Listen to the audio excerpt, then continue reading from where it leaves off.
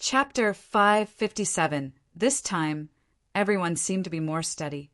Nobody was eager to walk out first. Suddenly, a lazy-looking figure walked out, slowly. Realizing his appearance, everyone only glanced at him lightly, not feeling stressed. This time, everyone seemed to be more steady. Nobody was eager to walk out first. Suddenly, a lazy-looking figure walked out, slowly. Realizing his appearance, everyone only glanced at him lightly, not feeling stressed. The person was Zue Qianqiu. Apart from Yi Futian and his friends, nobody knew where he was from or anything about him apart from his name. Nevertheless, his level was not too low and he was a grade 7 swordsman. However, his performance in the previous battles was not very bright, as he only won his opponents marginally. Therefore, nobody paid too much attention to him. Many people wondered who Zue Qianqiu would choose as his opponent. "I challenge Yan Jiu." Zue Qianqiu sounded very lazy, and his face was filled with a calm smile, but his look suddenly turned extremely solemn. Yan Jiu was a disciple of Sword Saint Villa and the son of Yan Wuji. During that time, Yan Wuji was ranked second among the 4 great swordsmen. At the moment, although his position on the Baron Sky ranking was not as high as the leader of Tingxue House, many people claimed that his sword skills were no weaker than Tingxue swordsmen. It was only that Tingxue swordsman was expert in killing others. If they were to fight each other with all they had, most people would expect Tingxue swordsmen to win. In the arena now, Yan Jiu and Su Kei should be the 2 cultivators who had the best sword skills. Many people were very surprised that Zue Qianqiu challenged Yan Jiu, but perhaps this was a swordsman's pride. He challenged the strongest swordsman to prove himself, which was quite respectable. Yan Jiu stepped out and looked emotionlessly at Zue Qianqiu. Zue Qianqiu was not the opponent he wanted to fight, but since he was chosen, he could only agree to fight. Sword will flew in the air. Just like before, countless sword chi turned into sword rain which filled the sky, charging towards Zue Qianqiu. Zue Qianqiu drew his sword, which was his life spirit. His sword was as thin as the wings of a cicada and was almost transparent. As he drew his sword, a sword veil appeared around him and many gusts of sword chi whizzed out from his body, cutting the incoming rain of swords. In the sky, a great sword appeared in the rain, falling down and crushing everything in its path. It was as if the enormous sword was going to smash Zue Qianqiu's body into pieces. Sizzle! A sharp whistle was heard from Zue Qianqiu's sword. He suddenly moved, escaping the force from the huge sword above him. The wing-like sharp sword in his hand cut through the sword rain, and his body danced with the sword, creating a strange arc in the air. Then he actually escaped from the range of the great sword and continued towards Yanjiu. In the Holy Ji Palace, the eyes of sword demons sparkled. Zue Qianqiu's movement looked somewhat familiar. Yan Jiu still looked calm.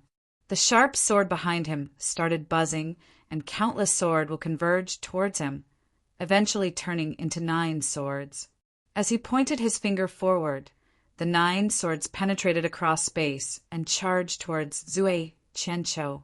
Instead of moving forward together, the 9 swords had different speeds, as if they were deliberately trying to attack their opponent at different times and from different angles. Vaguely, they actually sealed off all the possible paths that Zue Qianqiu could dodge. It was the sword sealing technique in the 9 swords of the Celestials. The 9 swords reached in an instant. Zue Qianqiu glanced at them briefly, after which his body turned into a beam of light. His sword continued to cut the sword chi around him, but his body did not slow down at all. He seemed to have turned into a ghost, or maybe a drunk person, as he moved forward. The beam of light that he had turned into jumped rapidly in the air and formed a perfect arc, passing through the gap between the last of the 9 swords. Why is Zue Qianqiu so strong? Qinin and the others from Mount Jiuxian were all astonished. Was Zue Qianqiu not a clanless cultivator from White Sovereign City? That time he had even rejected the invitations from Li Sun several times. They only knew that he valued drinking as much as his own life. However, at the moment, he could actually fight Yanjiu. Zue Qianzhou's series of actions were smooth and looked easy, but in reality his situation was extremely dangerous. Given how powerful Yanjiu was, he would have been killed if he was slightly careless. Many bolts of lightning flashed across the sky, charging towards the incoming Zue Qianzhou. The swords of light approached Zue Qianzhou, but a brilliant sword aurora erupted from Zue Qianzhou's body suddenly. His speed also increased further, as if he was no longer a person, but rather a sword which was tracing out many incredible curves in the sky. Many terrifying swords collided into the air, producing a violent bang. The swords of light and swords of darkness both missed. Is this drunken sword? Someone from the Holy Ji Palace looked at Sword Demon. Zue Qianzhou had also been drinking in the arena, and he looked drunk at the moment. This is not drunken sword. With a serious expression, Sword Demon answered, "It's Ghost Sword." The eyes of the people around Sword Demon sparkled, and they were slightly surprised. Was it the ghost sword that had vanished for very long? In the arena, many afterimages of Zue Qianzhou appeared which looked like phantoms. They flew in different directions and gathered around Yanjiu like many ghosts. Suddenly, Yanjiu closed his eyes. His sword, spirit, bloomed and resonated with the sky. Thousands of swords vibrated in the air, producing a loud clank. Endless celestial swords. Strike! Just as Yanjiu finished shouting, his willpower and body seemed to have merged with the endless sword while in the vast sky. Then many brilliant strikes were released from his body, and there were no blind spots. Everything around him was crushed into nothingness. Everyone saw Zue Qianzhou's multiple afterimages converge into one. There, a dazzling blade of light erupted. The two people collided with each other and separated instantly. When the light dimmed, everyone actually saw a blood mark on Yanjiu's face. Some people had noticed that Yanjiu had dodged the blade of light. Otherwise, the blood mark would be on his throat instead of his face. As for Zue Qianzhou, his condition was even worse. His body was covered in blood, producing a shocking sight. However, his face was still filled with a calm smile. He had still lost. Sometimes, one's talents would determine one's future. Even though Zue Qianzhou had been working extremely hard, his talent would still form a bottleneck. Therefore, he had lost to Yanjiu. "What's your relationship to Gue Jianzhou?" Yanjiu asked, staring at Zue Qianzhou. Only then did many people realize that these two names were quite similar. That time there was some resentment between Wuji's sword and Ghost Sword, two of the four great swordsmen. In the end, the once famous Ghost Sword was disabled, and there were many rumors claiming that he was actually dead. There were also some who claimed that he secluded somewhere and lived an ordinary life. "Make a guess," Zue Qianzhou said, smiling. Then he turned around and left.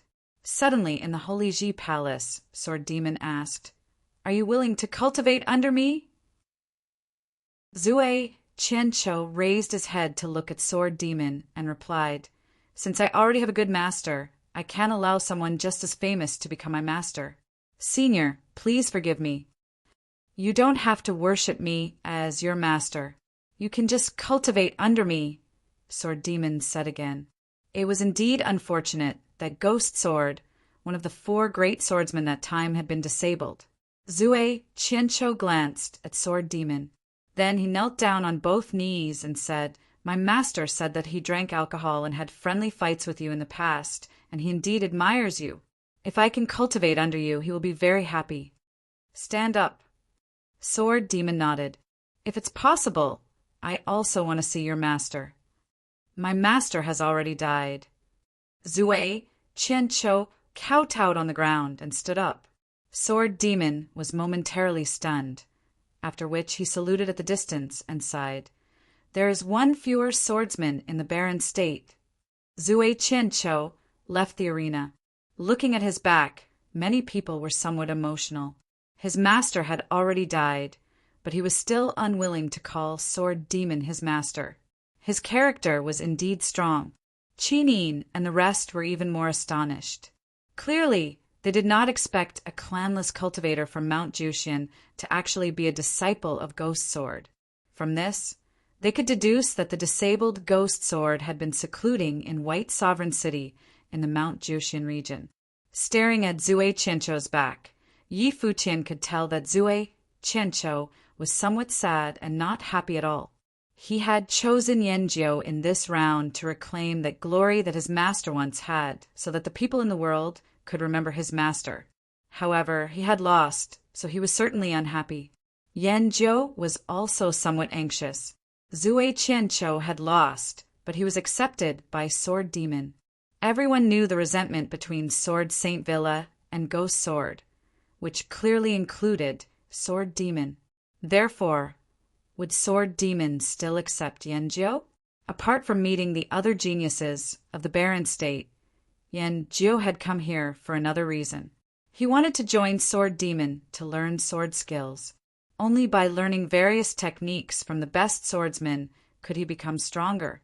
He came from Sword Saint Villa, but he did not have a master yet. If he could become a disciple of Sword Demon, he would learn the techniques from the two best swordsmen of the Barren State. At the moment, he was unsure of Sword Demon's thoughts. However, he was also not too much bothered, as his sword would prove everything. Even if Sword Demon would not accept him as a disciple, he could still go back. After Yanjiu returned to his original position, the elder on the sky stairwell continued. Next. The first battle of the second round had already left a deep impression in everyone's mind. The mind-blowing battle between Yanjiu and Zue Qianzhou also seemed to be indicating the start of an intense competition. Realizing that nobody was walking out, Bing Yi glanced at Chu Shang, who was somewhat hesitant. Then Bing Yi walked out herself. Bing Yi, the Virgin of Mortal World, had an outstanding appearance and looked proud and noble. Seeing her appearance, everyone exclaimed in their minds. At the moment, most people left in the arena were geniuses from top forces in the Barren State. However, who would the Virgin of Mortal World choose as her opponent? Bing Yi walked to the center of the arena. Looking at Yi Futian, she said, "You have gotten this far. It's time for you to go." Many people stared at Yi Futian. Was it going to be him again? Yi Futian walked out as well. Staring at Bing Yi, he said emotionlessly, "Why do I feel that you have always targeted me?" Bing Yi looked very calm. She had some opinions about Yi Futian, perhaps because he had been unscrupulously judging her in the Holy Road. Furthermore, he had opened 3 major relics, one after another. His level was low, but he was able to do what others could not. Now, in the arena, he had also reached this round. Nobody knew whether it was a coincidence or if he was just lucky. "I don't have any opinions about you. However, you do not belong to the arena anymore." Bing Yi's expression was very calm. Those who did not belong to the arena should clearly be eliminated. She wanted to see a more powerful arena, one that could compete with her. Yi Futian looked at Bing Yi. When was it Bing Yi's turn to decide who should belong to the arena? Perhaps she was too arrogant and opinionated to think that she was wrong. She clearly did not care about the feelings of others. Ugly people always bring more trouble. Yi Futian smiled. Previously, Bing Yi had gone to Flaming Prison City to snatch his holy badge. Now, Yi Futian could finally get his revenge. Chapter 558, Rejected. Chapter 558. Rejected. Bing Yi was stunned. Ugly? As one of the 3 virgins from the mortal world, she had never been described by anyone as being ugly. Yi Futian was unruly in both his words and actions. Perhaps this was the reason she disliked him. Bing Yi did not speak anymore. In the vast arena, an extremely cold aura erupted and the coldness kept seeping into Yi Futian's bones. He shivered uncontrollably, and even the flow of his blood seemed to be slowing. In his mind, a powerful ice will attack. Yi Futian saw an endless amount of white frost trying to bury him forever. Bing Yi was arrogant, but as one of the 3 virgins of mortal world, her powers were undeniably strong. Flames started burning on Yi Futian's body. A sun appeared, and the scorching flames expelled the coldness. However, under the chilliness, even the flames seemed to be extinguishing. Suddenly, a green radiance glittered. The flames burning on Yi Futian's body were actually somewhat green in color. He had merged wood elemental willpower into the flames, which were now undying. Suddenly, Yi Futian appeared in an icy world. There was no more arena or anyone else, and only a place filled with endless coldness. Showered in flames, he stood lonely at his spot. Illusion. Surprise flashed across Yi Futian's eyes. He immediately realized that Bing Yi was a spirit elemental mandate sorcerer.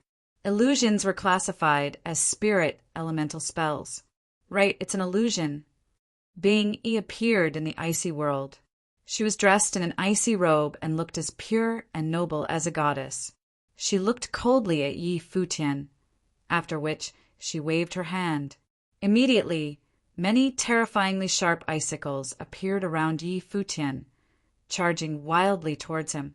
Yi Futian's body was actually sealed in the icicle-filled prison. Yi Futian glanced at the prison. Just as the countless icicles were about to hit him, an overpowering aura bloomed from his body. Noble will erupted, and a pair of golden wings appeared behind him, sending out a powerful golden storm. Yi Futian's wings vibrated, and the sealed space was cut open at once. The incoming icicles were all crushed into pieces, and the prison broke apart. Floating in the air, Bing Yi stared at Yi Futian and said coldly, "Noble level in martial arts." Yi Futian's wings flapped, and he also ascended into the air in the icy world, looking back at Bing Yi. "So what if your martial arts is in the noble plane? Can you break my spirit elemental spells?" Bing Yi's face was still cold as always, and she was only surprised for an instant. Sorcerers would cultivate their spiritual energy, while martial arts cultivators would train their physical bodies. Even a noble-level sorcerer might not be able to break her illusion, not to mention a noble-level martial arts cultivator. "I really don't understand why you're so confident," Yi Futian said coldly. In his mind, Saints will merged with his spiritual energy, and a terrifying flaming radiance bloomed. Right away, his spiritual will turned into flame which incinerated all the ice will around, melting away the icy world. Soon, the illusion before Yi Futian disappeared. He was still floating in the air with Bing Yi not far away before him. What happened? Bing Yi stared at Yi Futian. She could not understand why the flame will just now was so powerful and broke her illusion at once. Noble plane. So his martial arts has broken through. At the moment, countless people were staring at Yi Futian, feeling the noble level aura from his body. Suddenly, a powerful momentum appeared around Yi Futian, as if his body was enveloped in a sovereign aura, causing his power to grow continuously. Spiritual chi of various elements in the air whizzed towards him and formed an astonishing field. Wind whizzed in the sky, and it seemed as though all the spiritual chi in the huge arena was gathered around Yi Futian. The wings of the rock behind Yi Futian flapped slowly. Finally, he stomped on the ground, and an ear-piercing sound erupted as if the air had exploded. Lightning flashed, and an illusory rock emerged in the sky above the arena. It charged towards Bing Yi, along with the powers of the sky.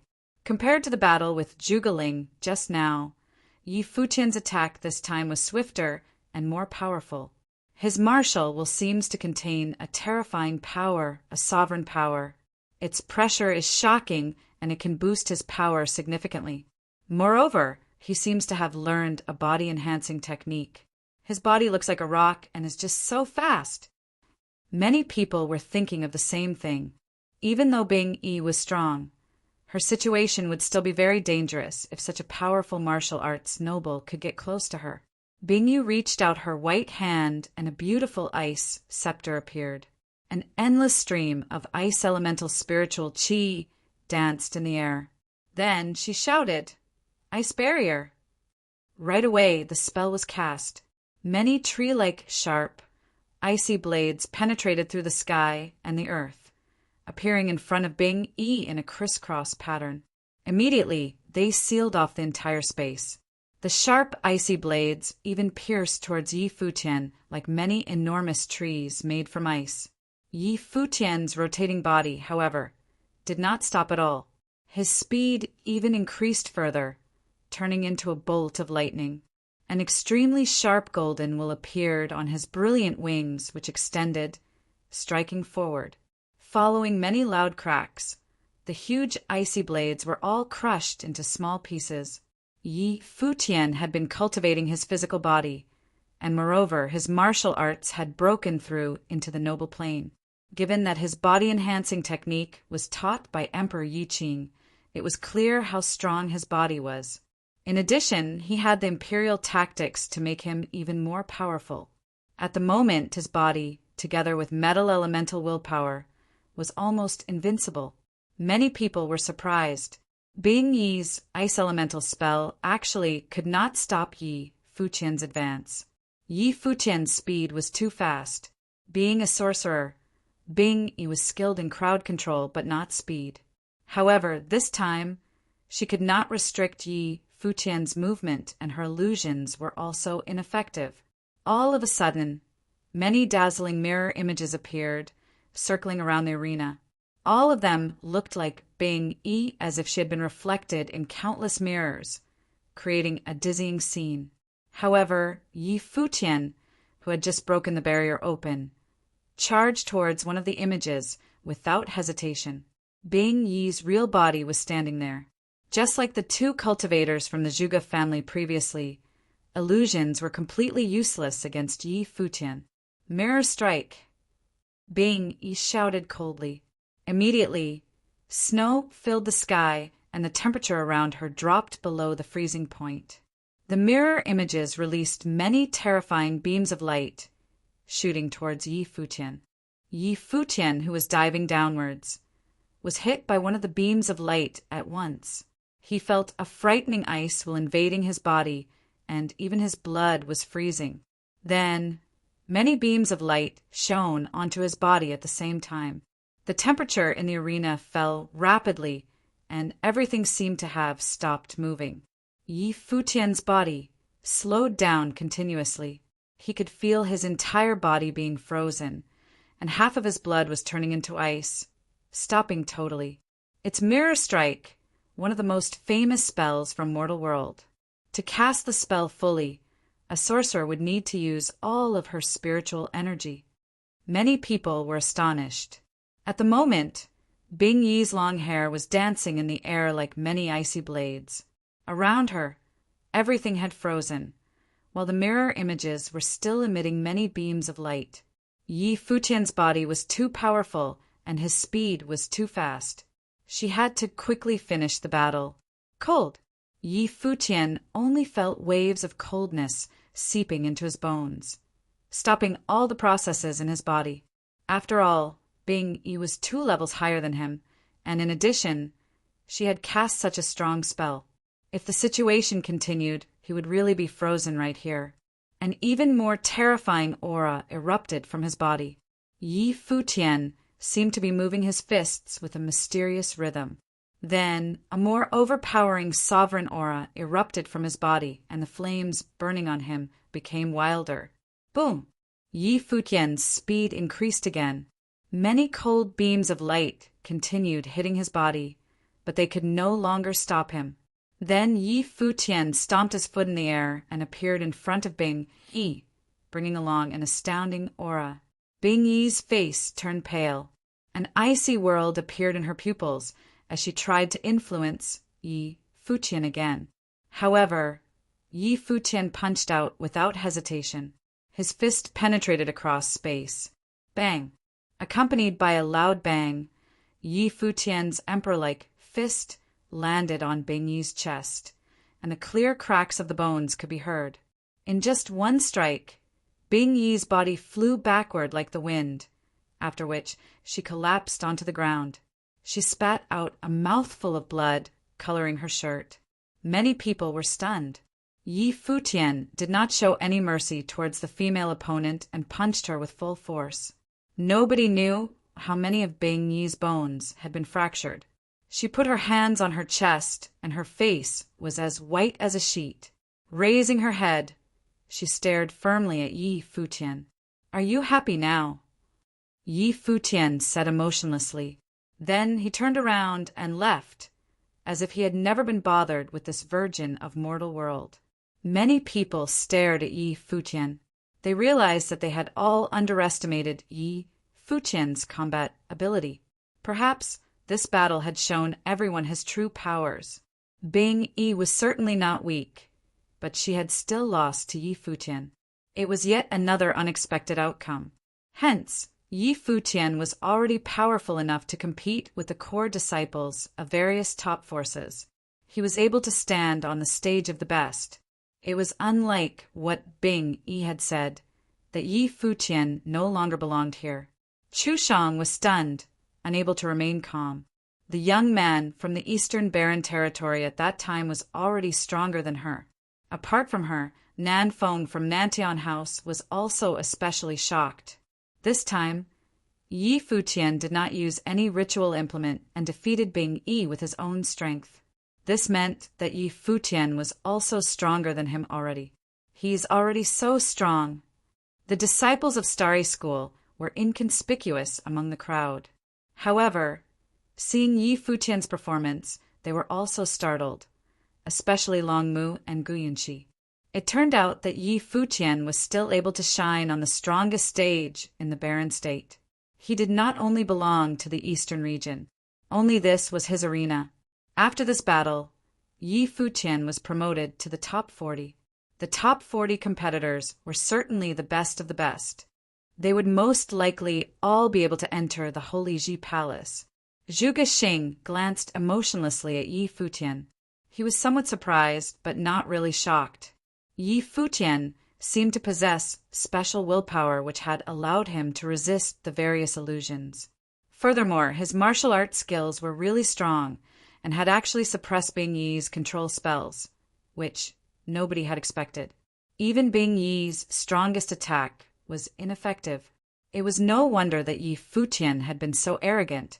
Nevertheless, it was good that he was so powerful, as it would make things more interesting. "Bing Yi, do you want to cultivate under me?" an elder from the Holy Ji Palace invited.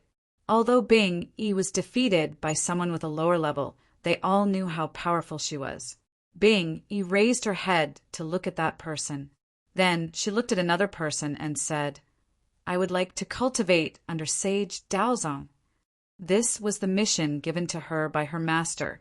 Sage Daozong knew many types of spells and was indeed very learned. With his help, she could return to mortal world in the future much stronger.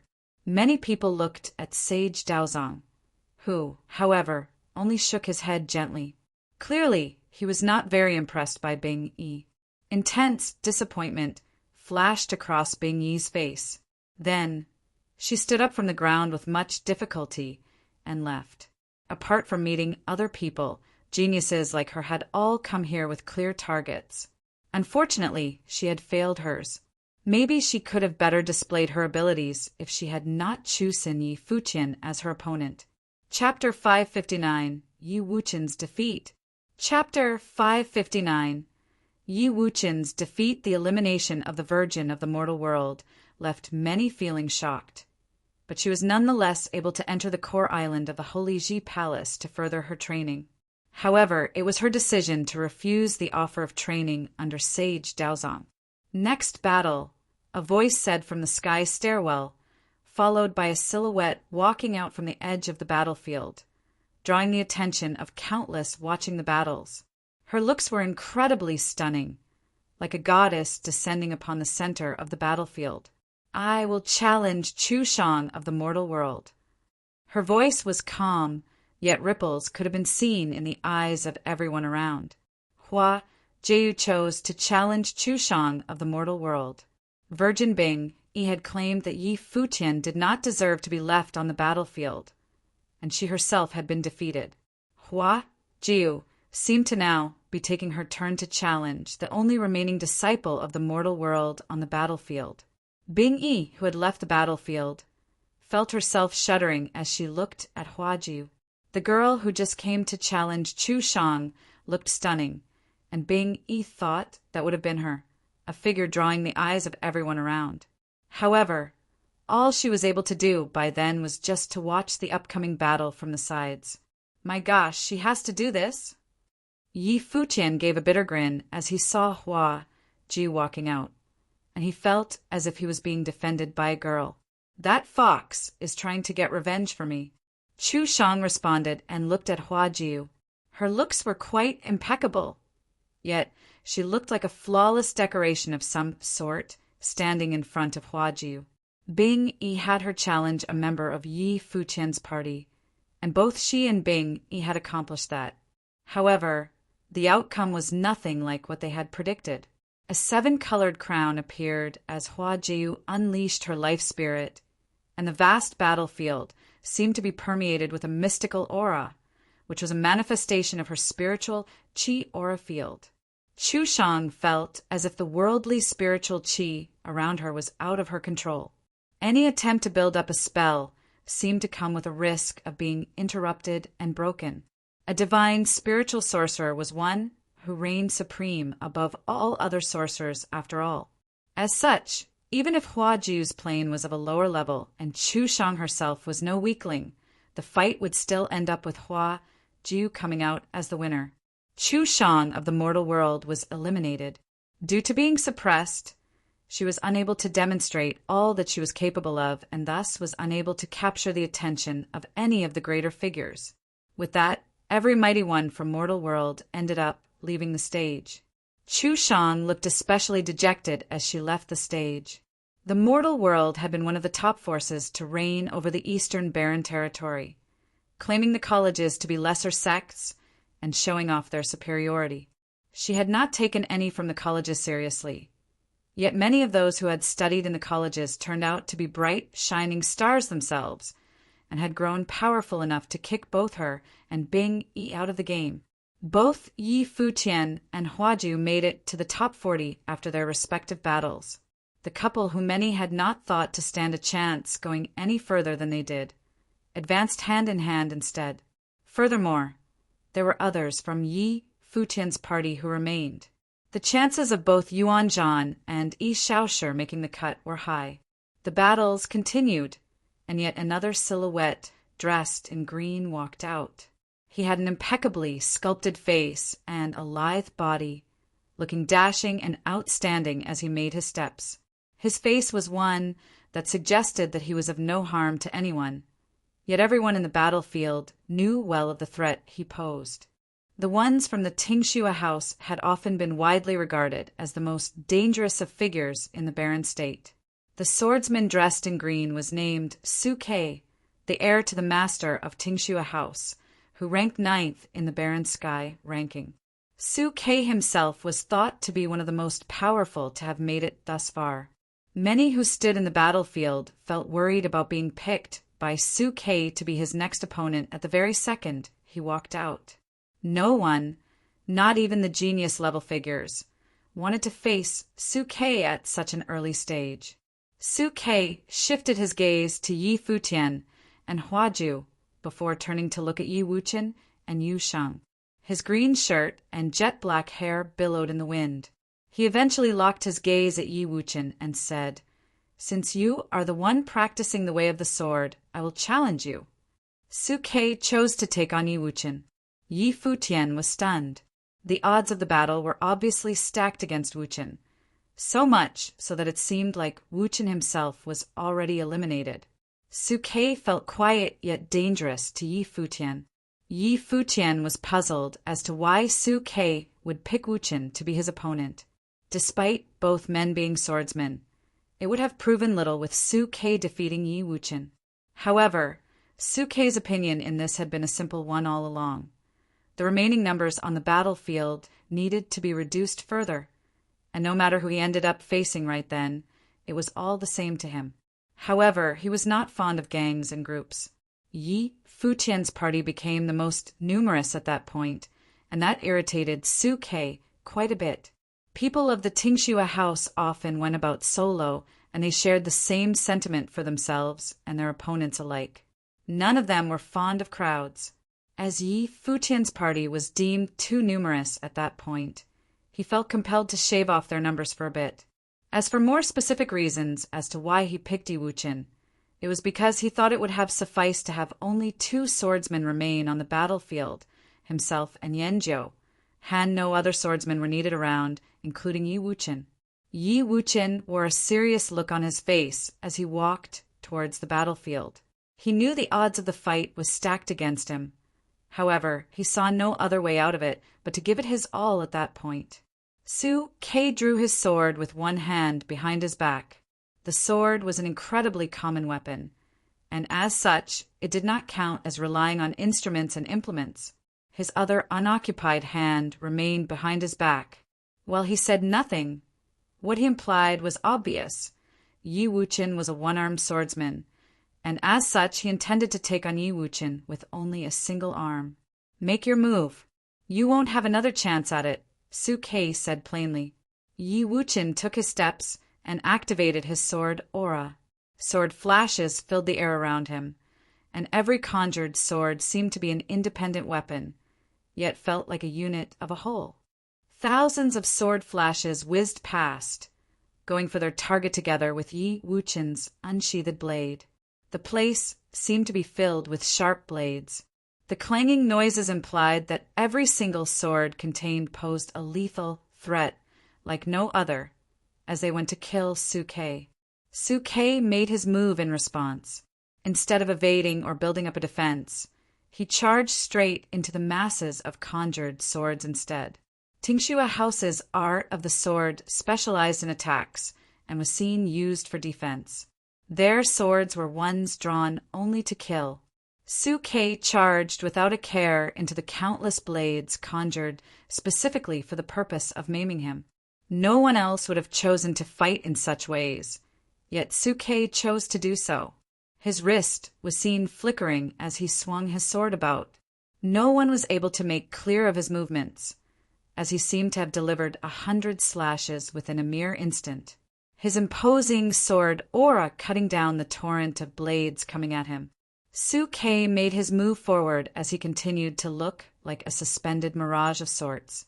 It was as if nothing else would have been able to touch him, so long as he had his sword in his hand. Impressively quick slashes and movements. Many people's hearts were shaking. Su Ke looked like some phantom shifting in and out of the flashes of blades threatened to skewer him. Whenever he ended up, imposing sword aura surged as he continued to close in on Yi Wuchen at a frightening pace. Fearsome sword flashes were emitted from the middle of Yi Wuchen's brow, and blinding sword flashes were seen in his eyes. He locked his gaze at Su Ke, and an even sharper whirl of a higher pitch was heard as one blade after and another charged at Su Quebec. Su Ke swung his sword about without any hint of hesitation. Yet that time, he found himself swinging at empty air, while swords made their ways for his head. Illusory swords. A thought flashed in Su Ke's mind as he considered the incoming ferocious blades. He moved his body sideways and drew a string of mirages in his wake. The swords broke the afterimages of his being, and Su Ke quickly emerged at the other side. More illusory swords went after Su Quebec. He knew every sword's trail was phantasmal, and everyone was set up for the kill in one way or another. Su Ke's eyes took a rather peculiar look. He did not bother evading, and instead burst with thousands of sword will. The sword in his hand was pointed forward in a simple thrust, the surrounding sword will carving the way out for its advancement, breaking off everything that stood in its way, be it real or illusory. The sword was meant for Yi Wuchen, and it moved like a bolt of lightning. He was overwhelming his opponent with the superiority provided by the difference in plane levels. Yi Wuchen's brow shone with bright, intense colors as his conjured sword will shot for the skies. A small silver sword was conjured, making intense ringing noises, as it gathered massive amounts of sword aura between heaven and earth. When the small silver sword blasted with brightness, countless sword auras congealed as they rained down in a crazed manner, as if they would combine into a single concentrated sword will of unparalleled strength. A blinding flash burst forth, and the countless sword aura coalesced into one, taking the form of an extremely refined sword intended only for killing. The two sword flashes clashed, and incredible sword aura burst right on the spot, tearing everything apart in its wake. The extremely refined sword will from the small silver sword burst right through the opponent's killing sword, and one flash was seen going right for Sukei's brow. "You are a daring one." A ferocious sword flash appeared in Sukei's eyes as a green sword flash burst from the center of his brow, shattering the incoming sword will. He then thrust out his hand and slapped his killing sword into his opponent's sword will. Yi Wuchen felt as if thousands of sword will with intense killing intent passed right through his body. The small silver sword flew right back into the center of his brow as his body was thrown back. The countless flashes of Sukei's killing swords remained in the air after a while, ringing. Sukei waved and dispelled his sword will. "You are not bad, but if we were to meet on a true battlefield instead, you would be dead by now." Sukei spared a glance at Yi Wuchen before turning around and walking away. Yi Wuchen did not doubt Sukei's words one bit. His plane was not even near being capable of drawing out Sukei's full power, and the difference between them had been apparent. Many eyes went on to look at Yi Wuchen, who was an excellent candidate. He was unfortunate enough to have had to face Sukei, who was one of the most powerful in the current battlefield. It was quite an achievement on his part for being able to stand his ground for a while despite his opponent being 2 planes higher. However, the difference between the two men's powers was not one that could have been covered by any other means available then, and it brought about the end of Yi Wuchen's journey. Yi Wuchen turned around and walked down. Despite being defeated, he hardly felt much inside. He knew it had been adequate, doing his best, and that there was nothing much he could have asked for. He had come a long way since the beginning of his journey in the Kengi Kingdom, and what he achieved had exceeded his expectations. Emperor, he had not been very far from what Yi Wuchen was then. However, Yi Wuchen was by no means satisfied with where he was, and he vowed to continue seeking his own path in swordsmanship. "Yi Wuchen," a voice said. Yi Wuchen halted his steps and turned to look at the Holy Ji Palace. "Do you wish to train under my wing?" the figure asked, shaking the hearts of many present. The sword demon extended an offer to Yi Wuchen. "I had a teacher," Yi Wuchen replied. "All who teach are teachers. If you are willing, you may address me as your teacher.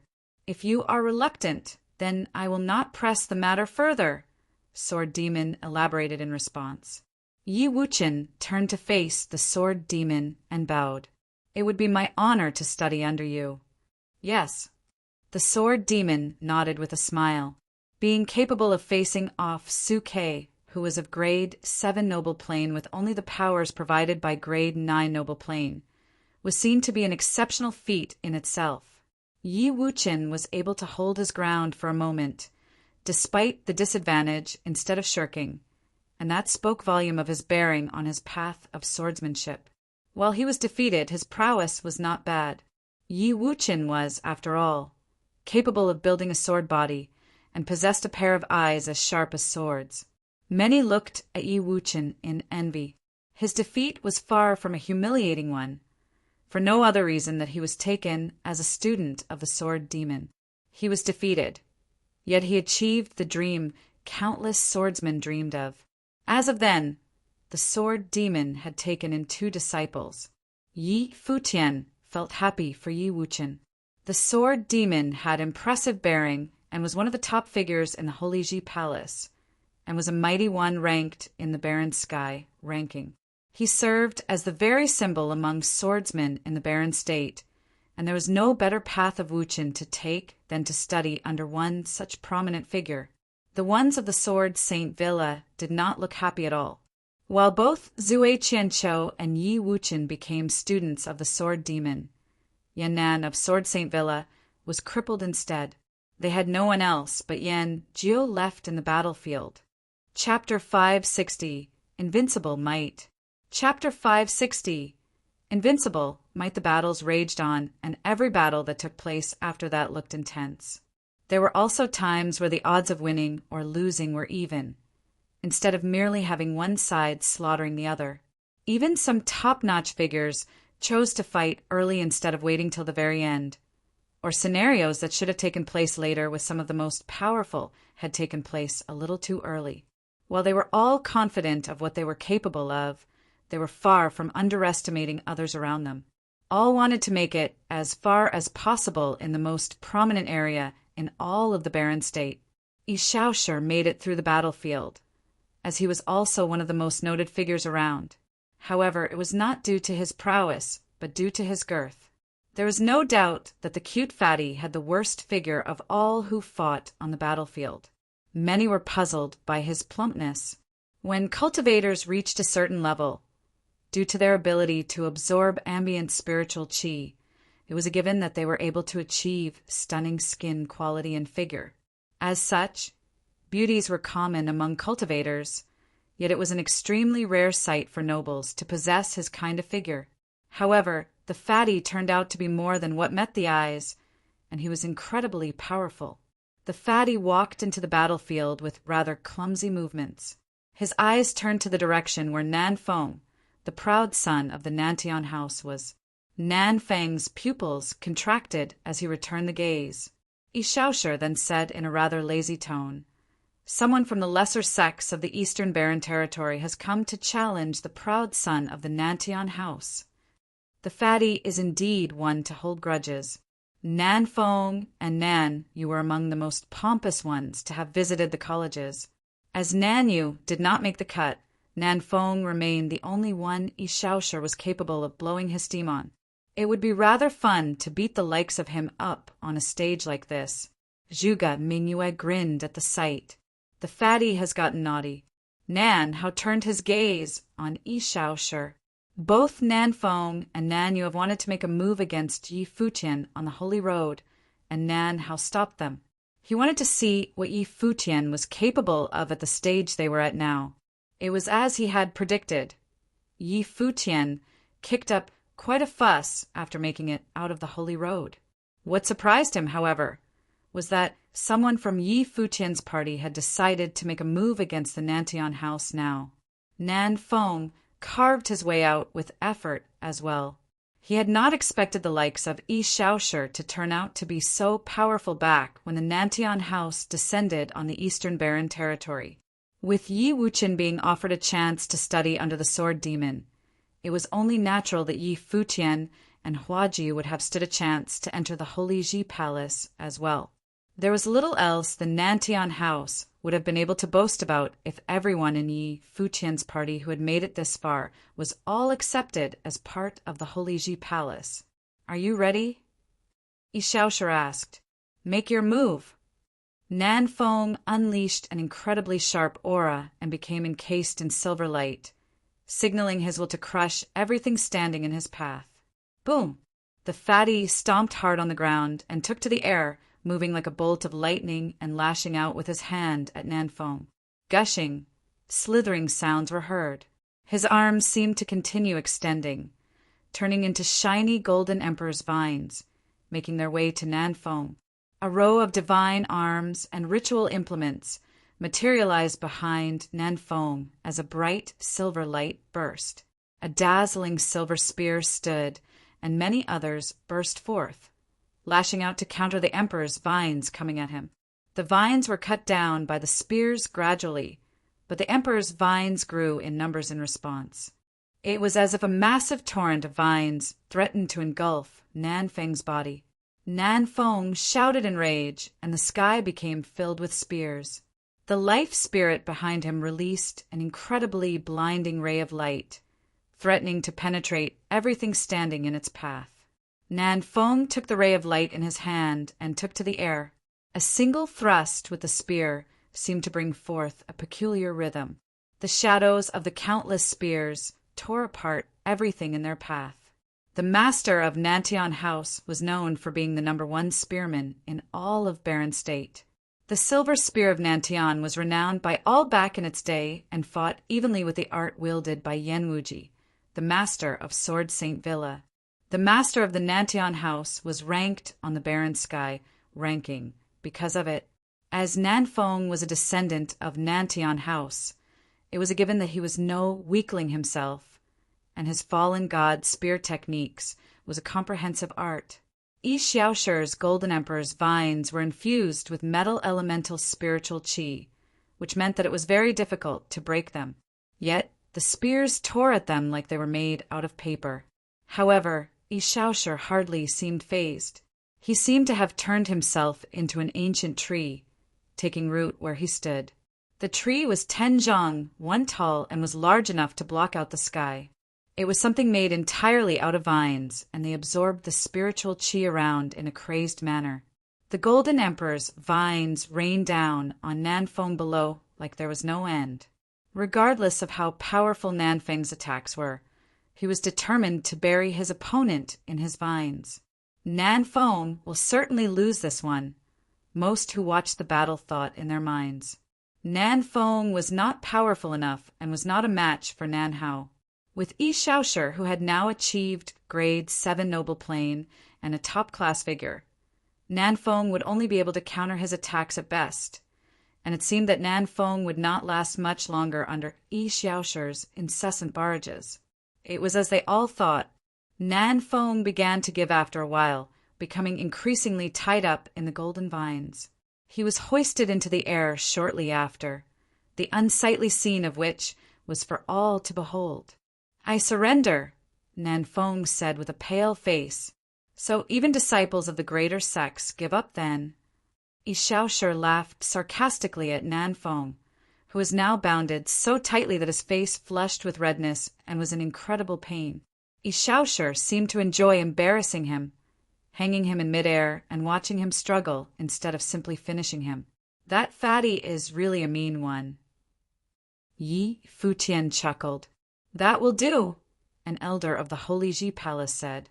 Only then did Yi Zioshi throw Nanfeng down, coming down from the air and returning to where he stood. Nanfeng looked in the direction of the Holy Ji Palace and saw no response. It was obvious that he had been eliminated, and none of the greater figures took a liking to him. "Continue," a voice said from the sky stairwell. A stout figure, who seemed to have immense strength coursing all over his body, walked forward, looking wild and unruly as he did. Qi Kuang, a member of the Qi clan of the demon gods. They trained in the northernmost regions of the barren state, which was harsh and unforgiving. The region was sprawled with mountains, and if one were to continue moving up north, they would have reached the vast, seemingly endless demon world.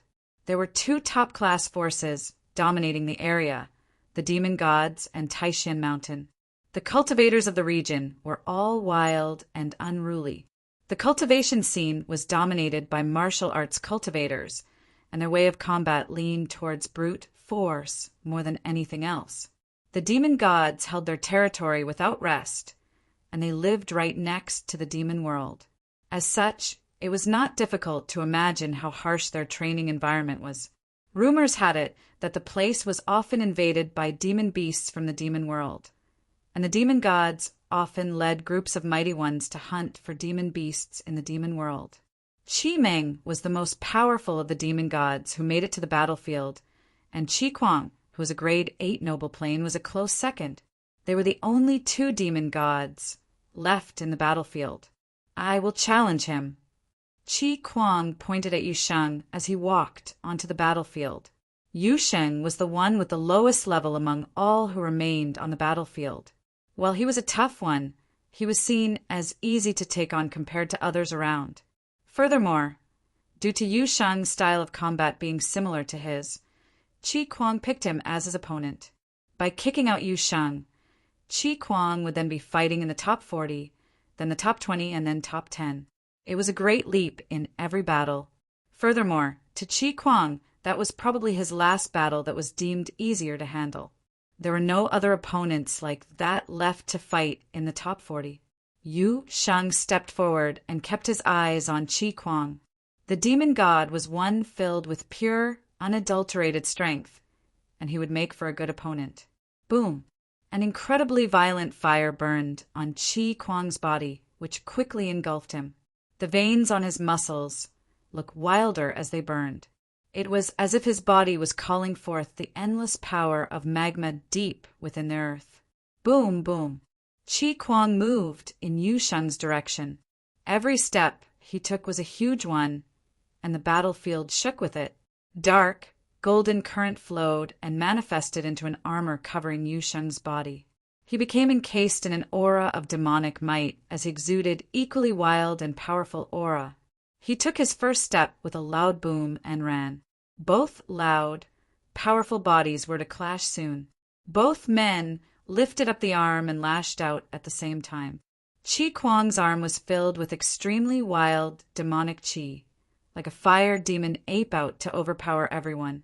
Yu Sheng's dark golden arm covered in demonic might instead. Due to being born with immense strength to begin, the air practically exploded when he lifted his arm to attack. The attacks of the two men clashed hard in the air, resulting in a loud, deafening rumble. Both were thrown back by the resulting shock. Qi Kuang's arm felt rather numb. Having fought demonic beasts his whole life, he felt like a humanoid beast of war himself at the moment, clad in aura more overpowering than the demonic beasts. Boom! Yu Sheng stomped on the ground and took to the air. He sprouted devil-like wings behind his back and materialized a heavenly halberd in his hand. Rumbling, unruly currents permeated his body as he brought down the might of a devil onto Qi Kuang below. Qi Kuang felt for the first time in his life that someone 2 planes below him was capable of manifesting a pressure that was more powerful than his. None of the demons on the mountains were capable of doing so, yet Yu Sheng, who was of an inferior level, managed. What was seen in Qi Kuang's eyes was an all-supreme devil bringing down the murderous might of hell onto Yu Sheng's head. Yu Sheng's heavenly halberd, imbued with the might of the heavens, crashed down on him. Qi Kuang felt as if a devilish god had appeared from the heavens, ready to overpower everything on the battlefield of the demons beneath before Yu Sheng got there. The elders of the Holy Ji Palace all had their eyes fixed on the scene before them, compelled to acknowledge that Yu Sheng was more suitable at the god-suppressing strike of the god-slaying halberd than Ning Huang. Yu Sheng was the man more suitable at using the god-slaying halberd. Qi Kuang roared instead of evading. Being a mighty one among the demon gods, he was no stranger to clashing head-on with powerful beings, let alone one who was of lower plane. Roar! A fiery red ape shadow appeared and howled at the heavens. Qi Kuang's right arm felt as if it was being covered by fiery rocks. The arm felt like it belonged to an ape instead of him as he lashed out at the heavenly halberd formed using spiritual qi.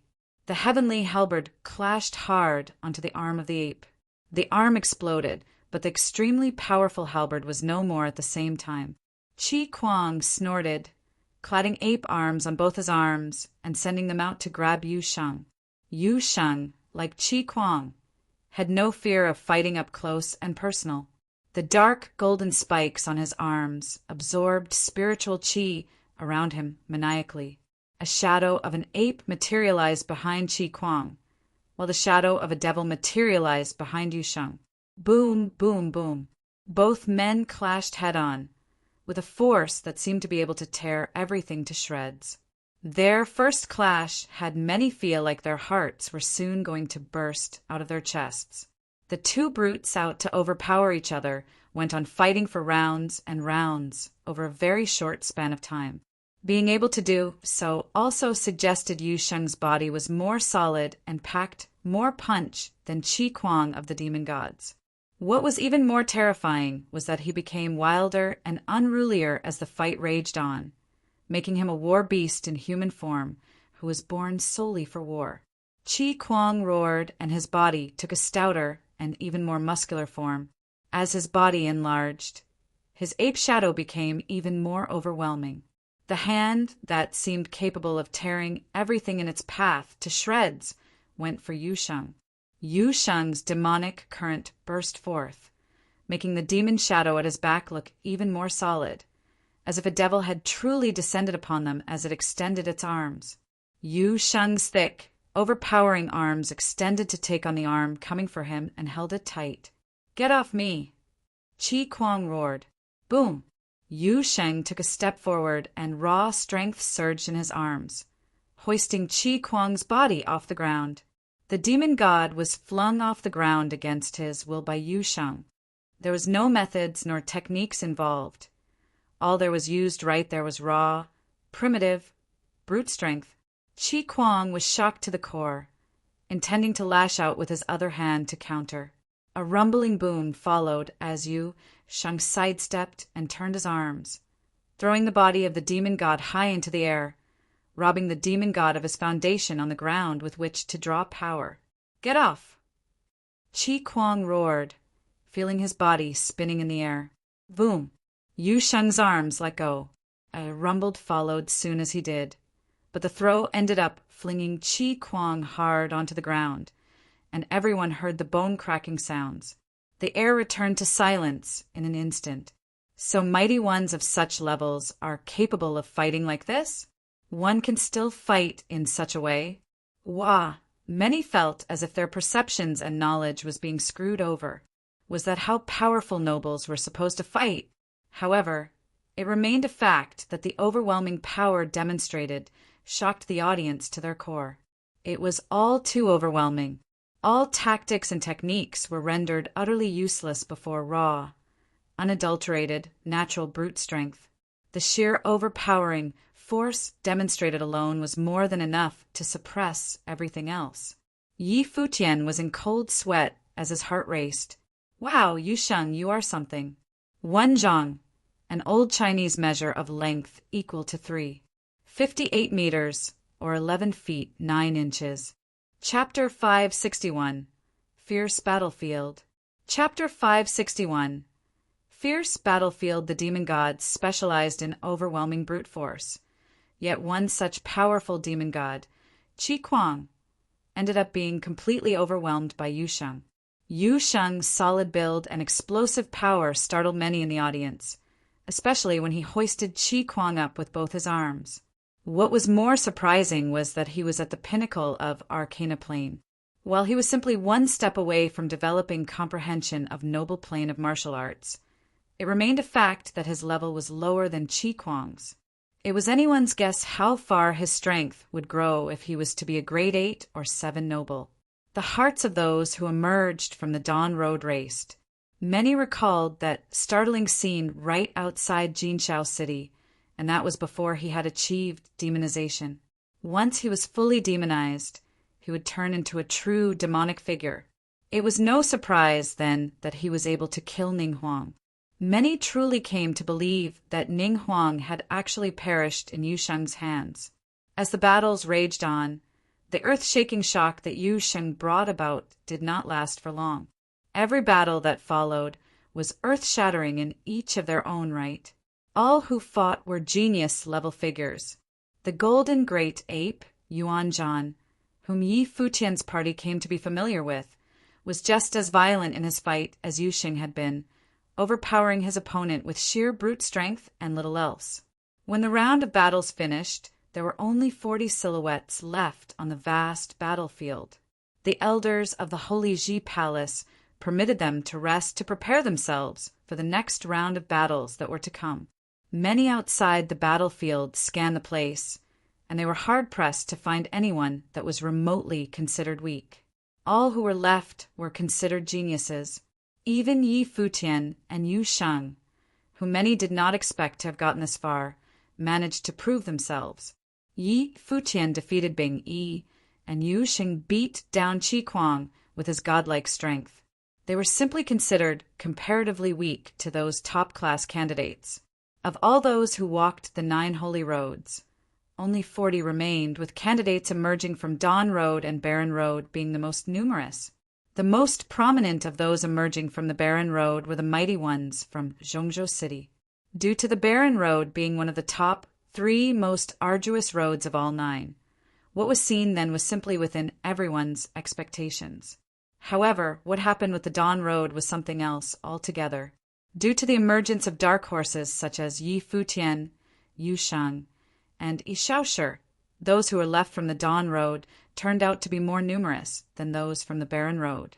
Other than Yi Futian's party, there were also Nan Hao from the Nantian House, Yan Jiu from the Sword Saint Villa, and Xiao Jinyi, heir of the Dark Sage. Many had gotten into frenzied discussions as to who would be able to make it into the top 20 after the upcoming round of battles. The ones from Dawn Road were truly surprising. There were more of them than ones from any one of the top 3 toughest roads. Indeed, Yi Futian's party ended up taking 3 places in the top 40. There is also Yuan Zhan from Mount Taixing. But if we are talking about top-tier combatants, the ones from Dawn Road are still nowhere close. The ones in the top 3 will probably still be the ones who will dominate the scene. There are Huang, Jiuge, Su Kei, and the others from Barren Road, and then Bai Zhe, the top-class genius from White Cloud City. As for Nether Road, there are Zhu Gexing, Qi Meng, and the others. These are truly top-class combatants indeed. But Xiao Jinyi from Dawn Road is an unpredictable one. Yan Jiu, Nan Hao, and Yuan Zhan are also very powerful. This year's combatants are truly something. Yang Jian from State Road, descendants of Zhong Clan, and Xia Ji from the Sacred Fire Sect from Separation Road, and descendants of Vermilion Bird Street from Travel Road. The ones from Frost Road and Decay Road are definitely the most mysterious. The guy who called himself Huang from Frost Road, the heir of the undying old man, and then the mysterious ancient shaman clan from the Decay Road, all feel dangerous. Many shared the same sentiment. Everyone who managed to make it to the top 40 was terrifying in their own right. The next round of battles would definitely turn into a clash of titans.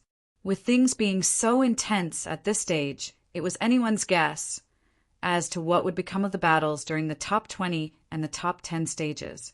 Even the question of who would be able to make the cut to reach such stages remained a mystery. Many had the opinion that one or more from Yi Futian's party, namely Yi Futian, Huajiu, and Yu Shang, would have been eliminated in that round of battles. It was not that they were not powerful, but that the ones they were about to face were all grade 7 or even grade 6 nobles. No matter how much of a genius those people were, there was simply no chance for them to come out on top. Those who remained on the battlefield were, after all, incredibly powerful figures themselves.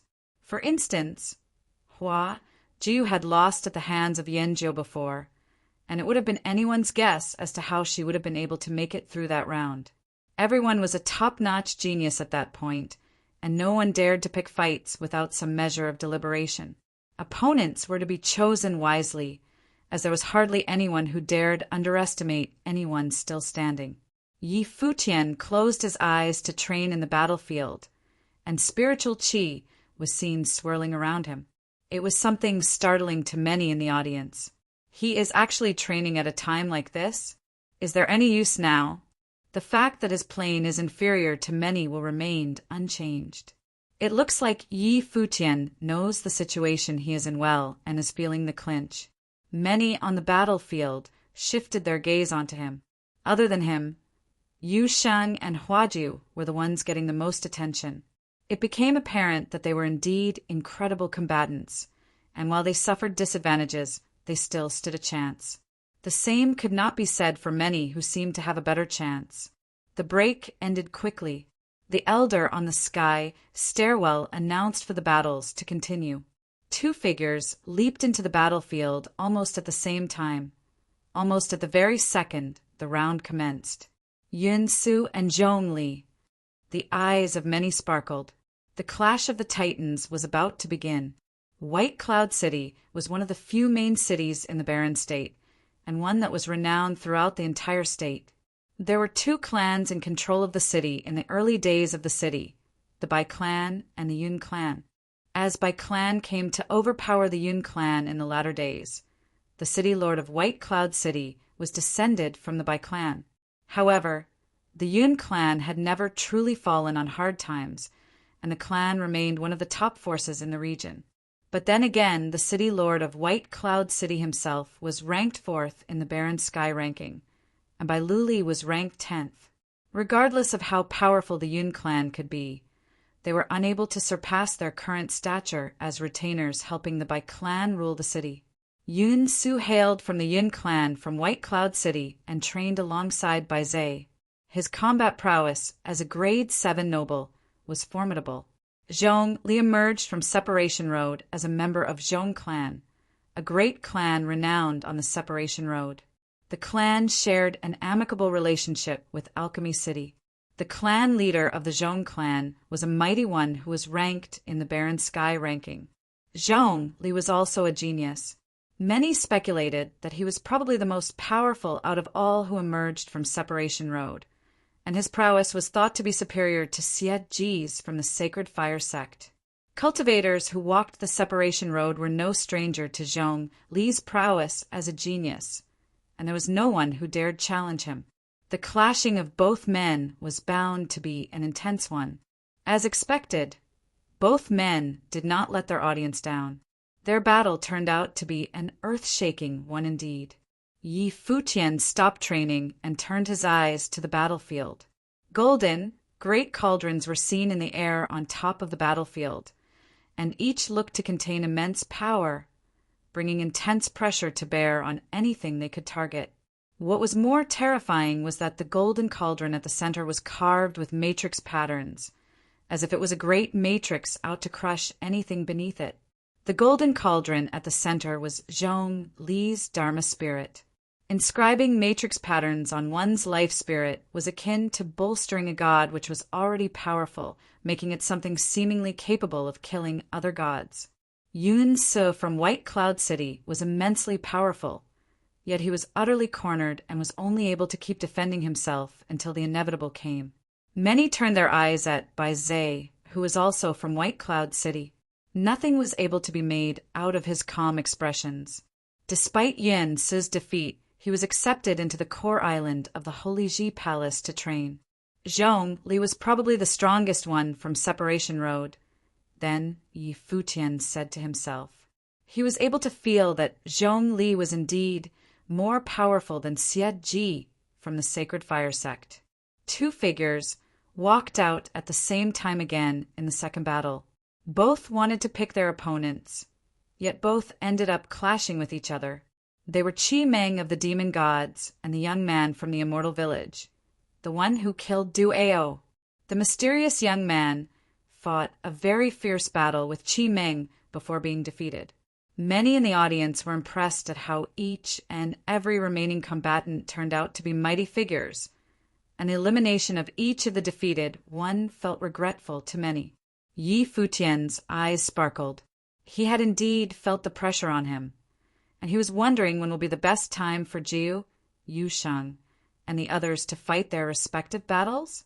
The battlefield at the moment was simply too dangerous, and everyone who they were about to fight seemed like insurmountable obstacles. Top-notch genius figure from Taishan Mountain clashed with the mysterious Huang from Frost Road in the third battle. The outcome of the extremely violent battle was a surprising one, with Huang being the victor, and all of the mighty ones from Taishan Mountain were eliminated by then. Hua Ju made her move in the fourth battle, and she clashed with someone she had fought before, Yanjiu. Hua Ju did not give up easily in that battle and only lost after fighting fiercely. She ended her journey at the top 40 stage splendidly. The most beautiful girl, right from the beginning on the battlefield, had finally made her exit. Do you wish to train under my wing? Hua Jiu, will you become my student?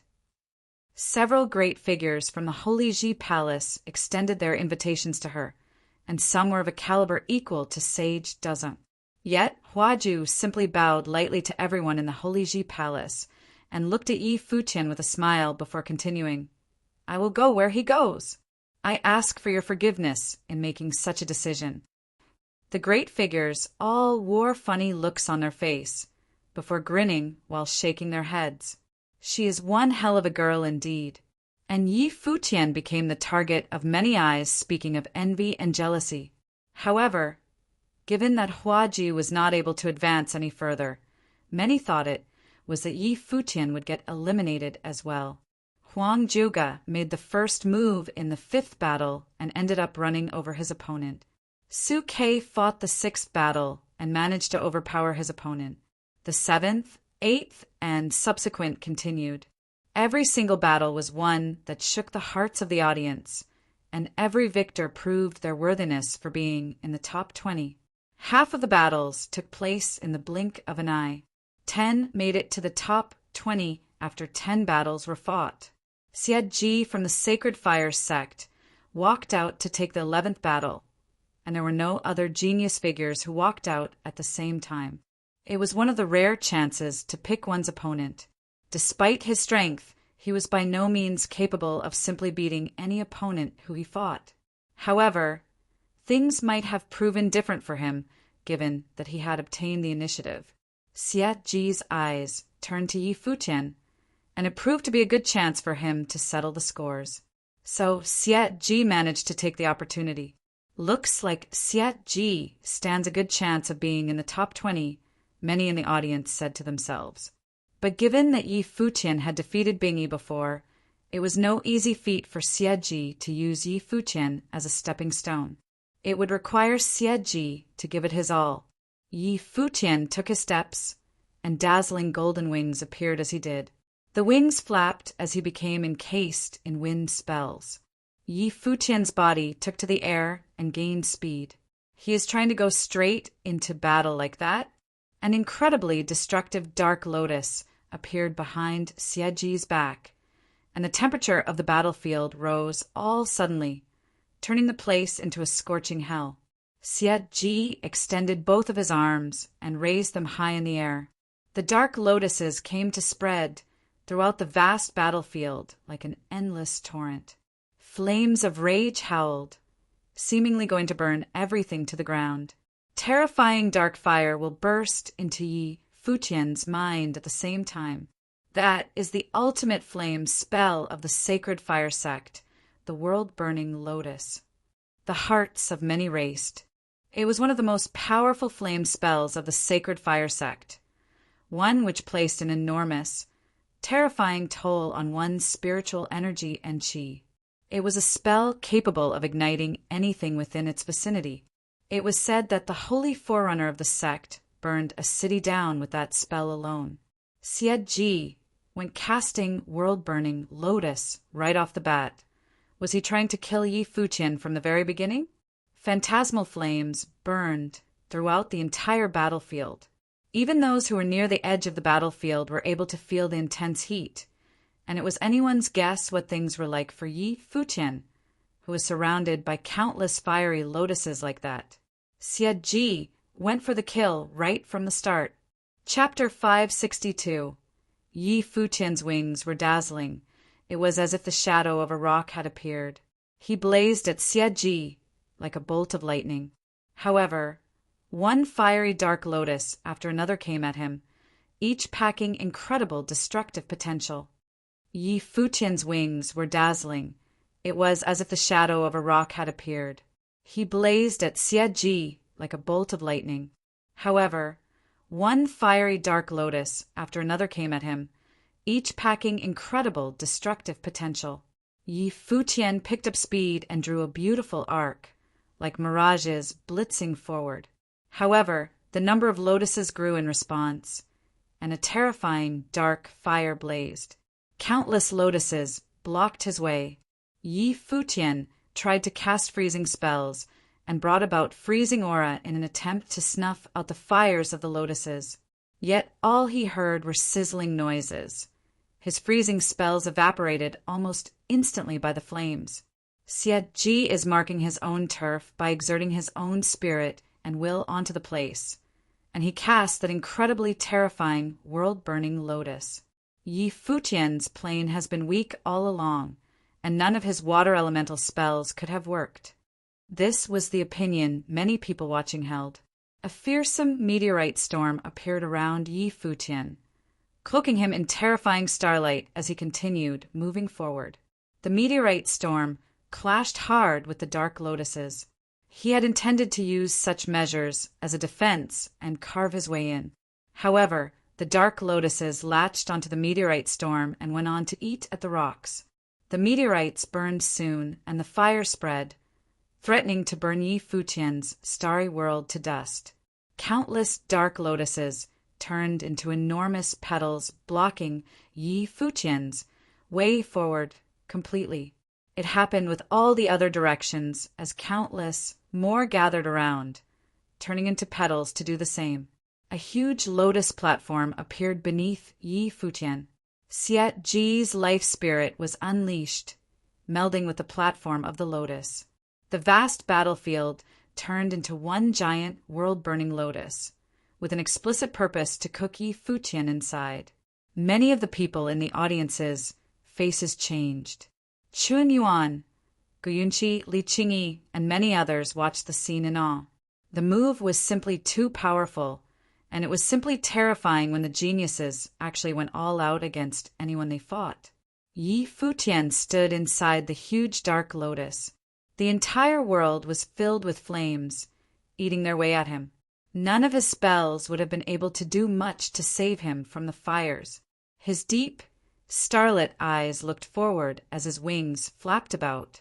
He kept his sights to the front within the world of lotus, thinking what would happen to him if he simply barged his way out. Siet Ji proved to be more vicious than Bingyi. Siet Ji used his most powerful spell right off the bat without giving Yi Futian any chance. However, the cost of doing so was immense, as it would affect Siet Ji's performance in latter battles.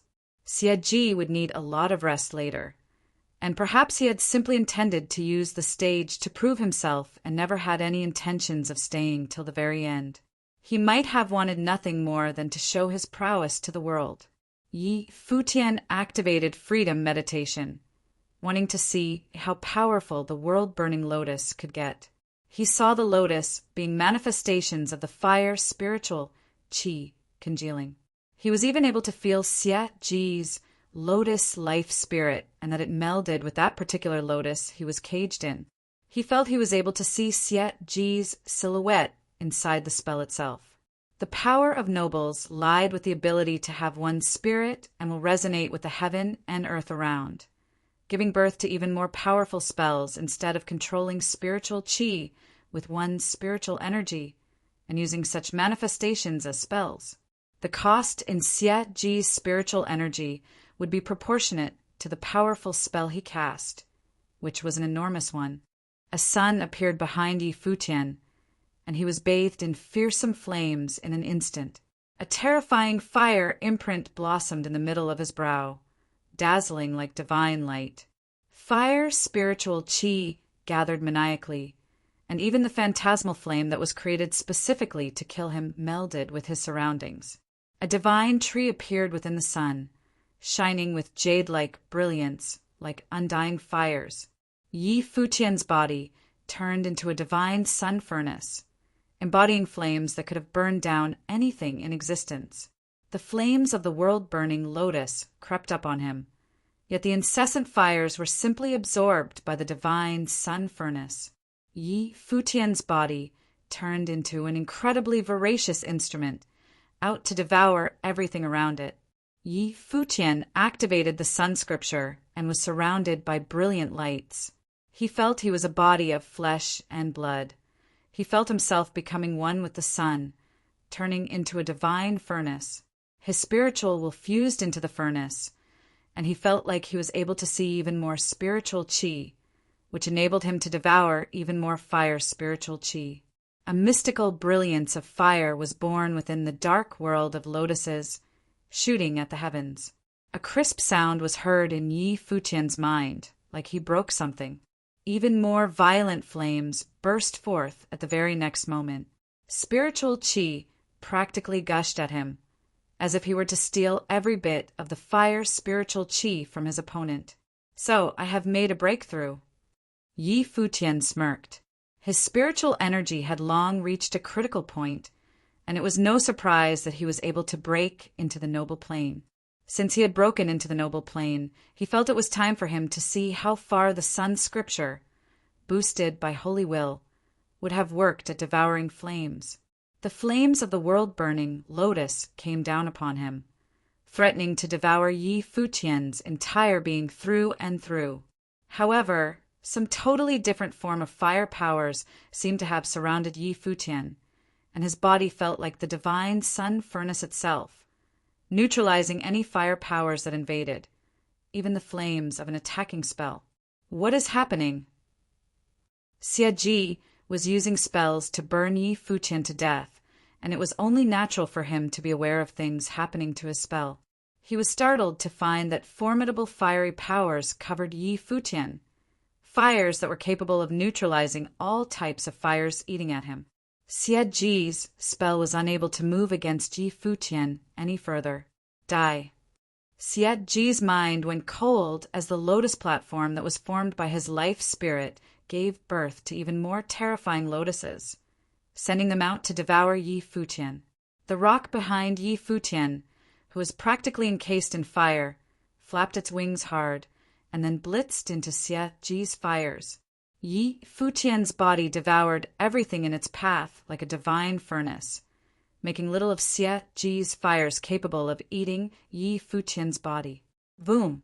Fires raged up front, and Xie Ji saw a fiery silhouette bathed in divine light appear, coming for him at a blinding speed.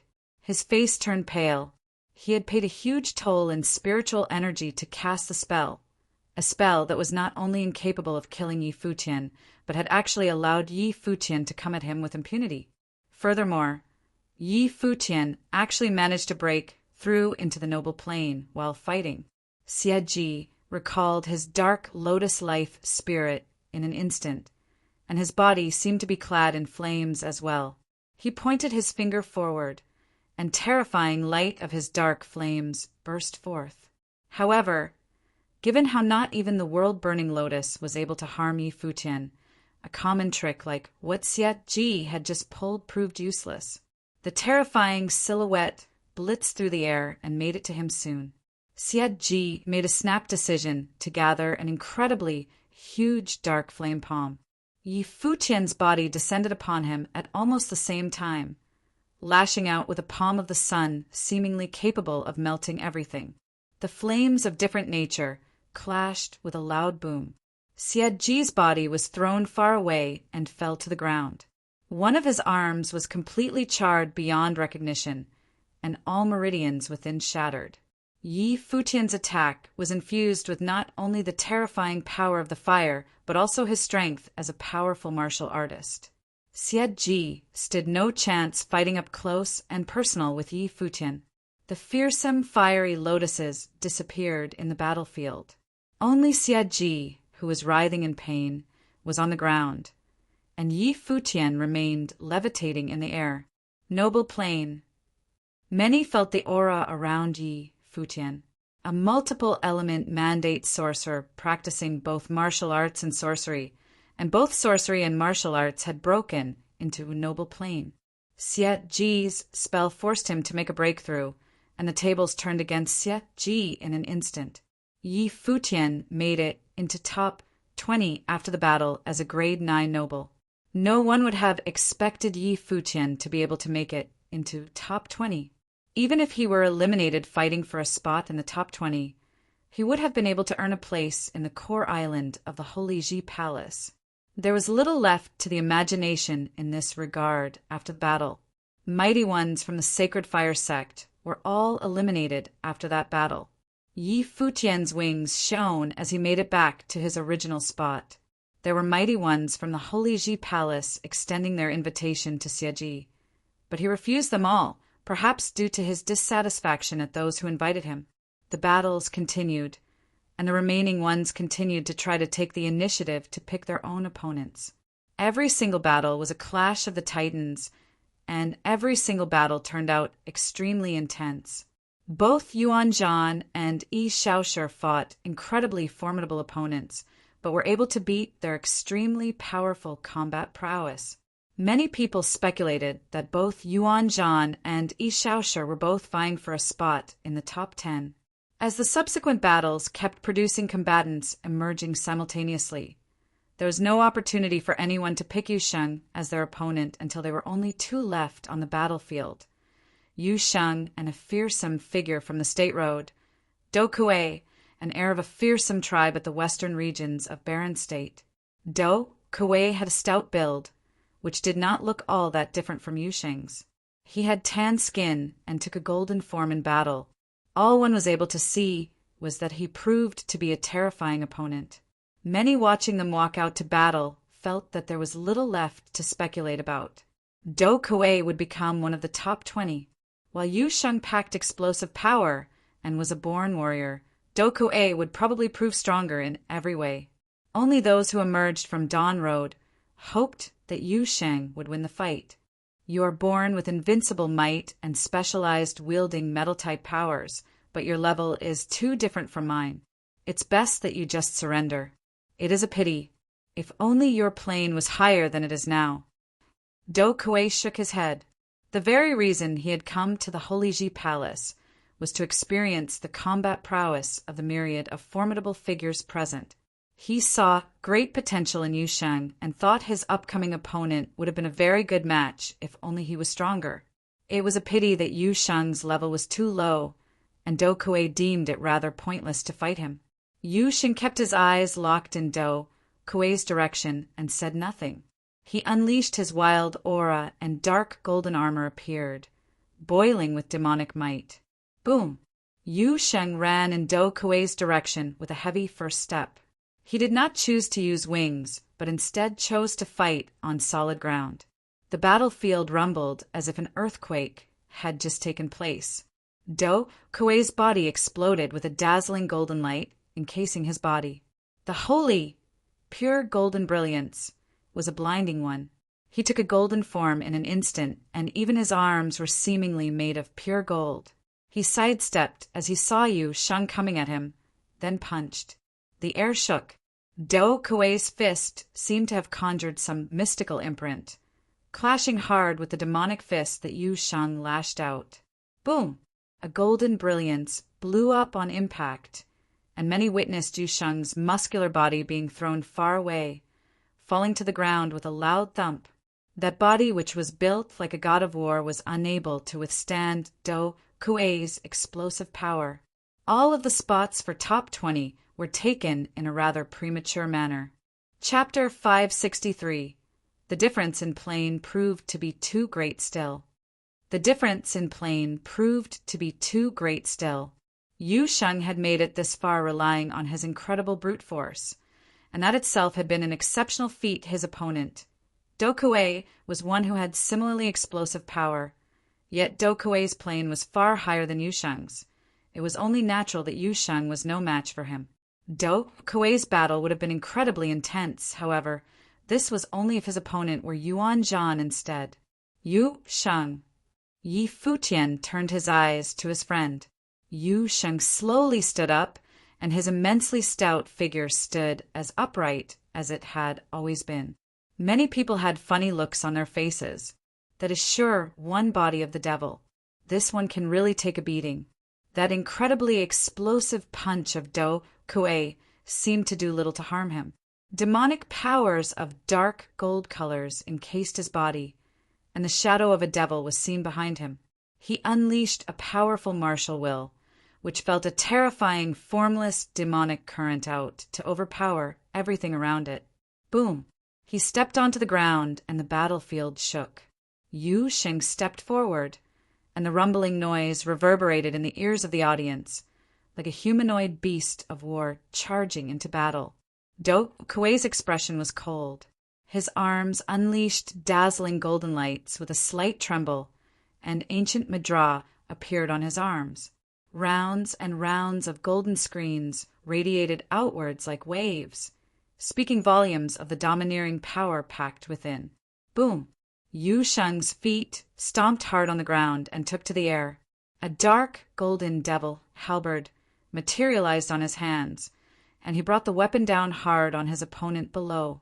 The scene shook the hearts of many in the audience, for it looked as if a devil itself had taken the devil halberd in its hand to crush everything beneath it.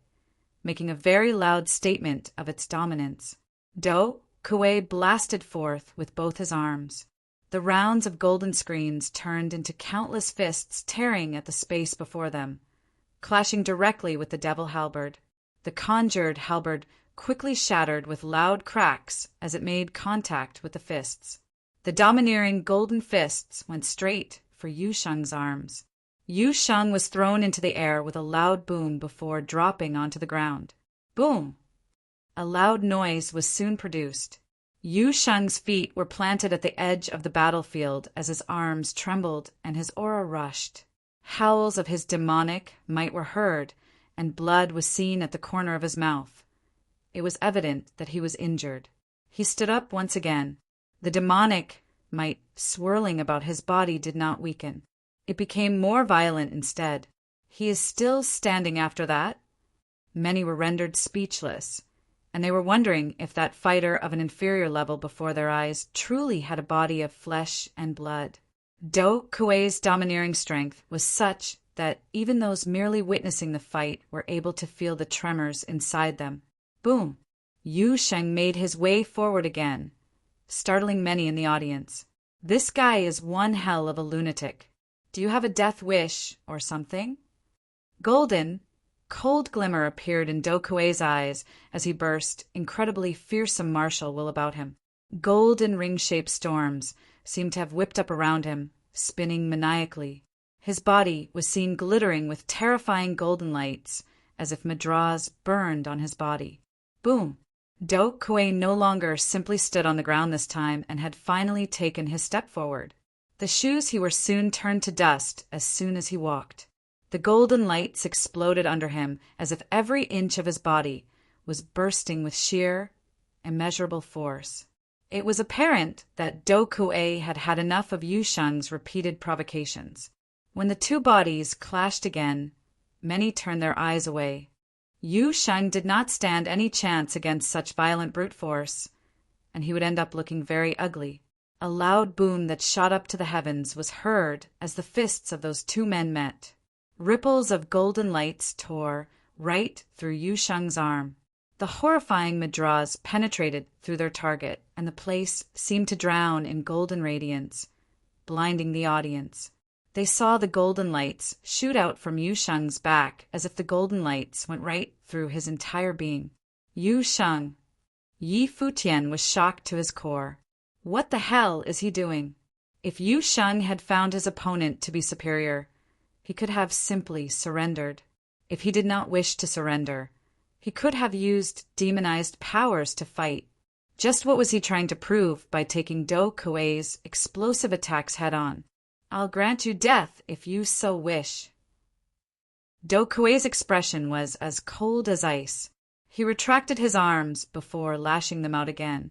The ripples of golden light from his fists tore right through Yu Sheng's body with a force out to wreck everything, bending his body and sending him flying before, dropping him to the ground in a limped state.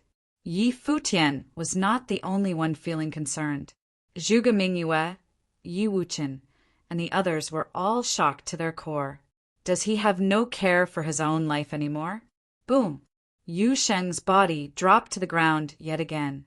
The domineering aura about Do Kuei was dispersed, and he walked towards Yu Sheng. Would this guy rather fight to the death instead of admitting defeat? We are not fighting a life and death battle here. Is all this really necessary?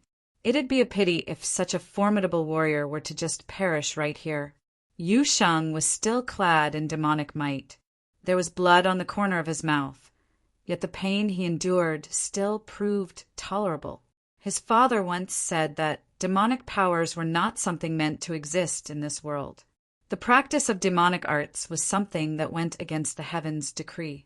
The demonic methods that Yu Sheng practiced were incredibly domineering, and the pain he had to endure was no less than what he had just suffered. The noble plane was an incredibly critical stage to his cultivation of the demonic methods. He had been unable to break through the barriers of his body, to forge the path linking his demonic powers to the heavens and the earth. With that, the only way there was to achieve such a breakthrough, a wall breaking, was through the use of external force. He closed his eyes and let his demonic art powers course through him. A terrifying force of demonic power ran amok in his body. Crisp, booming noises were heard. The body, which had been continuously blasted by the golden lights, seemed to have broken apart. More parts of his body produced more crisp noises, as if they were being penetrated. The signs of wall breaking told in the annals regarding demonic arts. Dark, golden demonic rays burst from his body shortly after. Many saw spiritual chi gather maniacally around him. Regardless if it was the pure elemental spiritual chi used by sorcerers or the mixed, raw ones used by martial artists, it all gushed into his body like a torrent, like long bodies of dark dragons being devoured by Yu Sheng's very body. The surprising change attracted the attention of countless in the audience. Even Do Kuei stopped to observe the changes to Yu Sheng's body. What is happening? Great figures in the Holy Ji Palace looked concerned. Is that demonic arts devouring spiritual chi of the world? Such demonstration of demonic methods was the result of none other than incredibly high-level and ferocious demonic arts. The most powerful of practitioners of demonic arts were centered at the Devil World, but there were still many such practitioners scattered throughout the world itself, just like the race of demons themselves. While it was no surprise that Yu Sheng happened to be a practitioner of demonic arts, he was an incredibly rare one for having reached such a levels, and was thought to be one in a million. Wretched devil! Elder Ning uttered coldly at the scene. He now came to believe that Ning Huang was indeed killed by Yu Sheng. The demonic methods Yu Sheng was practicing were simply too domineering. Practitioners of demonic arts are known to be cruel and bloodthirsty, and the young man before us went on a killing spree on the holy road before. If he is left to grow further, millions will die. I suggest that we uproot the cause of such misfortune right here, as it seems that we, the Holy Ji Palace, have been given an opportunity to do so. Elder Ning said to the great figures of the Holy Ji Palace telepathically. Many turned their eyes at Elder Ning. Someone said, "The rules were set by none other than we at the Holy Ji Palace. We will be left with nothing to say for ourselves if we were to kill a cultivator who walked the holy roads. Even if we were to leave him be, we shall not accept him into the Holy Ji Palace for further training, in order to prevent him from becoming a bringer of calamity in the future," Elder Ning added. "We will see," someone said. Their interactions were not known by anyone else, and as such, the eyes of the audience remained on Yu Sheng. Yu Sheng, who was devouring worldly spiritual chi maniacally, stood up slowly. Terrifying powers washed over his body. The key to the practice of the demonic methods lied within breaking through one's physical limitations continuously, breaking all that was shackling them and going against the very laws of nature. Boom! Incredibly violent demonic aura was unleashed, and demonic might engulfed the entire battlefield. Everyone was able to tell that Yu Sheng's aura had changed. His aura had become that of a noble's. He had been using the opportunity to break through into higher planes and become a noble. This guy is a tough one. He had been using Do Kuei's power as a crucible of sorts then, some in the audience speculated. However, Yu Sheng, who had achieved his breakthrough, remained a grade 9 noble. Will he be able to withstand Do Kuei, a grade 7 noble? Thank you. Yu Sheng turned his eyes at Do Kuei, filled with utterly domineering demonic might. No need for thanks. The battle will probably be more interesting because of what you just did. I hope your new breakthrough will not be a disappointing one. Do Kuei grinned and turned. Golden rays encased his body, and Do, symbol madras turned into rings of light screens as they spread out. You will have the fight you want. Yu Sheng's voice was cold as dark, golden demonic might swirled about his body, draping a layer of glimmer over his surroundings. He turned in something like an embodiment of the demonic arts, clenched his fist, and charged towards Do Kuei. Do Kuei moved as well. Many saw the two rush at each other. A pure, golden screen of light clashed with the dark, golden glimmer of the demonic arts, resulting in blinding lights in the place. Their fists met each other. There was no more trickery, just pure clashing of physical bodies. Boom! Ripples of glimmer spread throughout the place as Do Kuei's body was thrown behind. His feet scraped on the ground, making piercing, grinding noises. Both his legs were encased in golden light. Yu Sheng stood tall at where he was, making many shudder. Yu Sheng, who had just achieved a breakthrough, was able to throw Do Kuei with sheer power alone. Many turned their eyes at Do Kuei. The man lifted his head, and a grin was seen on his face. Now, this is interesting. He unleashed even higher levels of golden lights as soon as he finished musing to himself. Golden madras spun around his body, tearing everything in its way. His shirt was torn to shreds right there and then, showing off pure golden skin beneath. His life spirit was unleashed behind, a large golden ancient symbol Do. The light of the Do symbol seeped into his body, enabling the symbol to appear in every part of his body.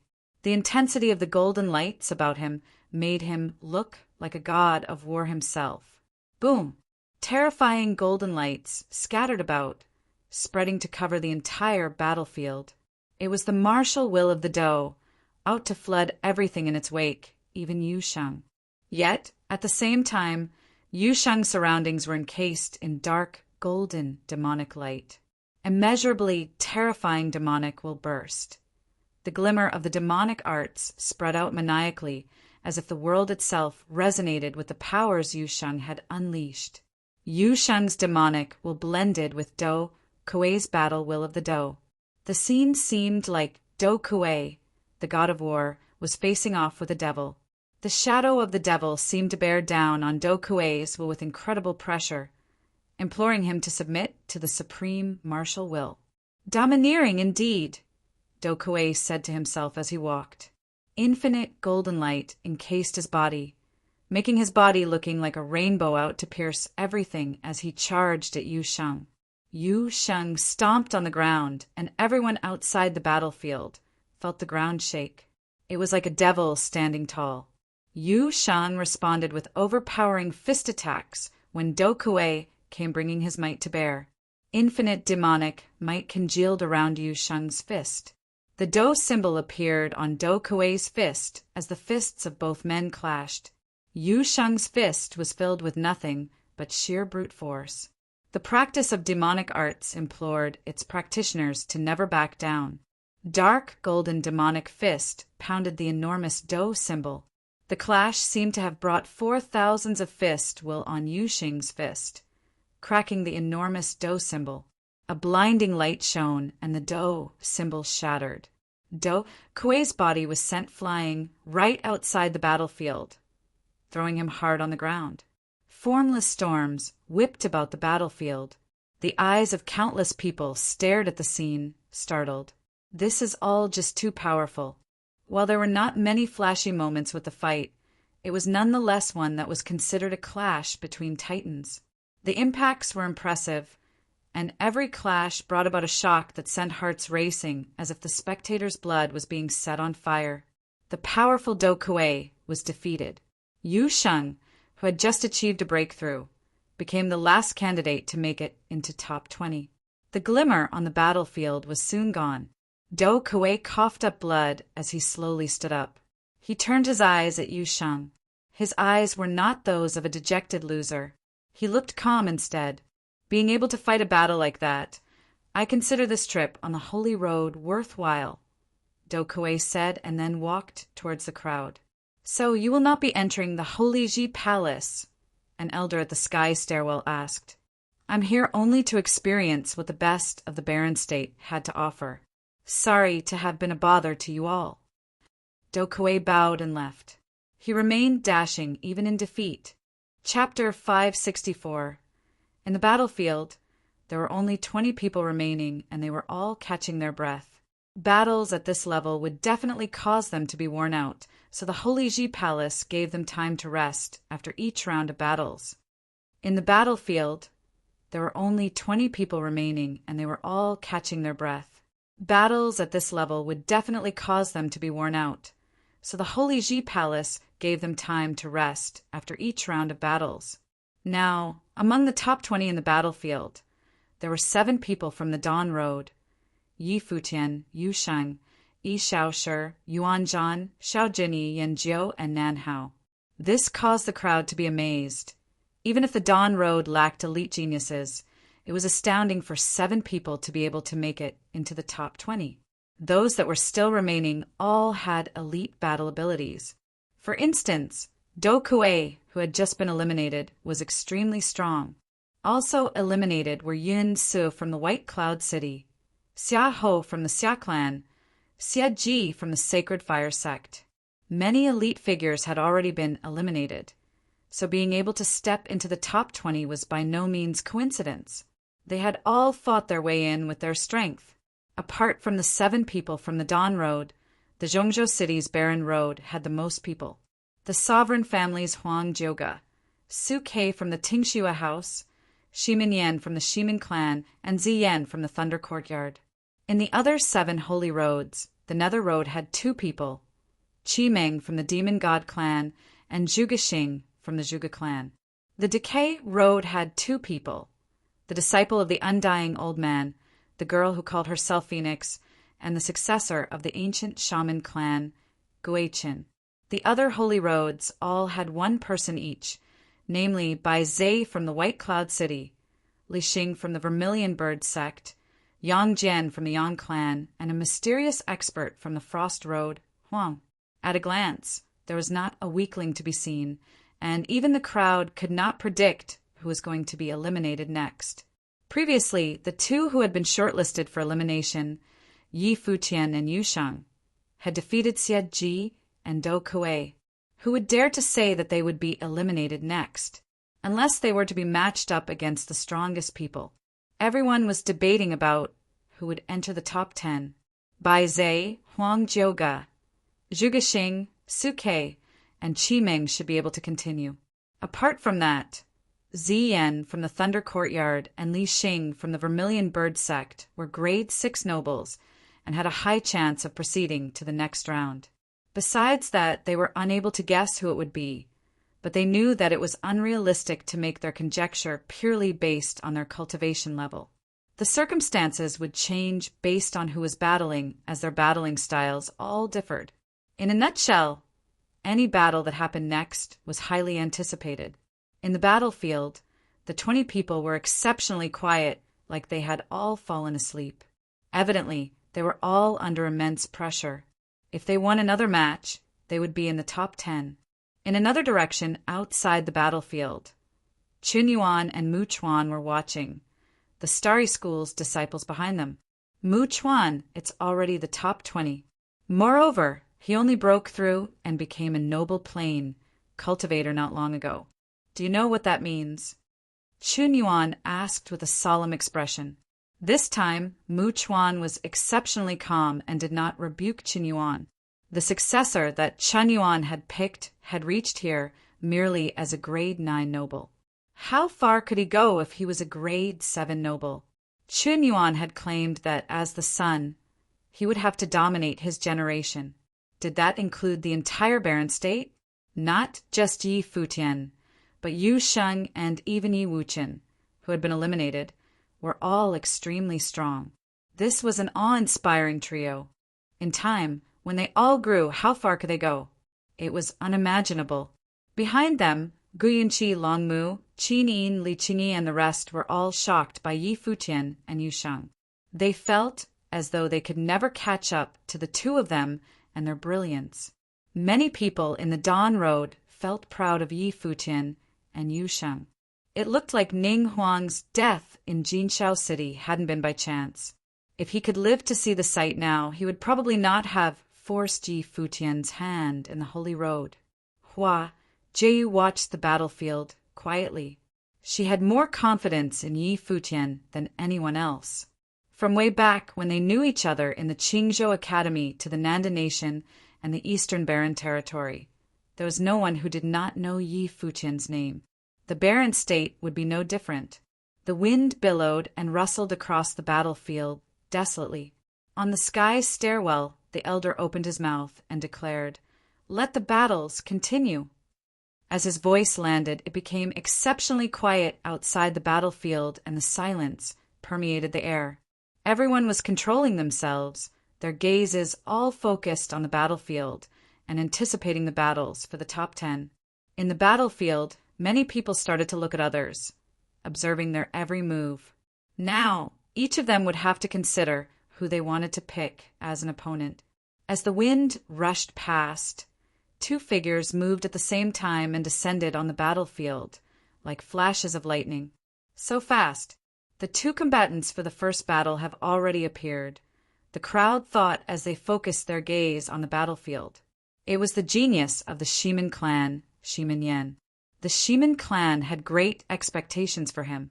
Today, many of his elders had personally come to watch the battles.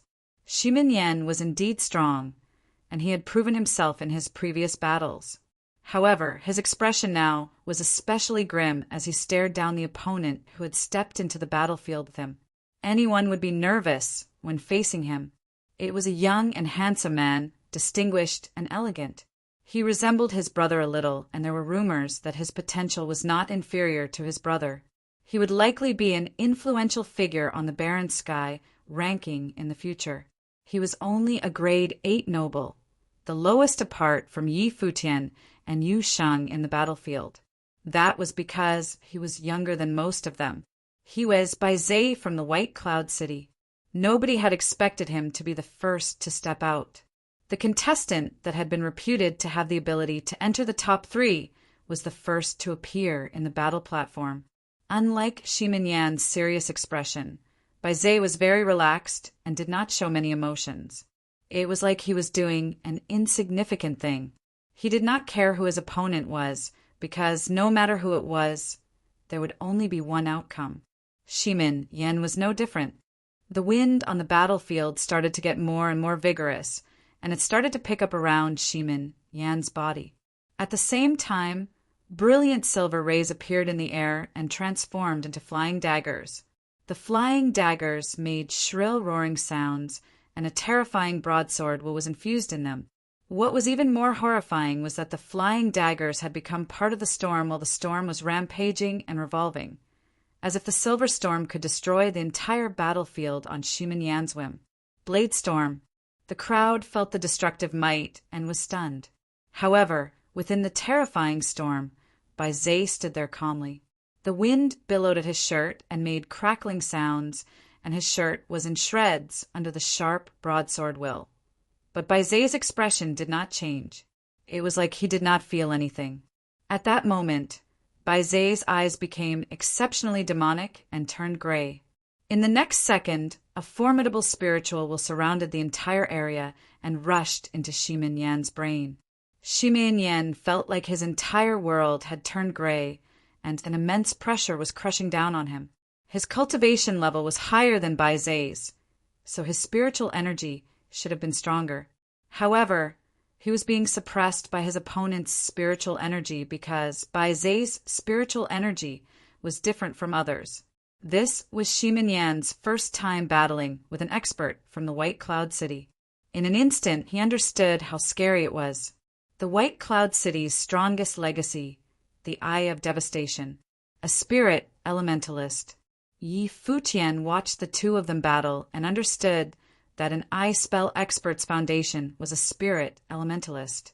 Spirit elementalists specialized in different abilities and were the most mysterious and tricky sorcerers to deal with, especially those that specialized in special abilities. They were often ridiculously strong.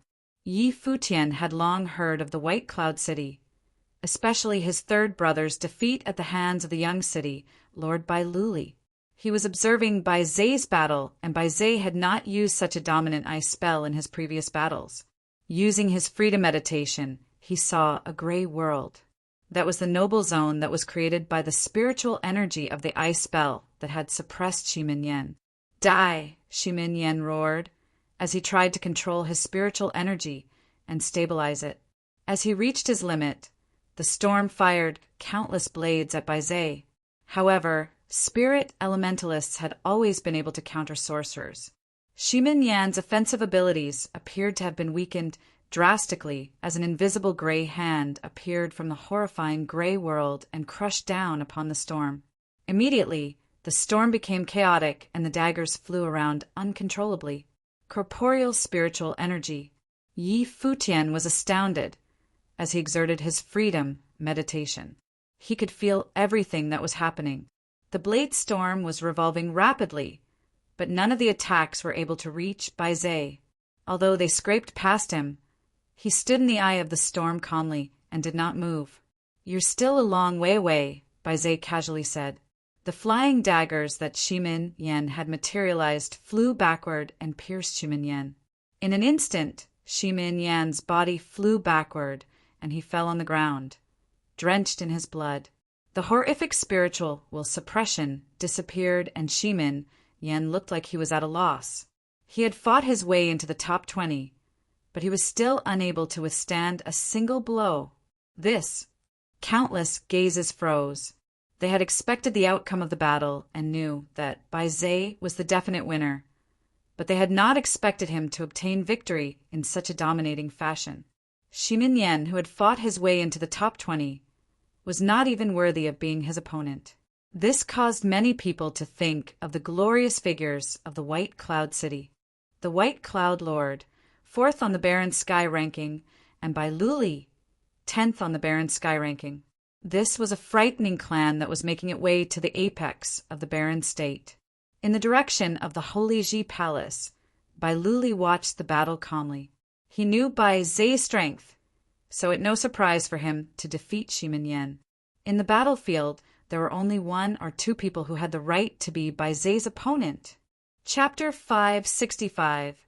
The first battle's result truly shocked everyone. But when the 2 for the second battle walked out, everyone forgot about those thoughts. They refocused on the battlefield. As expected, everyone who stepped out today was able to shake their hearts. It was Su Ke of the Tingxua house against Nan Hao of the Nantian house. The first battle's result truly shocked everyone. But when the 2 for the second battle walked out, everyone forgot about those thoughts. They refocused on the battlefield. As expected, everyone who stepped out today was able to shake their hearts. It was Su Ke of the Tingxua house against Nan Hao of the Nantian house. The heir of the Tingxua house's fatal sword god would battle with the descendant of the Nantian house's silver spear. This kind of battle was practically impossible to see in everyday life. However, every round on this stage was at this level. How could the audience not be shaken? This was probably the attraction of the Holy Ji Palace's triennial test. Su Ke's expression was lazy, as if he didn't care at all. But as the heir of the fatal sword god, his focus was indisputable. If one was fooled by his appearance, the consequences would be ugly. Thus, the moment Nan Hao stepped onto the battleground, he trained his eyes on Su Quebec. He was like a silver spear going directly forward. On the battlefield, murderous intent bloomed instantly. Murderous sword will transformed into a windstorm of murderous aura. It fluttered Nan Hao's clothing. He stood there and felt the extremely murderous sword will ravage above him. He reached out, and a dazzling silver spear appeared in Nan Hao's hand. He released his life spirit, and a horrible spear that pierced the sky appeared. This spear shone brilliantly and floated upward. Countless spear shadows appeared, pointed towards Su Quebec, faced with an opponent like Su Ke. Even someone like Nan Hao didn't dare to go easy. Everyone in the Barren State knew how dangerous the fatal sword god was. All the murderous intent transformed into sword spiritual qi. Whistling, it rushed towards Nan Hao. The silver spear behind Nan Hao shook, and countless spear images exploded. Beams of silver light shot out, going straight towards Su Quebec. Every beam of silver light seemed to be a true spear. Their sharpness couldn't be stopped. The air popped scarily, ripping apart the murderous sword spiritual qi. Charging towards Su Quebec, Su Ke moved. He transformed into a blurry shadow as countless deadly spiritual qi gathered on his sword. A beam of sword light flew out, and some silver light in the sky split apart. It had been cut apart. However, before everyone could see clearly, a sword came from another direction to continue cutting apart the silver light. Under everyone's shocked scrutiny, the endless silver light seemed to be ripped apart at once. No one knew how many fast Sukei's swords had been, or how many swords he'd used. They only saw that sword essence appear behind Nanhao now. That was the sword of the fatal sword god. It split the sky with one strike. No one could describe how magnificent it was. Futian also stared at the sword. Most people thought that Sukei had used many swords, but he saw clearly that Sukei had only used one. This sword had been used flowingly like water, moving according to his body and landing directly before Nanhao. Futian thought about how he would block that kind of attack. Silver light flashed past Nanhao's eyes. He stabbed his spear out without any hesitation. Ding! With a crisp sound, the shocking sword shadow finally stopped. Everyone saw that the sword had reached Nanhao's throat, but the spear had stopped it. The spear's tip hit the sword's tip. It wasn't even a millimeter off. Everyone looked at Nanhao's silver eyes.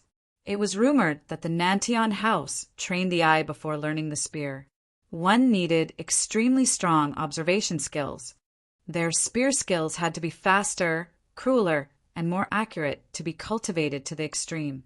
The moment the sword and spear clashed, horrible fatal sword spiritual chi flared crazily. There was also a terribly sharp spear aura. They formed two formless light shields in the middle.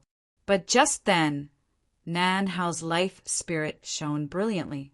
He stepped forward, and his spear continued forward. A gust of world-ending sharpness burst from the spear. There was a piercing sound. Everyone saw the spear's tip flash blindingly. The sword was crumbling. The god-killing spear technique could destroy everything. The moment the sword began collapsing, wind blew past. The spear seemed to stab directly into Sukei's throat.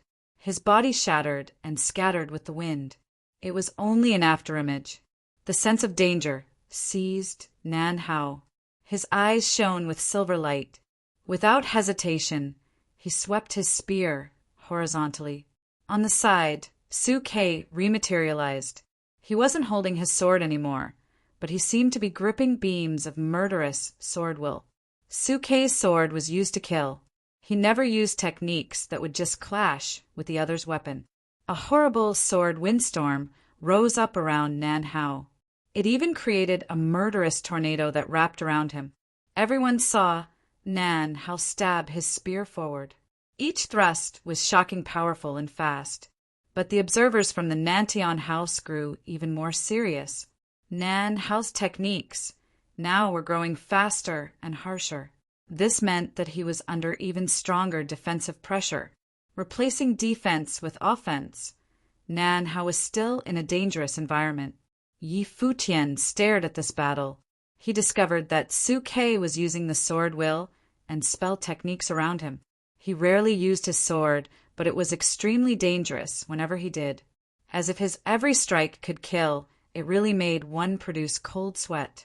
So even though he didn't use his sword much, Nanhao was still forced to attack wildly in this dangerous high-pressure state. So this is the fatal sword god? Futian thought. Sukei's sword was completely different from Yanjiao and Wuchen. It didn't seem as mighty or domineering as Nanhao's spear. However, Sukei felt more dangerous than Yanjiao to Futian. In this kind of battle, Nanhao will lose with the slightest misstep, unless he can defeat Sukei, many people thought.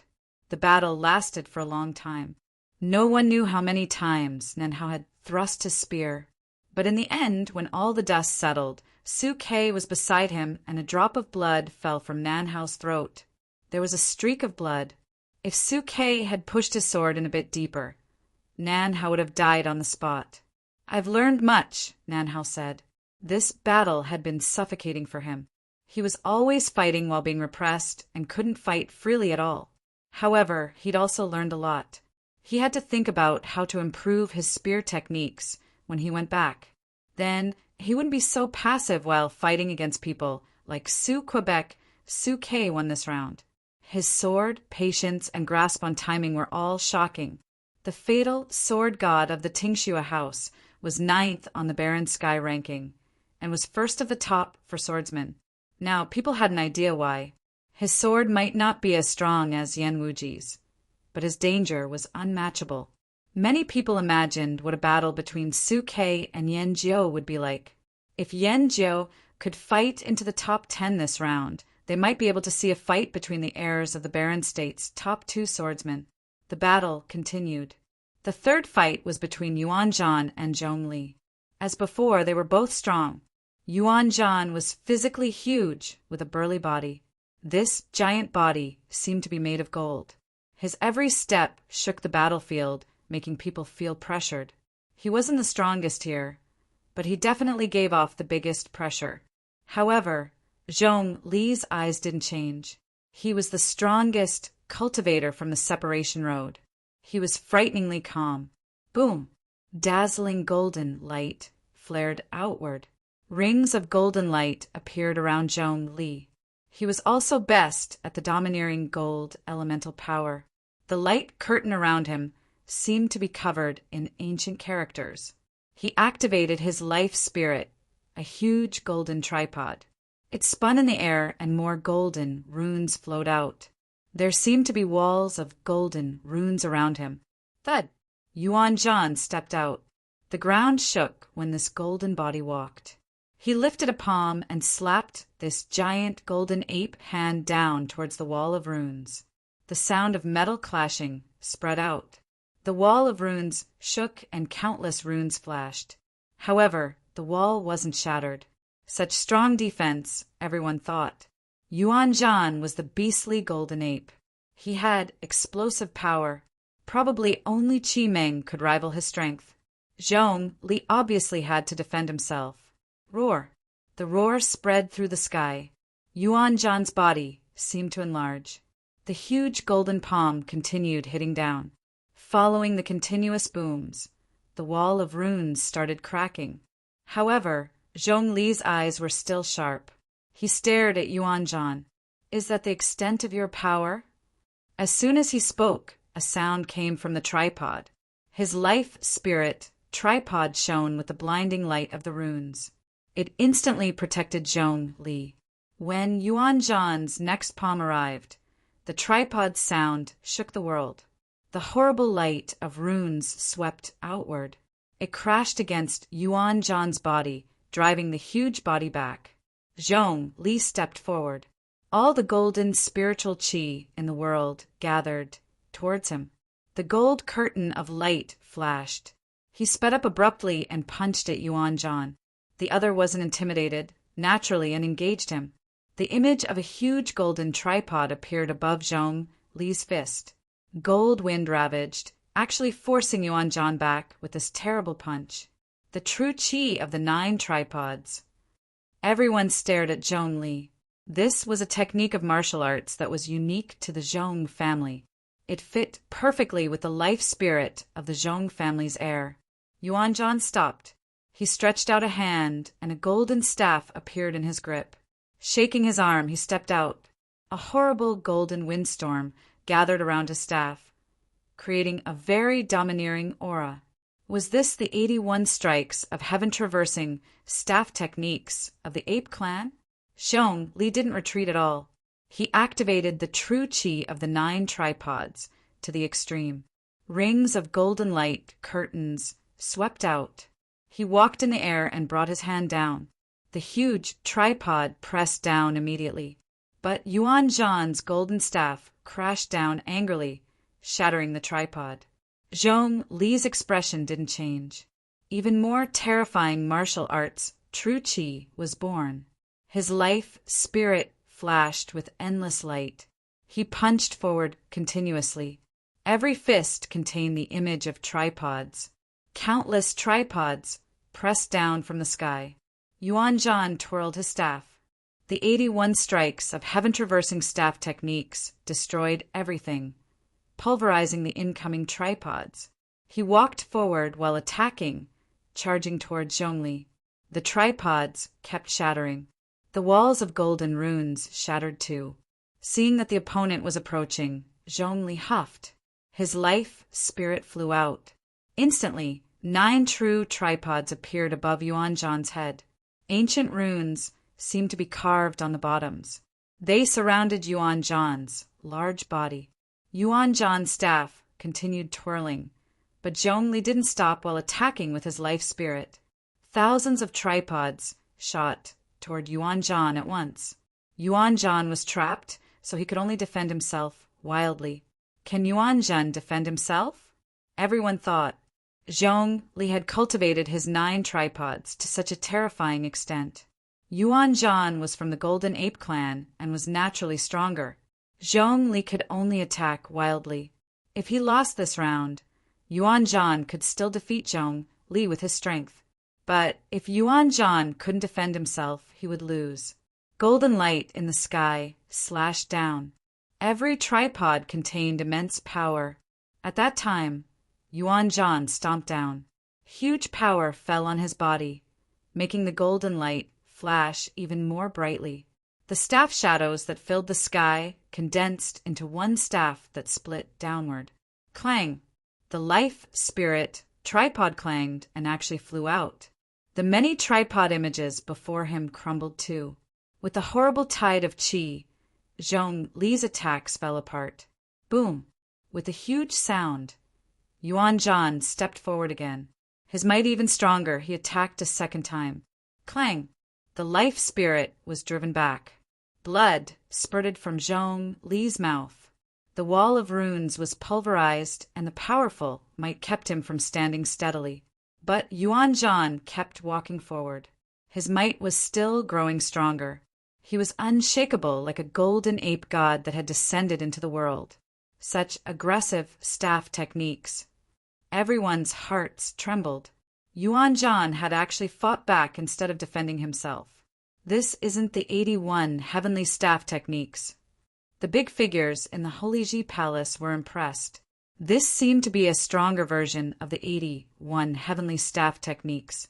When the third strike flew out, Zhongli used all his energy to maintain the true qi of the 9 tripods, but there was no suspense. He flew out and fell in the distance. It looks like Yi Futian's staff techniques. For those who'd seen Yi Futian fight, their eyes flashed. Many people in the Dawn Road and Divine Sky City had seen this staff technique before. How come Yuan Zhan knew it too? In fact, this suited Yuan Zhan more as if it belonged to him. Had Yi Futian and Yuan Zhan become friends because of this? When the ape clan of Mount Taixing saw Yuan Zhan use the 9 heavenly attacks, their huge eyes shone with gold light. He was so powerful. Yuan Zhan's father's heart trembled. This must be the staff technique that the ape emperor had created. Yuan Zhan had taken one of the top 10 spots. Chapter 566. After Yuan Zhan defeated Zhongli, Xiao Jinyi stepped onto the battlefield. No one else stepped out, so he received the rare chance to pick his own opponent. He chose Gue Chen of the ancient shaman clan. He'd come from the Withered Road. After Yuan Zhan defeated Zhongli, Xiao Jinyi stepped onto the battlefield. No one else stepped out, so he received the rare chance to pick his own opponent. He chose Gue Chen of the ancient shaman clan. He'd come from the Withered Road.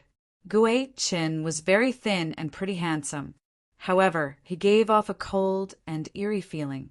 He seemed very interested in Phoenix, who'd also come from the Withered Road. His eyes were always on Phoenix.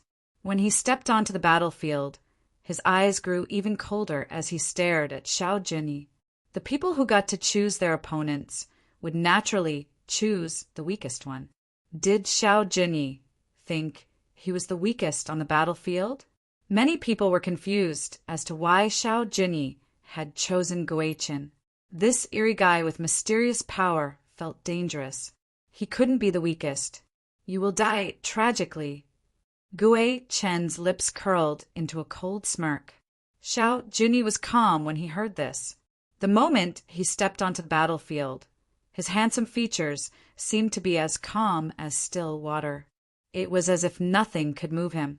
He was calm to the extreme, making others feel that he was cold and emotionless. Those from the Dawn Road obviously knew how dangerous Xiao Jinyi was. He wasn't just cold, he was cold-blooded. However, one couldn't see that from his handsome features. Ignoring Gui Chen's words, Xiao Jinyi produced a bamboo flute. He put it to his lips and began playing. His clothing danced in the wind. With his handsome features and figure, he was like a gentleman. Strands of formless spiritual power seeped into Gui Chen's mind along with the music. They transformed into strands of deathly black air currents that corroded Gui Chen's spiritual energy. Gui Chen's face darkened, making his face seem even eerier. His opponent seemed skilled in dark energy, just like him. Green flames appeared in his spiritual energy. Like will-o'-wisps, they seeped into the dark air currents, making the dark air currents jump around. At the same time, there were rustles. Vines curled toward Xiao Jinyi. They weren't green and had a strange color. There seemed to be thorns on the vines, making them look like poisonous snakes. They loomed over Xiao Jinyi, about to bury him in them. What kind of wood elemental power is this? The ancient shaman clan specializes in evil elemental power. This isn't pure wood elemental power. If the opponent is tangled in it, he'll probably lose his combat ability instantly. Everyone focused on the battlefield. The vines had transformed into cobras that covered the sky, blocking Xiao Jinyi's exits. However, he seemed to not feel anything at all. He continued to play his flute. Shreds of black air currents flowed around him, covering his body like a black fog. When the cobra-like vines curled towards him, they instantly turned black. They wilted and turned to dust. Such powerful spiritual qi of death. He must have a lot of blood on his hands to cultivate it to this level. The big figures from the Holy Ji Palace looked at Xiao Jinyi. Very few people cultivated the spiritual qi of death. Those who did were known as necromancers. They weren't accepted by the mainstream cultivation world because one must deal with dead people to cultivate it. There was a very terrifying necromancer in the barren state. Many people didn't dare to anger him, the dark sage. Gui Chen furrowed his brows. His cultivation power was just as evil, but Xiao Jinyi's spiritual power of death had repressed it. Even though Gui Chen's power was evil, it still contained vitality. Xiao Jinyi's could kill everything. Boom! Fire burst forth. The vines that continued toward Xiao Jinyi were set on fire. Wood and fire elemental power could never exist in harmony. Wood must burn in the face of fire. However, Gui Chen put fire elemental power on his wood elemental spell, instantly creating will-o'-wisps in the sky. Colorful air currents flowed out towards Xiao Jinyi. Xiao Jinyi continued playing his flute. The black air currents beside him grew stronger. It was like various black snakes dancing and wrapping around him. When the endless black currents flowed, all the spiritual qi in the world seemed to turn into spiritual qi of death. The fire arrived and extinguished. No spiritual qi existed with the death qi, so the spells would obviously extinguish. Xiao Jinyi started walking. He stepped forward while playing his flute. The spiritual qi of death continued flowing crazily around him. All spells in its path died away. He walked out of the territory of spells and towards Gui Chen. He walked lightly and slowly as if he was just strolling. However, the observers all felt chills go down their spines. The dark air currents transformed into black cobras and then into black dragons. They galloped across the sky, covering the sun. The song was like an orchestra of death. Gui Chen was completely restrained.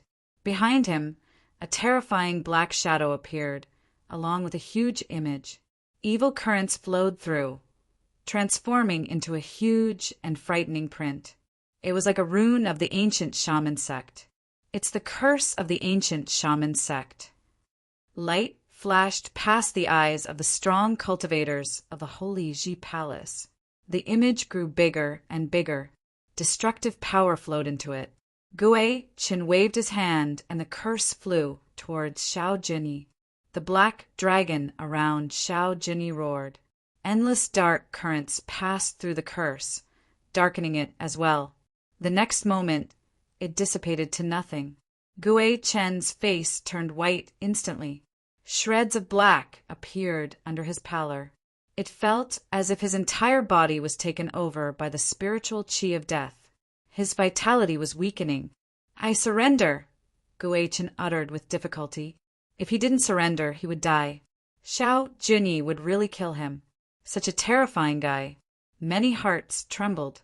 Xiao Jinyi's abilities displayed in this battle were truly frightening. Yi Futian felt that Xiao Jinyi had become stronger since the Holy Road. This must have had something to do with his killing on the Holy Road. Too many people had died in his hands and were turned into dead spirits. "Are you the heir of the Dark Sage?" someone from the Holy Ji Palace asked. "Yes," Xiao Jinyi replied, bowing. Without displaying his abilities, he was polite like a gentleman. "I heard you killed many people on the Holy Road." The voice was cold. "Murderous abilities are devoid of humanity, and yet you cultivate this. Do you know your sin?" Xiao Jinyi looked up at the strong cultivator of the Holy Ji Palace. He still had no emotions. "If you believe that I have sinned, then does the Holy Ji Palace know about its own sins?" "How dare you!" the strong cultivation roared. Xiao Jinyi wasn't intimidated at all. He continued looking up at the other and said smoothly, "I traveled the Holy Road and did everything according to the rules of the Holy Ji Palace. You opened the Holy Road, allowing strong cultivators from all over the barren state to come and steal the Hoi badges and relics. There was endless fighting. Who here on this battlefield can say that they have no blood on their hands? Do you think that killing 100 people is a sin, but killing 10 people isn't? If I have sinned, then what about the Holy Ji Palace who set this rule?" The strong cultivator stared coldly at Xiao Jinyi, unable to refute his words. "Continue," another strong cultivator said. The elder on the stairs nodded. "You two go back. The battle continues." Xiao Jinyi was right. Everything followed the rules. If Xiao Jinyi was a sinner, then what about the Holy Ji Palace who had set the rules? It was like slapping one's own face. Clearly, Gui Chen hadn't been chosen. It wasn't because he wasn't strong enough. The Holy Ji Palace just didn't want him as a disciple. Xiao Jinyi turned and left the battlefield calmly. He knew that the Holy Ji Palace couldn't do anything to him. They were a group of fake people. The figures came out at almost the same time. Many people froze. Their eyes fell upon the youth in elegant clothing, Huang Juga of the sovereign family. Then they looked to the person standing before them, wondering who this unlucky fatty was. He actually ran into Huang Juga. Yi Shaoshi was also annoyed. His opponent was quite strong. Huang Juga was probably the strongest of this batch. Many saw him as one of the top 3. The Emperor Vine's life spirit bloomed. A huge emperor-like tree appeared. Endless golden vines spread out, covering the sky and growing crazily. Rustle sounded. The frightening golden vines dropped down, shooting towards Huang Juga like bolts of lightning. Sovereign spiritual qi emerged from Huang Juga. It seemed as if he was covered in royal armor. Various sovereign swords appeared. Huang Juga pointed in the air and the swords burst forward. They easily cut apart the golden vines. However, they regrew as soon as they were cut apart. More and more vines appeared, locking Huang Juga's body. More vines shot forward like endless golden spears that wanted to bury Huang Juga here. The sovereign swords cut frantically, but chopping the vines seemed to make them grow faster. They grew like weeds. Huang Juga roared and the swords shot forward. However, the golden vines formed a wall of trees. The sovereign swords buried into it, but disappeared. Yi Shaoshi couldn't even be seen. The wildly growing vines absorbed so much spiritual qi and filled the battlefield. Some vines wrapped around Huang Joga's legs. The thorns tried to pierce him but couldn't get through the royal armor, so they just wrapped around his body, burying him. Boom! With a loud sound, the vines exploded. Huang Joga's body shone brilliantly like the descendant of a true god. A shadow appeared behind him. It was like a god descending from heaven. This figure emanated with such terrifying pressure. At the same time, a sword appeared. It seemed to be undefeatable. Huang Joga wasn't only a swordsman. He had a sword as a life spirit, but instead of one, he had 3 life spirits. The sovereign family, who'd always called themselves the descendants of Renhuang, had 3 life spirits: the Renhuang body, Renhuang sword, and Renhuang bow. Chapter 567. Huang Joga was buried by the emperor's vine attack, and he was infuriated, causing him to release his life spirit. A commanding sovereign aura circulated around Huang Joga. He held the Renhuang sword in his hand and swung it with both hands. The Renhuang sword spewed out terrifying flames, shattering the oncoming vines. Huang Joga was buried by the emperor's vine attack, and he was infuriated, causing him to release his life spirit. A commanding sovereign aura circulated around Huang Joga. He held the Renhuang sword in his hand and swung it with both hands. The Renhuang sword spewed out terrifying flames, shattering the oncoming vines. Go! Huang Joga's palm struck the Renhuang sword, and in an instant, the Renhuang sword transformed into a ray of light that slashed forward, crushing the countless golden vines in its path. Wherever the Renhuang sword passed by, it would reduce to nothingness. The destructive power even caused the vines to be unable to regenerate. Xiaoshu naturally felt the killing intent from the Renhuang sword rushing straight towards him. His fat body bounced away, and the Renhuang sword glided past and struck the ancient tree, slicing it in half and destroying it. However, the ancient tree regenerated at a rapid speed. The wood element's ability was strong regenerative ability that could not be eradicated. The Renhuang sword transformed into a flash of lightning and continued to rush towards Xiaoshu. The life spirit could connect with Huang Juij's thoughts, so even after it had left his body, it could continue attacking. Xiaoshu raised his arm and fought back. In an instant, the golden vines that had shot forth from his hand formed a sturdy barrier, entangling the Renhuang sword. Although the vines were continually shredded, they diminished the forward force of the Renhuang sword, causing it to come to a stop and howl on the spot. However, Xiaoshu felt another dangerous aura, like he'd been locked on. As his thoughts gushed, he saw the Renhuang bow appear among the vines below. Huang Joga pulled the bow open, and 9 arrows flew through the air at the same time, piercing through the countless vines. The 9 killing arrows flew in a straight arc towards him. Aye! Xiaoshu wanted to shout profanities, but he had no time to think. His vines dragged his body back, and his round body bounced. The arrows flew towards him, and Xiaoshu's body rolled around in the air. Before he was out of danger, another threatening aura descended yet again, and in the next moment, there was a dazzling light headed straight for him. I give up. Xiaoshu's speed increased, and he escaped rapidly. The arrows fired through where he had just been. If he had been just a second slower, he would have been shot down from the air. The vines in the area disappeared, and where Huang Joga stood, the 3 life spirits floated there, shining brilliantly. What strong life spirits! The crowd observed Huang Joga's 3 life spirits and were stunned. The name Renhuang was merely given by the sovereign family, and their cultivation techniques were all named after the emperor. Many people felt that the clan was overly arrogant and dared to refer to themselves as the descendants of Renhuang, but they had to agree that the sovereign family's experts were indeed strong. That's being too much of a bully. Xiaoshu was dejected as he landed on the ground. The bastard actually had 3 life spirits. As he saw how arrogant Huang Joga was, he really wanted to beat him up. Xiaoshu, are you willing to enter my department to cultivate? At that moment, there were multiple people who opened their mouths to invite Xiaoshu.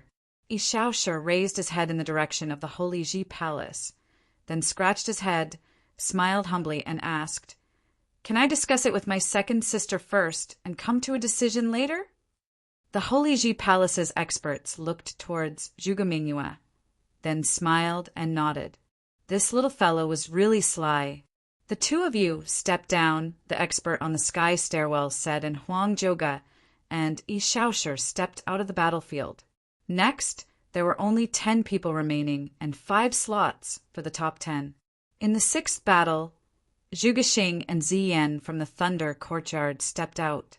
The both of them cultivated in the Thunder element, as the Zhuge clan and the Zhongzhou city's Thunder Courtyard were clans that specialized in using thunder. It would naturally be a violent match.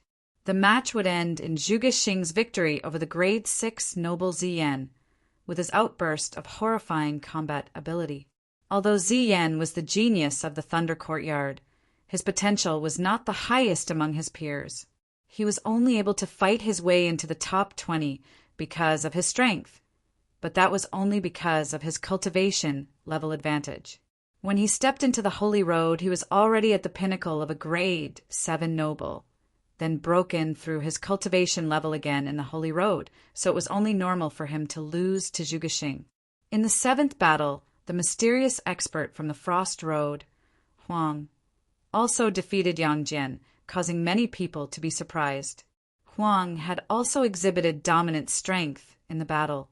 In the 8th battle, the beautiful phoenix from the Immortal Village defeated the grade 6 noble Li Xing, fighting into the top 10 as a dark horse.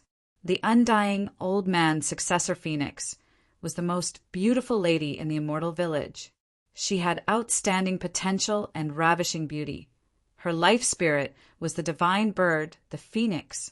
It was an undying bird coated in flames, had strong regenerative ability, and excelled in the wood element's life ability. In the battle, there were many influential figures in the Holy Ji Palace who were attracted by her abilities and wanted to take her in under their department. After the battle, there were only 4 people left in the battlefield: Yi Futian, Yu Shang, Qi Meng, and Yan Jiu. This made many people curious. Although Yi Futian and Yu Sheng had exhibited amazing potential and battle ability, why were they this composed? They had not taken the initiative to challenge someone and were still on the battlefield. Now, unless the two of them were to challenge each other, their opponents would be Yan Jiu from the Sword Saint Villa and the Demon God clan's Qi Meng. However they looked at it, it was hard for them to win. At that moment, the 4 of them did not move. Now that it had come down to the 4 of them, they were in no hurry. Yan Jiu and Qi Meng were also not in a hurry. They knew that Yi Futian would not battle with Yu Shang, so it was up to them to select an opponent each. "Who do you want to pick?" Yan Jiu looked towards Qi Meng and asked. The rules did not prohibit them from conversing. "I choose him." Qi Meng looked at Yu Shang. Yu Sheng had previously defeated Qi Kuang. "I had the same thought too." Yan Jiu smiled and said, "Since that's the case, I'll go first." After saying that, he stepped out into the battle arena, but his gaze was on Yi Futian. He was waiting for Yi Futian to walk out himself. He had finally found a chance to battle with Yi Futian. "Get the fuck out here," Yan Jiu said nonchalantly and officially challenged Yi Futian.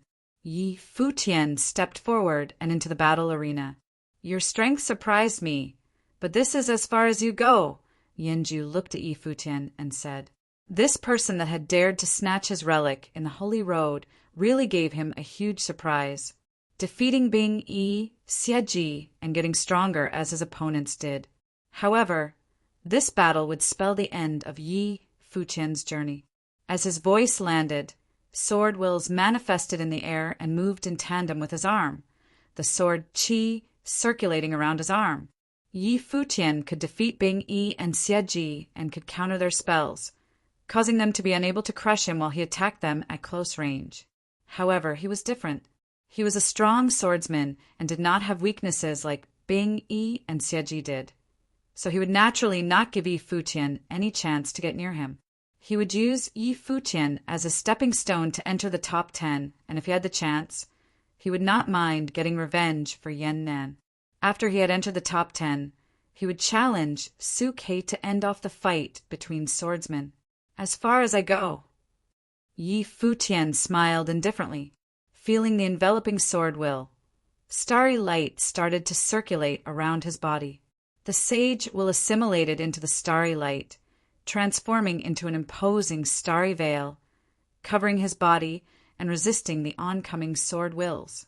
Following that, a brilliant golden light burst forth and a rock shadow appeared behind Yi Futian radiantly. Yi Futian's entire body appeared to be submerged in the rock's shadow. His body became like the rock's body, and his eyes had an arrogant golden glow in them. Boom! As the vicious winds blew, the rock wings let out a brilliant light, and Yi Futian's body floated in the air, surrounded by a wind spell. There were flashes of lightning that fired past, and in that instant he had already used multiple elemental abilities. Using his freedom meditation, he could see everything clearly at that moment, and every sword will appeared to be in his perception. Yan Ju specialized in the swords of light and darkness, so Yi Futian would naturally be careful. Countless gazes landed on Yi Futian. At that moment, the handsome teen was exceptionally dazzling. Sensing the sword while flowing in the air, Yi Futian looked at Yanjiu and questioned him casually, "Are you even worthy?" As his voice landed, lightning appeared at Yi Futian's feet as he burst forward with his thundering illusion step, causing his body to disappear in an instant. The wind was rampaging in the battlefield, and the lower noble plane cultivators could not even see Yi Futian's body with their eyes. He was too fast. Had Yi Futian only shown the limit of his speed now? Yan Jiu's expression paled slightly, like he had felt something. His finger pressed down upon the air in front of him without hesitation, and the countless sword qi concentrated at the direction of his finger and slashed forward. In the next moment, he saw a flash of light descending and a palm crushed down. The golden palm gave off a dominant feeling, and the sword qi were shattered in an instant without impeding the movement of the palm. Bang! With a huge sound, the palm landed, yet it appeared to have landed on a sword veil, causing it to be crushed to pieces. The overbearing palm similarly sent Yan Jiu flying all the way to the edge of the battlefield, the protective sword veil around his body decimated by the palm print. This, the sudden, unexpected scene, caused many of the crowd to freeze. Did Yi Futian just knock Yanjiu back with just one strike?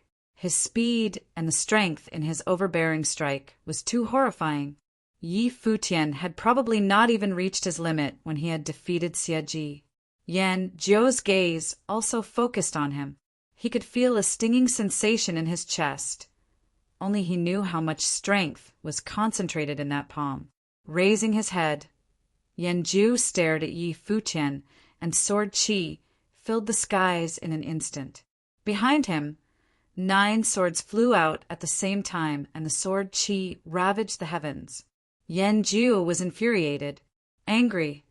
Yi Futian looked calmly at Yan Jiu and continued coolly, "The outcome will still be the same." Chapter 568. Yan Jiu's eyes seemed to be filled with swords.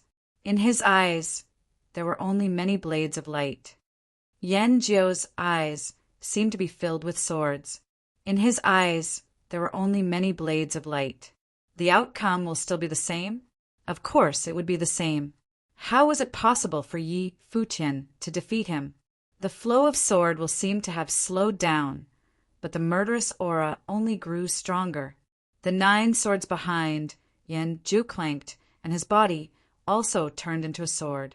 Unleashing a sword technique with his hands, he shouted coldly, "Attack!" Right away, the sword qi that had filled the sky poured towards Yi Futian. Even more terrifyingly, there was a dazzling sword among the endless sword qi. The sword looked like a beam of light and vanished from its original spot within a flash. It was precisely the sword of light. At the moment, Yi Futian was sensing his surrounding with his spiritual energy. Every single strand of sword qi was displayed clearly in his mind. Then an extremely cold aura was released from his body. With his spiritual energy, he controlled the water elemental's spiritual chi in the entire arena. Many water droplets appeared, after which they turned into fog and ice. It was awfully cold. Around Yi Futian, a region of light appeared, within which there was a moon. That was one of his life spirits. Saints will have been fused into the life spirit, causing the surrounding to become even chillier. There were 3 beams of divine light contained in the saints from the martial arts battlefield. They contained the stars, the sun, and the moon, which corresponded respectively to the element of earth, the flares of the sun, and the waters of the moon. From the chief of Bright Moon School, Yi Futian had obtained the shadow scripture. At the moment, all the swords in the sky seemed to be covered with frost. Most of the sword chi was frozen in midair directly, but some of them continued forward, albeit at a much slower speed. Suppressed by the powers of the moon, they were all covered with frost. Suddenly, Yi Futian started walking in the air and actually stepped towards the incoming sword of light before him. He activated the thundering illusion step, and his golden wings vibrated out of a sudden. Just like an actual rock, he made a brilliant arc in the sky and passed beside the sword of light. The extremely fast blade of light was, however, dodged by him easily. It could not even slow him down, not to mention killing him. The golden rock-like figure flew in the air and approached Yanjiu at an astonishing speed. However, only coldness flashed across Yanjiu's eyes as many swords of darkness struck out. Freeze! Yi Futian cast a spell directly with his spiritual energy. The ice elemental spell immediately engulfed the hidden sword chi. Without even looking at Yanjiu's attack, he flapped his wings and soared upwards into the sky, after which he continued his advance towards his opponent. Everyone only felt that his action was extremely elegant. Only when the swords of darkness exploded behind Yi Futian, they realized that Yi Futian had made the beautiful arc in the sky to dodge the attack. Yanjiu's face darkened. This was the first time someone in his generation managed to dodge his swords of light and darkness without much effort. Just then, coldness enveloped his body. It was so freezing that even his blood was stopping and his brain could not think properly. Swords of sealing! Yanjiu shouted in anger. The 9 swords swept out one after another, charging towards Yi Futian. They seemed to have formed a simple sword matrix, which sealed off Yi Futian's path. "Idiot!" someone said suddenly. In the next instant, the swords of sealing were all affected by the frost. A brilliant figure rotated in the air and traced out a perfect arc with extreme speed, passing through the gaps between the 9 swords.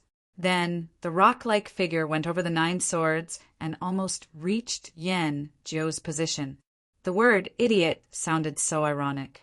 Yanjiu's ranged attacks were actually totally useless against Yi Futian. They were all rendered ineffective by Yi Futian's ice elemental spells and swift movements. A sharp radiance shot out from Yanjiu's eyes. Then he charged into the sky. The thousands of swords around him converged, turning into a single great sword. The sword was heavy and filled with power, as if it was going to crush the incoming Yi Futian. Feeling the pressure from the huge sword, Yi Futian moved his hands. Immediately, 2 storms appeared in the sky, one filled with metals and the other with stars. The 2 terrifying storms merged together, forming a 100-meter-long starry rod before Yi Futian. The rod was covered with a frightening golden radiance, which made it look even heavier. Edgeless, great sword! Yanjiu roared. Holding the hilt of the great sword, he pushed it towards Yi Futian. Sword chi whizzed in the air as the enormous sword fell down, attempting to eliminate Yi Futian, who was below. The huge wings of the rock behind Yi Futian flashed. He held the starry rod up with one arm, his body filled with a violent power. In the sky, an astonishing starry radiance appeared, circling around the long rod. "Go!" Yi Futian struck out the starry rod, which soon collided with the falling great sword. The endless sword will flowing around the great sword and the starry radiance, circling around the rod, collided wildly into each other, producing an ear-piercing sound. To make things grander, the huge sword struck downwards and collided with the sky-shattering rod. At once, an appalling storm was generated at the point of contact. The starry rod was penetrated slowly, sending out wild waves of starry light and golden radiance. At the same time, the terrifying sword was also broken into two and torn apart gradually. Both of them did not show any mercy. With a sharp look, Yanju continued pushing the broken sword down, while Yi Futian struck the rod upwards. The great sword and the starry rod created violent explosions and were crushed bit by bit. The entire region was filled with a catastrophic force.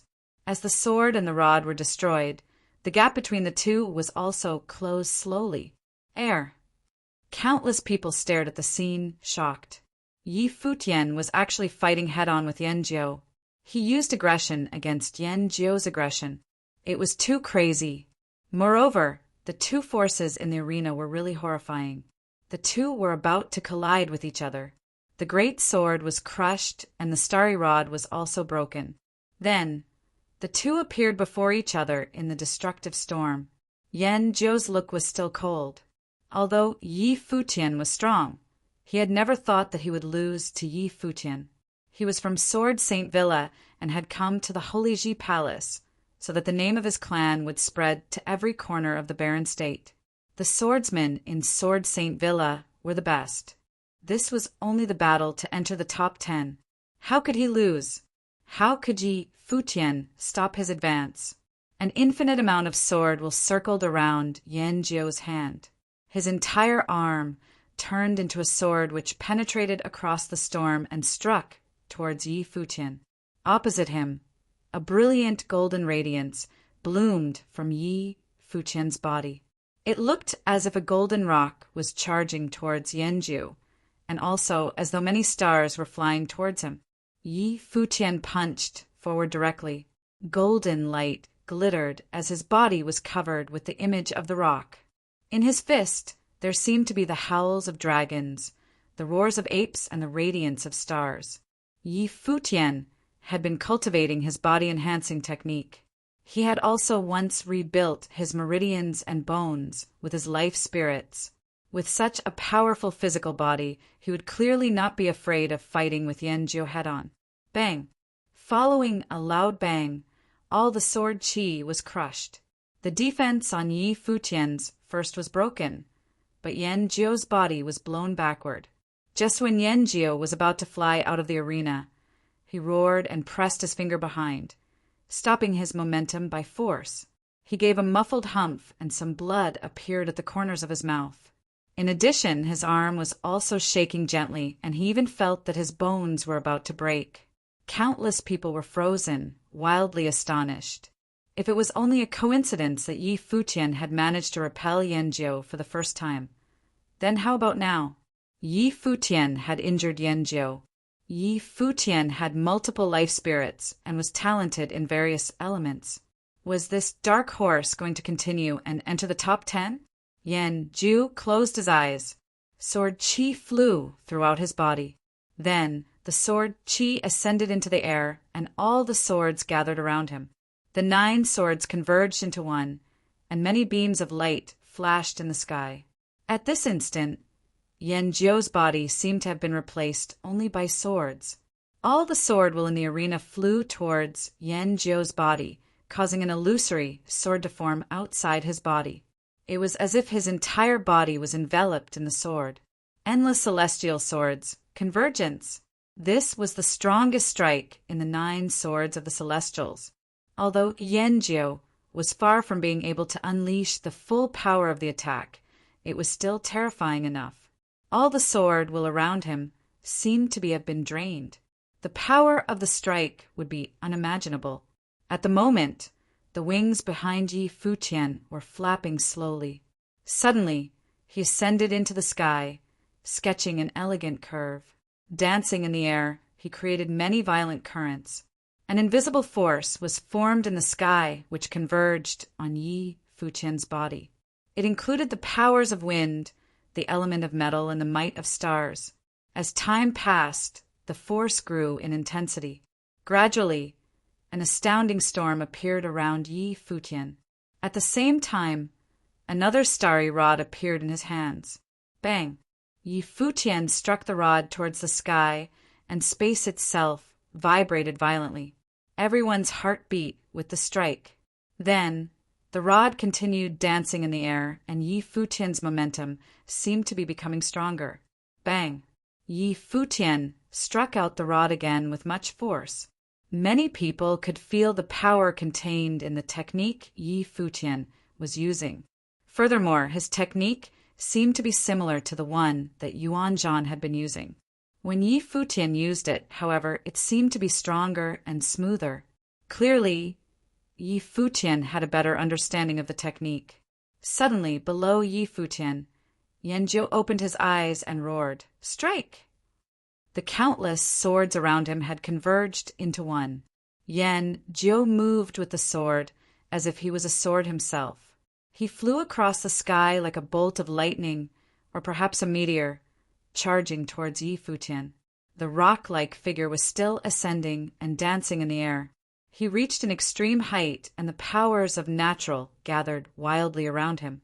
Then, following a flash of golden radiance, he dived downwards. A meteor-like rod appeared, and a low rumble was produced. Even the heaven and the earth seemed to be shaking. Boom! A soft collision was produced as an eye-watering radiance erupted in the arena. Boom! Accompanied by a loud bang, the arena started shaking violently. Everyone's heart also shook fiercely with the collision as they stared firmly at the scene before them. In the arena, Yanjiu was lying on the ground. He was spitting out blood, continuously severely injured. Raising his head, he could see a figure standing proudly in the sky. The figure's white shirt danced with the wind, and he was covered in a charming, illusory rock. Yi Futian had managed to severely injure Yanjiu and was promoted to the top 10. Chapter 569 569 Transformed Yu Sheng. 569 transformed Yu Sheng in his previous battles. Yi Futian had seemed to have taken advantage of the situation. He knew many abilities and could always find a way to suppress his opponent. Therefore, although he was certainly not weak, many people felt that he was not too strong either. This being the case, before the battle began, many people thought that Yi Futian was going to lose. However, he had totally crushed Yanjiu in the battle, from the start to the end. Even when Yanjiu used his most powerful ability, Yi Futian still managed to defeat him with the most elegant move. After this battle, many people finally realized that Yi Futian was only a grade 9 noble, but his combat power was strong enough to enter the top 10. Indeed, he had been promoted to the top 10. Yanjiu stood up from the ground, still coughing blood. With his body bent, he raised his head and stared at Yi Futian, his eyes bloodshot. He had lost to someone whom he thought he would never lose to. Just SOO. Yi Futian turned around and left.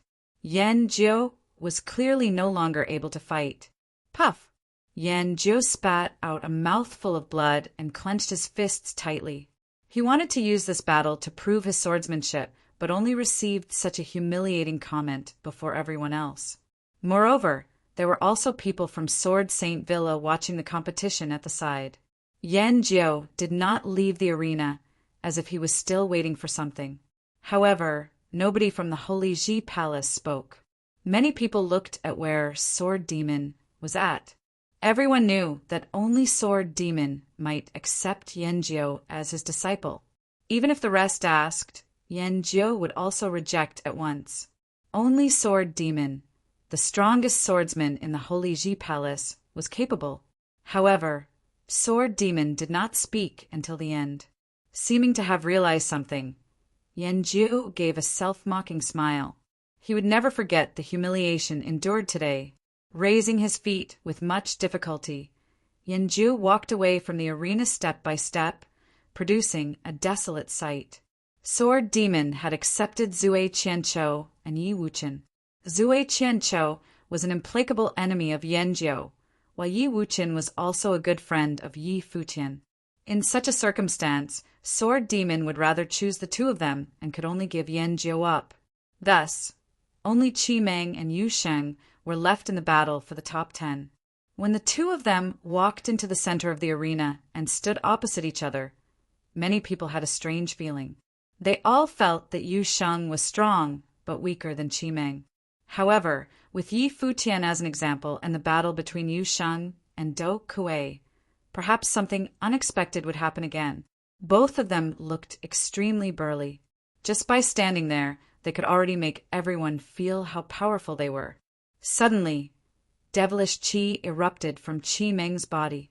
A pair of wings appeared behind his back and an illusory dragon wound around his arm, as if a pure-blooded dragon was circling around him. His eyes looked as sharp, like the eyes of an eagle, and glittered in golden radiance, while his legs were enveloped in wind. On his body, an illusory yak appeared. It was as though his entire body was made up of various demonic beasts. He looked overpowering and devilish. The members of Demon God Clan were capable of borrowing the powers of various demonic beasts. They could even enter the margins of the demon world and fight with the demonic beasts there. Therefore, they had many abilities which otherwise only belonged to demonic beasts. "Let me feel your power," Qi Meng taunted, staring at Yu Sheng. Then he walked forward. Yu Sheng's body was covered with a dark golden demonic light. Spiritual qi in the sky gushed wildly into his demonic body, after which it turned into many streams of golden demonic currents that danced around him. Yu Sheng's body was covered with a violent demonic might. "Dong!" Yu Sheng stepped forward and the ground shook. With only one step, many people's hearts raced uncontrollably. He looked so strong that most people forgot his level. They all knew that Yu Sheng was powerful not only because of his overpowering demonic art, but also because of his inborn strength. It was his innate talent that he was physically stronger than an ordinary person. One could feel his strength by just looking at his stature. Moreover, his physical talent and potential were activated further by his overpowering demonic method, which had finally created the frightening humanoid monster he was today. Their fists collided straight into each other. Immediately, a terrifying storm bloomed in the arena. The devilish qi and violent demon qi raged in the air. As the two collided with one another, many horrifying illusory demonic beasts leaped towards Yu Sheng.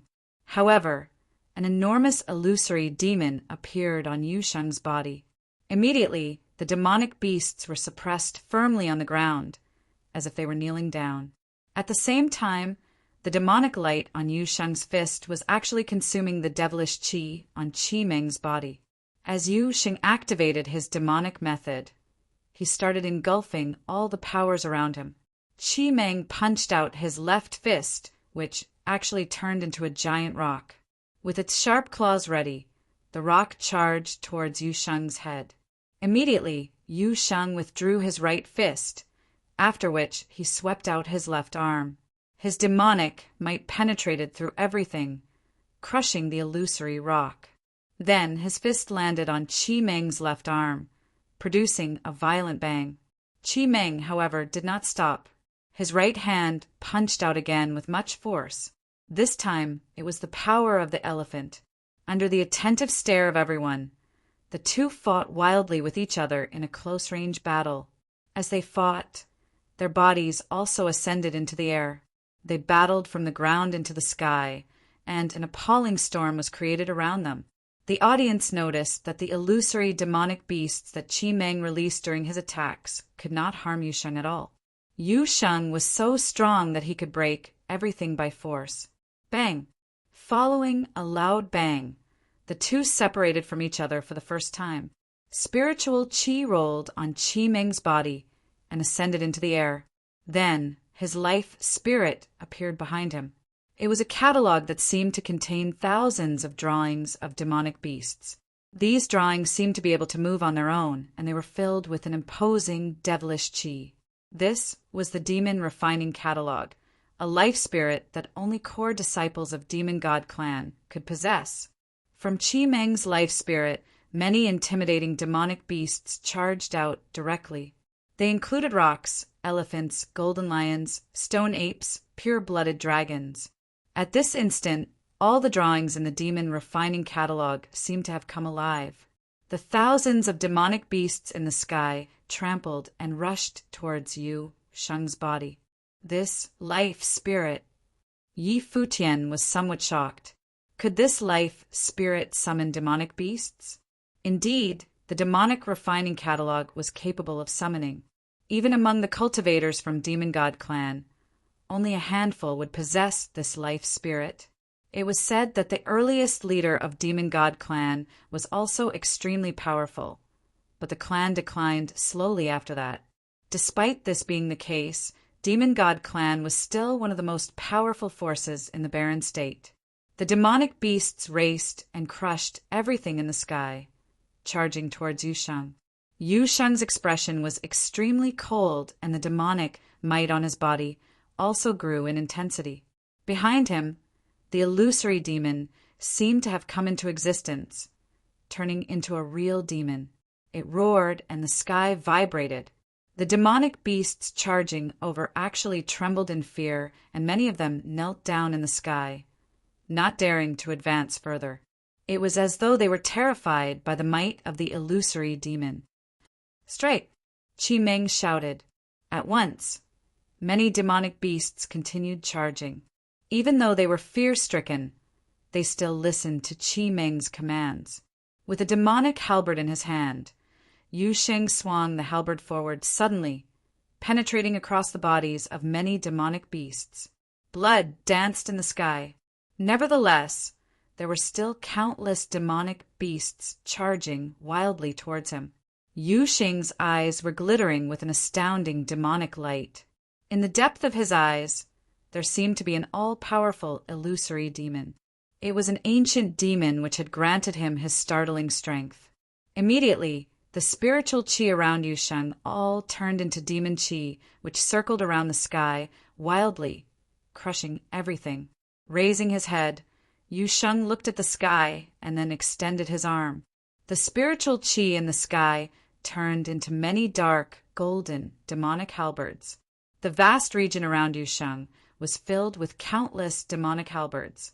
In the next moment, everyone saw the infinite number of demonic halberds start a crazy massacre. They penetrated across the incoming demonic beasts, producing many loud thuds. All the demonic beasts seemed to be whining in pain. The demonic beasts falling from the sky seemed to have been summoned by the demon god, which was Yu Sheng himself. Countless people were astonished. The scene of the countless demonic beasts being slain was too alarming. Those from the Dawn Road were now certain that Yu Sheng was the person who had killed Ning Huang. Did the same kind of massacre happen in Jinqiao City?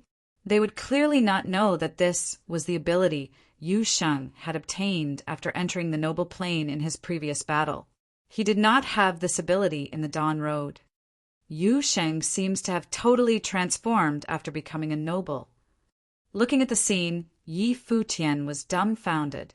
That year he had inherited the freedom meditation, while Yu Sheng had obtained the demonic art from Godfather. What kind of art is it exactly? Why is it so strong? He thought. The higher Yu Sheng's level was, the more overpowering he was. Suddenly, a ridiculous thought appeared in Yi Futian's mind. His godfather was Yu Sheng's actual father. Yu Sheng had obtained his talents and demonic art from his father. So was Yi Futian's godfather a demonic cultivator? Was this the reason that he was not tolerated by the powerful people in the divine prefecture? In the depth of the Holy Ji Palace, there was an extremely tall palace. In the palace, there was a burly figure sitting quietly on the ground. Suddenly, he opened his eyes, looking at a certain direction outside the Holy Ji Palace. The person was half naked and his entire body was bronze in color, but at the same time filled with a golden luster. His muscles seemed to contain incredible power. At the moment, it was as though his sight could penetrate across space, and he was looking at the arena directly. In the arena, many dark, golden demonic halberds were charging towards Qi Meng. The The thousands of demonic beasts roared, but could not stop the incoming attack. Qi Meng backed off rapidly and stared at Yu Sheng, after which he said, "I lost." Right away, Yu Xing stopped his attack. The demonic might on his body dissipated, and he returned to his original position. However, his demon-like figure had been carved into the minds of countless many. Yu Sheng had beat Qi Meng and obtained the last position in the top 10. What exactly was his limit? Even Qi Meng did not manage to stop him from advancing. Yu Sheng was indeed a monster. The battles in the Holy Ji Palace were indeed the most exciting noble-level battles in the barren state. So many geniuses had shown up. Today, Yi Futian and Yu Xing had both become famous in just one battle. One of them had defeated Yan Jiao, while the other had beat Qi Meng. The 10 top had finally emerged. They were Yi Futian, Yu Sheng, Yuan Zhan, Huang Jiuge, Baizhe, Zhuge Xing, Su Ke, Xiao Jinyi Huang, and Phoenix. Scanning these people, many people were filled with excitement. How intense would the battle of the top 10 be? Even the powerful cultivators were looking forward to it. Chapter 570. On the sky stairwell, the elder from the Holy Ji Palace looked towards the remaining 10 people and said, "After battling for 1 day and 1 night, the battling ends now. The rules for the battle for the top 10 will have some changes. So take 1 day to rest, and we will commence the final battle tomorrow." On the sky stairwell, the elder from the Holy Ji Palace looked towards the remaining 10 people and said, "After battling for 1 day and 1 night, the battling ends now. The rules for the battle for the top 10 will have some changes. So take 1 day to rest, and we will commence the final battle tomorrow." Many people looked astonished. They were changing the rules. In the past, unless contestants who had made it to the next round were injured, they would not stop the battles. This time around, since none of the top 10 were injured, it would be sufficient for them to rest for a short period of time, and there was no need to stop the battles. "You're all dismissed. The 10 of you and those who didn't challenge anyone, come up here." The expert on the sky stairwell continued saying. Yi Futians looked in the direction of the Holy Ji Palace, then turned around and looked for Huajiu. Seeing Huajiu in the crowd waving at him, Yi Futian walked over to her side. "Is my performance acceptable?" Yi Futian held Huajiu's hand with an aura of smugness. Huajiu smiled and nodded her head.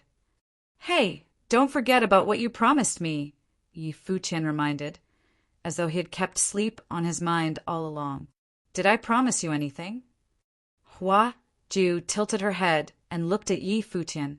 Why did she not remember anything? "Let's go to second sister and ask her to be the judge," Yi Futian said dispiritedly. Huajiu glared at him. This fellow, how could he ask second sister to be the judge on this type of matter? "Yu Sheng, 7th brother," Yi Futian shouted. Yu Sheng and the rest all walked over, and the group traveled in the direction of the Holy Ji Palace, while the rest of the top 10 also made their way over. In the direction of the Holy Ji Palace, Zhuge Mingyue saw Yi Futian walking over and asked softly, "How is he?" Zhuge Qinyang looked at the figure who was walking forward and said calmly, "Indeed, he's not bad." The performance of the cottage disciples had stunned him. It looked like the cottage's mysterious teacher was indeed an impressive person to be able to teach such a group of outstanding disciples.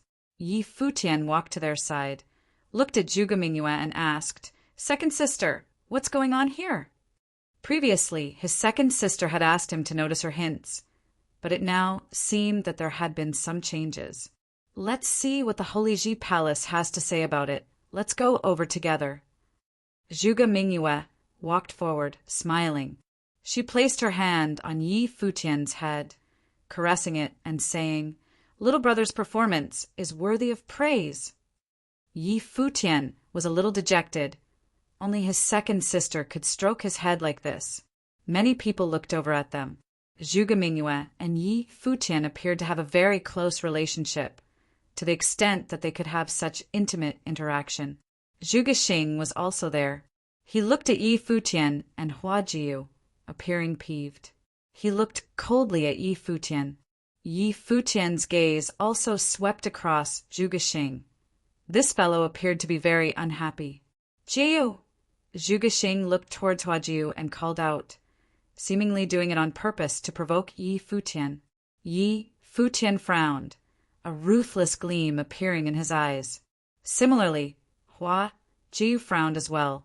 She had previously told Zhuge Xing that she did not wish for him to appear in front of her.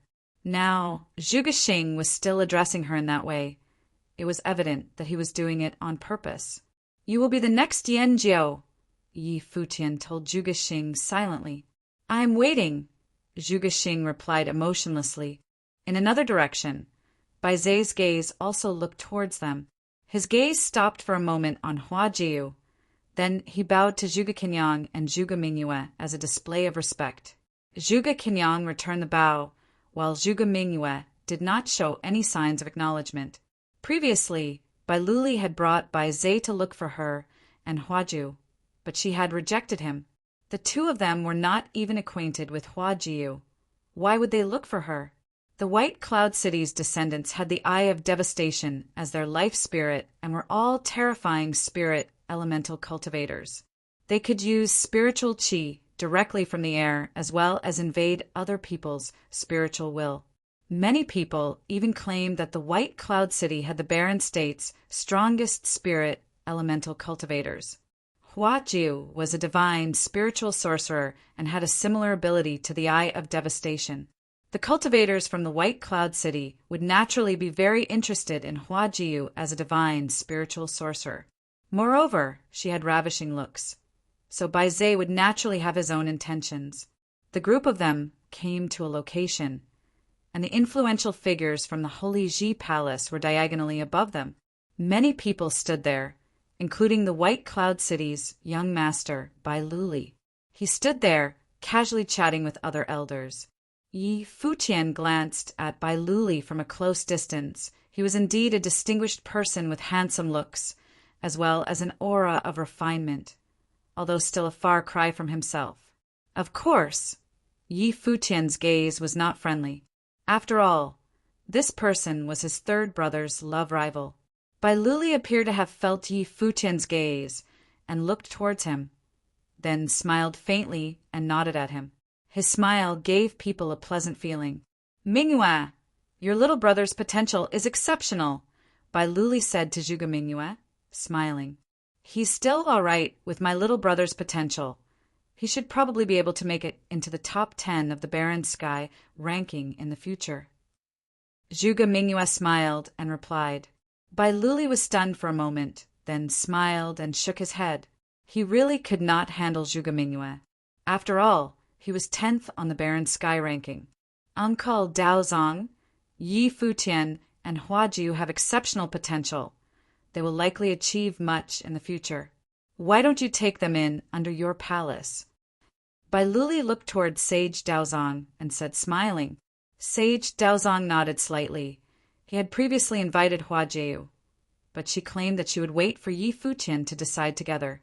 All of you have come to the Holy Ji Palace. Is there anyone who is willing to join my palace?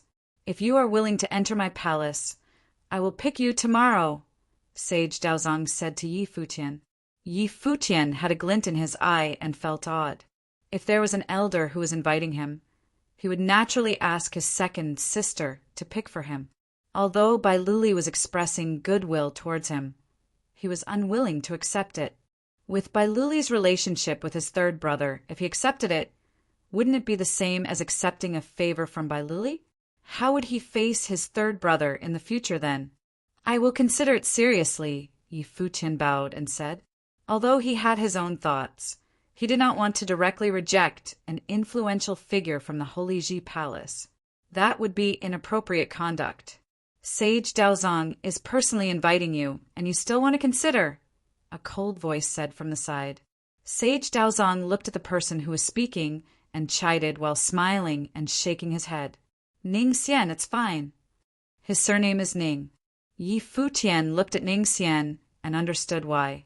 You have all crossed the holy road to arrive here all the way in the top 10. It has not been easy for all of you. If there is anyone who wishes to enter a palace, or are you all here to train yourself? Sage Daozong looked at the crowd and asked casually, Of course, it's all right if you do not wish to say. We're just chatting casually here. Teacher has said that Sage Daozong has a wealth of knowledge and has numerous insights in cultivation. Thus he ordered me to come to the Holy Ji Palace and follow Sage Daozong in my cultivation. A voice sounded out and the crowd turned towards it. Their gazes landed on the beautiful lady from the immortal village. Her aura was subtle. Although her clothes were simple, she appeared to be beyond the mortal realm. If she dressed up, she would definitely be a captivating beauty. Is your teacher the undying old man? Sage Daozong asked. Yes, Phoenix nodded and replied. All right, you will follow me in my cultivation in the future. Sage Daozong smiled and said, preemptively taking Phoenix in under his palace. Thank you, Elder, Phoenix bowed and replied. The house master has claimed that my swordsmanship is not complete and has asked me to learn from Elder Sword Demon. Will Elder Sword Demon grant my wish? Suke looked at the Sword Demon and asked. Yes. The Sword Demon nodded and Suke thanked him. You are the disciple of the Dark Sage? Someone looked at Xiao Jinyi and asked. Yes. Xiao Jinyi nodded and replied. Why have you crossed the holy road? To kill people and refine your technique? The person asked again. If Elder is unhappy about that, I can leave and not participate in the remaining battles, Xiao Jinyi replied. The Holy Ji Palace will not undermine its rules, Sage Daozong said, and Xiao Jinyi did not reply. What about you? Who is your master? Someone looked towards Yusheng and asked. Many people looked towards Yusheng. This fellow cultivated in overbearing demonic arts, and many people were curious towards his origin. Yu Xing did not say anything. He evidently did not want to say that his demonic teachings were from his father. Now that his cultivation level was getting stronger and he had a deeper understanding of his methods, he also wanted to know what kind of person his father was. The people from the Holy Ji Palace did not continue pursuing the matter. Bai Luli looked at Huang Zhuge and asked, smiling, The people from the sovereign family have never entered the Holy Ji Palace to cultivate. Are they interested this time around? We have no interest in doing so, Huang Zhuge replied in a straightforward manner, then continued, I have come only to see what standard the Holy Ji Palace's disciples are at this time around. If you are willing, I can introduce you to a good master. Bai Luli smiled and said. Huang Zhuge glanced at him. As the descendant of the Zhongzhou city's sovereign family, he naturally understood Bai Luli's status in the Holy Ji Palace.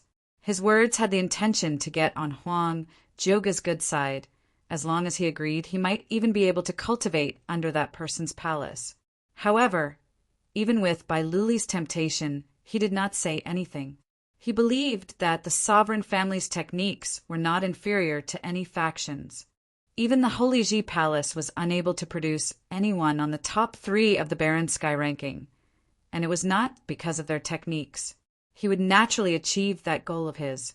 All right, there will still be people watching the battles tomorrow. Make sure you give your best performance. Sage Daozong smiled and left. Many of the influential figures from the Holy Ji Palace followed suit. Yi Futian did not understand the purpose of this conversation, but Zhuge Kenyang and Zhuge Mingyue did. It seemed that many influential figures from the Holy Ji Palace had already unified to form a certain will. After they had left, Xiao Jinyi, Yuan Zhan Phoenix, and the others all turned around and walked downwards. But Bai Zhe walked to Zhuge Mingyue, bowed, and said, Previously I had asked my brother to bring me along to visit, but it was a pity that I was unable to meet second young mistress and Miss Jiu. Now that I have met you both today, the two of you are indeed stunning. Zhuge Mingyue looked at Bai Zhe, not knowing what he wanted to say. Bai Zhe continued and said, My brother is the cream of the crop in the barren state. Now that I have seen second young mistress splendor, I feel that the two of you indeed match. Zhuge Mingyue's eyes narrowed and many people looked towards them. Although the entire barren state knew about Bai Luli and Zhuge Mingyue, Bai Zhe was trying to bring it up? Bai Zhe! Bai Luli shouted at him. Bai Zhe did not move and continued looking at Zhuge Mingyue. Just like he had said, his brother Bai Luli was unparalleled. However, Zhuge Mingyue intentionally avoided him on purpose and made it look like his brother was wooing her, but failing at doing so. Regarding the matter, Bai Zhe was very unhappy. What right did Zhuge Mingyue have to do so? His brother could get any kind of woman he wanted if he just asked. Of course, as the son of the White Cloud City Lord, he would naturally hold back his words and appear refined and courteous. The second young master of the White Cloud City, you better mind your own business. Zhuge Mingyue smirked at Bai Zhe, her tone unfriendly. Bai Zhe looked at Zhuge Mingyue and saluted, saying, "If Bai Zhe's words have made second young mistress unhappy, I beg your pardon. The previous time, I wanted to meet Miss Jiu, but I was unable to do so. Only this time at the Holy Ji Palace was I able to meet her. Divine spiritual sorcerers are indeed the ultimate sorcerers. Although she was eliminated prematurely because of her cultivation level, the potential of a divine spiritual sorcerer will only get stronger with time. Why not let my brother introduce her to cultivate under the second palace lord?" Chapter 571. Everyone looked troubled hearing Bai Zhe's words. There were obviously deep meanings behind his words, after all. Even Zhuge Xing looked at Bai Zhe funny. So even someone like Bai Zhe has thoughts about Hua Jiu, huh? Everyone looked troubled hearing Bai Zhe's words. There were obviously deep meanings behind his words, after all. Even Zhuge Xing looked at Bai Zhe funny. So even someone like Bai Zhe has thoughts about Hua Jiu, huh? Only Holy Sage Pavilion had 2 pavilion lords, and one of the lords was the lord of the Holy Ji Palace itself, who had stopped getting involved with affairs of the place, leaving the other lord to practically run the place. The Holy Sage Pavilion, sitting high atop the Holy Ji Palace, reigned supreme over all in the Holy Ji Palace. 2 of the top 3 in the Barren Sky ranking, specifically the one ranked first and third, were of the Holy Sage Pavilion, which in turn referred to the 2 pavilion lords. The 2 who reigned supreme over all cultivators in the Barren State were none other than the 2 lords themselves. It was because of them that the Holy Ji Palace enjoyed extremely high status in all of the Barren State, being called the sacred ground of the Barren State. The influence of sacred grounds in Barren State usually extended only to its surrounding region. Even one as formidable as the Ice Temple at the southern regions of Barren State. The Holy Ji Palace's influence, however, encompassed all of Barren State instead. Bai Luli was a student of the Holy Sage Pavilion, and he enjoyed supreme status in the Holy Ji Palace. Bai Zhe supposedly would have studied under the second pavilion lord as well. As such, Bai Zhe's intentions in having Bai Luli recommend Hua Jiu to study under the second pavilion lord were all too obvious. If Hua Jiu was to take one such favor, Bai Zhe would have stood a good chance at getting her to be his. Yi Futian knew of such maneuvers all too well, and he stared at Bai Zhe with cold eyes. Having made it this far on her own, there is no need for recommendations from others in Hua Jiu's case. She would be able to make her own decisions. Your goodwill, while appreciated, is unnecessary. Zhuge Mingyue glared at Bai Zhe with eyes as cold as Yi Futian's. Everyone knew that Yi Futian and Hua Jiu were lovers, and Hua Jiu stated clearly that she would follow wherever Yi Futian went. Yet, Bai Zhe stated in front of everyone that he intended to recommend a teacher to her, an action saying that he was completely ignoring Yi Futian's presence. Many thought the actions of the second son of White Cloud City to be unbearably arrogant. Despite being a peerless figure and had a measure of arrogance to him, Bai Luli knew prudence to a certain extent, nonetheless, and behaved amicably. Bai Zhe, however, was clearly a polar opposite. How about we ask what Ms. Hua herself to think about it? Bai Zhe paid no heed to Zhuge Mingyue's coldness at the matter. There were simply too many who revered or feared the Zhuge family, and many naturally showed the same measure of respect or fear towards Zhuge Mingyue. However, White Cloud City needed to show no such sentiments to anyone other than a select few in the Holy Ji Palace. His father, the city lord of White Cloud City, ranked 4th on the Barren Sky ranking, and his brother, Bai Luli, ranked 10th. Bai Zhe turned to look at Hua Jiu as soon as he finished. Ms. Hua, my life spirit, the Eye of Devastation, works in ways similar to your practice as a divine spiritual sorcerer. If we were to train together, we would be able to encourage each other to improve, which would, in turn, benefit our respective practices. Furthermore, the second Pavilion Lord is a mighty one ranked 3rd in the Barren Sky ranking.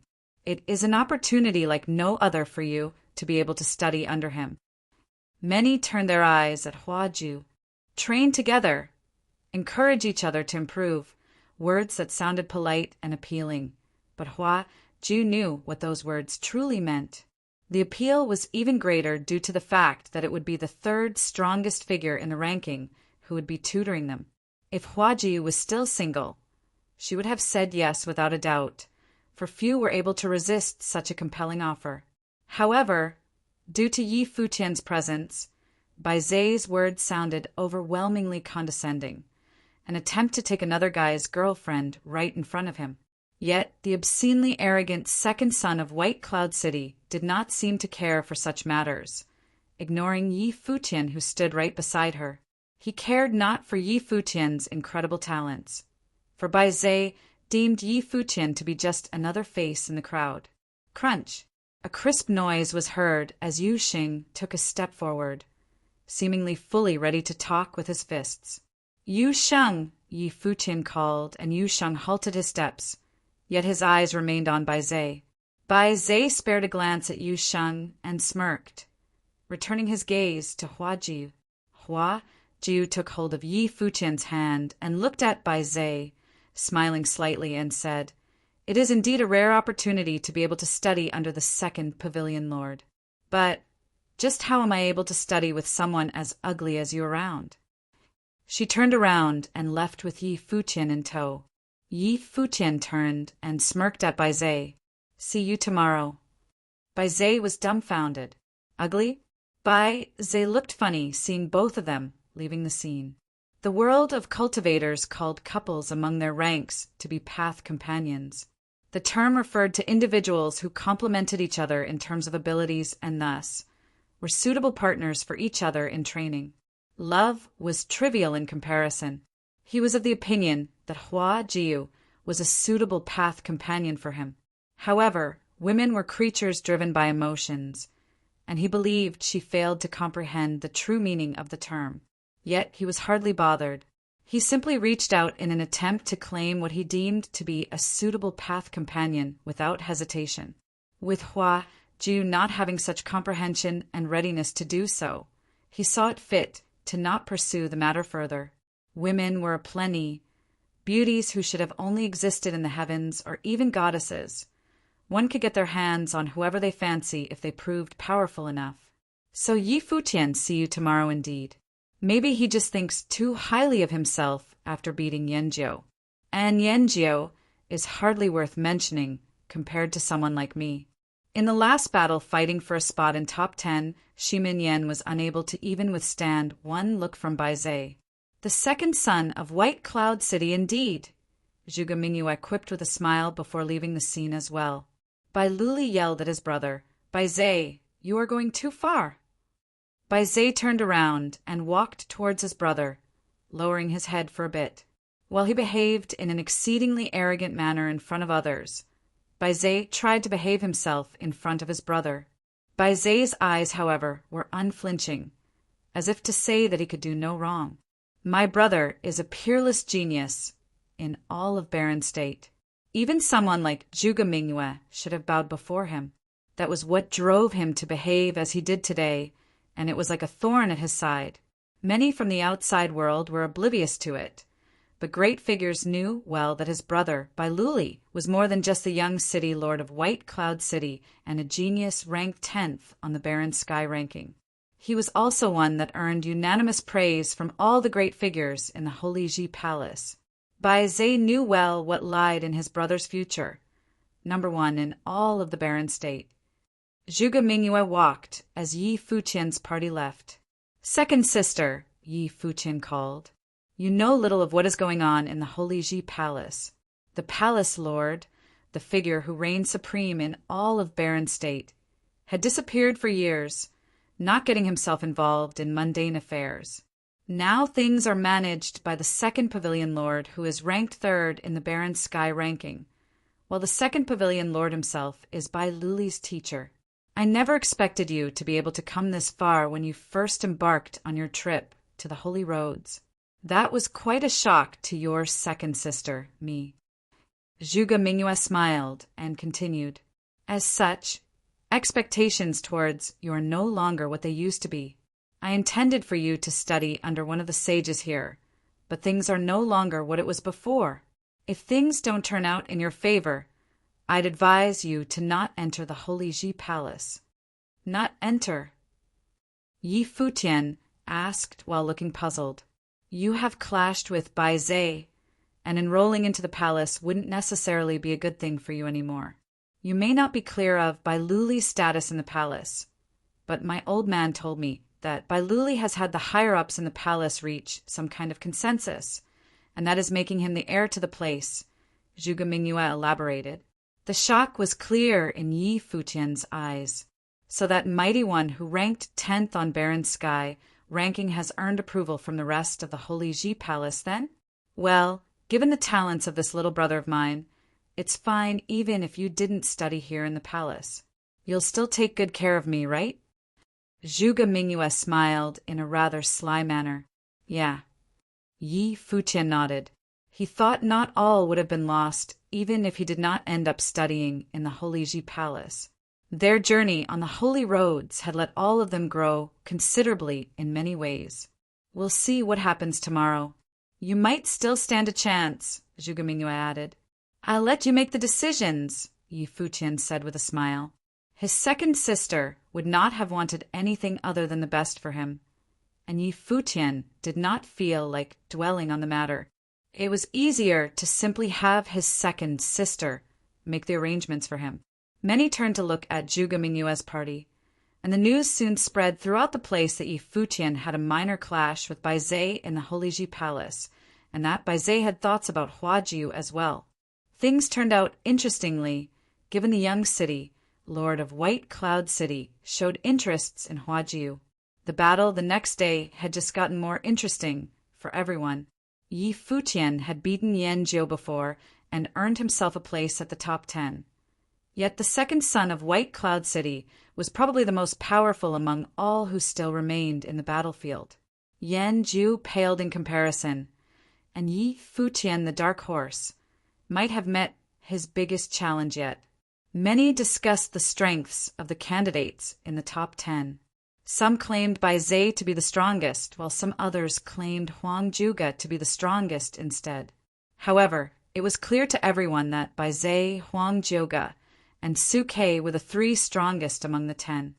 It was difficult to gauge the strengths of the other 7, as while Zhuge Xing might have been just as strong, Yu Sheng, Xiao Junyi, and Yi Futian were nowhere near weak as well. The outcome was to be known on the battlefield the next day. A day's time flew by like an arrow, and the mighty ones were seen gathering early in the morning the next day. The top 10 candidates made their way onto the battlefield one after another. Many mighty ones gathered in the Holy Ji Palace's direction. Even some great figures who did not turn up the day before showed up. Battles of the top 10 candidates were something many would not have missed for anything. So even you, King Kong Sage, are showing up today, I see. Sage Daozong turned to look at a figure who seemed to be bathing in golden light, a figure well known and respected in the Holy Ji Palace. The figure was a mighty one ranked on the Barren Sky ranking, and he was also the second most formidable figure in the Battle Sage Palace. The Battle Sage Palace was known to be the place where the best warriors were made in the Holy Ji Palace, and every single person within was known to pack extraordinary combat prowess. The status of the Battle Sage Palace was merely below that of the Holy Sage Pavilion, and the Lord within was known to have the most formidable physical attributes among all in Barren State, being ranked 7th in the Barren Sky ranking. His combat capacity, however, was known to be peerless, so much so that even those of higher rankings hesitated to butt heads with such a being. If you, Lord Daozong, are interested enough to show up yourself, is it peculiar that I'm interested? King Kong Sage asked. Sage Daozong was the lord of Daozong Palace. Sage Daozong smiled and turned his attention to the battlefield. The elder on the sky stairwell spoke. The battle today will be different from the ones fought prior. It is no longer done in a one-on-one manner. Whoever you think should be eliminated, you are free to challenge them. The loser will be eliminated. If you are of such prowess that no one dares challenge you, you are free to enter battle during the final round. The eyes of many sparkled. The rules had become more straightforward, and nothing was left to chance anymore. The battle of the top 10 commenced. Chapter 572. 10 candidates stood in 10 directions on the vast battlefield. The rules of the game this time were that anyone deemed unqualified to stay was free to be challenged and eliminated. Any of the 10 candidates were given permission to freely take the stage, but someone was bound to be eliminated. 10 candidates stood in 10 directions on the vast battlefield. The rules of the game this time were that anyone deemed unqualified to stay was free to be challenged and eliminated. Any of the 10 candidates were given permission to freely take the stage, but someone was bound to be eliminated. Who would be first? Huang Zhuge scanned the scene while remaining standing where he was, tall and proud.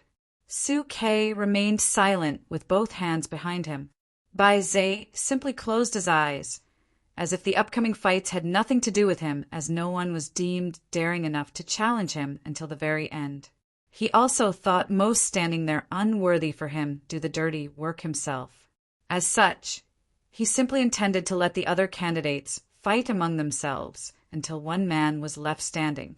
Zhuge Xing also stood quietly in his place. All who stood where they were seemed to have very high opinions of themselves, and no one deemed themselves to be inferior to the others. As such, unlike prior battles, no one was in any hurry to make a move against anyone. Yi Futian scanned the battlefield for a while and smirked. He made his move, being the first one to walk out, attracting the eyes of many. It seemed to many that Yi Futian knew well of his predicament, that he stood no chance of coming out as the top of the 10 candidates left. As such, he chose to come up and challenge someone. Everyone watching was curious as to who Yi Futian would pick to be his first opponent. The audience tracked where he turned his eyes, and the result was a startling one for many, so much so that the audience looked funny. Many thought he would have chosen to challenge Huang from Frost Road or Phoenix from Decay Road. Yet the one he set his eyes on was none other than the only candidate left from the Zhuge family. Zhuge Xing returned Yi Futian's gaze, a cold look on his face. He was the one to be challenged first, which meant that Yi Futian deemed him to be the most unworthy among the 10 left on the battlefield. What are you looking at? Just get out here already. Seeing that Zhuge Xing had clearly not understood what he meant with his look, Yi Futian had no choice but to open his mouth. Cold shimmers appeared in Zhuge Xing's eyes. He walked out with a tinge of purplish lightning sparkling in his eyes before replying, "You have guts." Guts? Yi Futian looked puzzled. So Zhuge Xing thinks I'm challenging him because I have guts? He sure has a very high opinion of himself. You said quite a while ago that I don't belong on this battlefield. But as my luck would have it, I'm still here. Yi Futian smiled and continued, "Of the other 9 remaining, you are the trashiest, and so here I am and here you are." Crash! Threads of lightning sparks lit up as Zhuge Xing became infuriated. Yi Futian might have seemed to be cracking a self-deprecating joke, but he was actually insulting Zhuge Xing. However, was Zhuge Xing really weak? Among the members of the Zhuge family in the Noble Plain, Zhuge Xing was definitely the most talented. Purplish lights crackled in the huge battlefield, seeming to be sparks drawn from the heavens. As the sparks and crackling noises went on, terrifying storms whipped up across the battlefield. The lightning had gotten so intense that even the skies took on a different hue, as if the battlefield had turned into a world made of lightning. Purplish streaks of lightning lashed out at Yi Futian. While the attacks were shot down, sparks coursed through Yi Futian's body nonetheless, which gradually turned into unbearable pressure permeating the battlefield. "You will taste the true power of the Zhuge family," Zhuge Xing said. Crack, boom. Loud noises were heard across the field as multiple streaks of lightning lashed out from the heavens, shining light on the ground. A stout silhouette appeared behind Zhuge Xing as the streaks of devastating lightning continued to rain on the ground. The silhouette was tens of meters tall, a figure to be looked up upon like a god of thunder. That was a true Kuei, a beast of lightning and thunder. Its enormous body spoke of regal might. One war drum of lightning after another appeared before the enormous, bull-like creature as the lightning storm turned increasingly intense. The image was a terrifying one, and it was the ability of Zhuge Xing's life spirit. The Kuei was the sacred beast of lightning and was known in the legends to be the stead of the god of thunder. The beast was described to possess the power to command lightning storms, and even its eyes were filled with the sheen of lightning.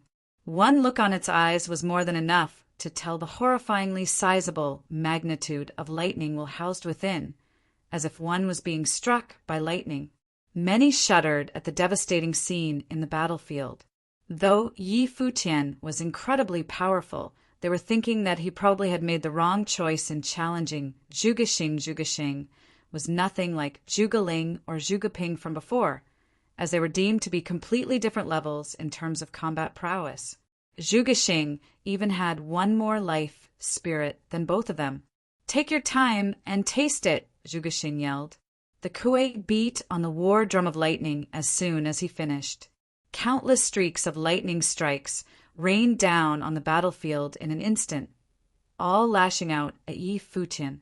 What was more terrifying was the resulting noise, which seemed to be powerful enough to rupture Yi Futian's eardrums. Yi Futian felt powerful waves of lightning will directly assault his mind through his ears. Boom! Yi Futian shuddered for a bit and his ears rang. His feet jumped backward without him realizing it. The defenses around him that he had set up prior were all shattered by the lightning. Streaks coursed throughout his body, rendering him increasingly numb all over. One strike packed the power to assault both the body and the mind. Zhuge Xing's reputation as the proud son of the Zhuge family did not come from nothing. Many deemed him to be one of the top 5 candidates, powerful enough to fight for a spot in the top 3. The Kuei howled and the war drums of lightning were heard.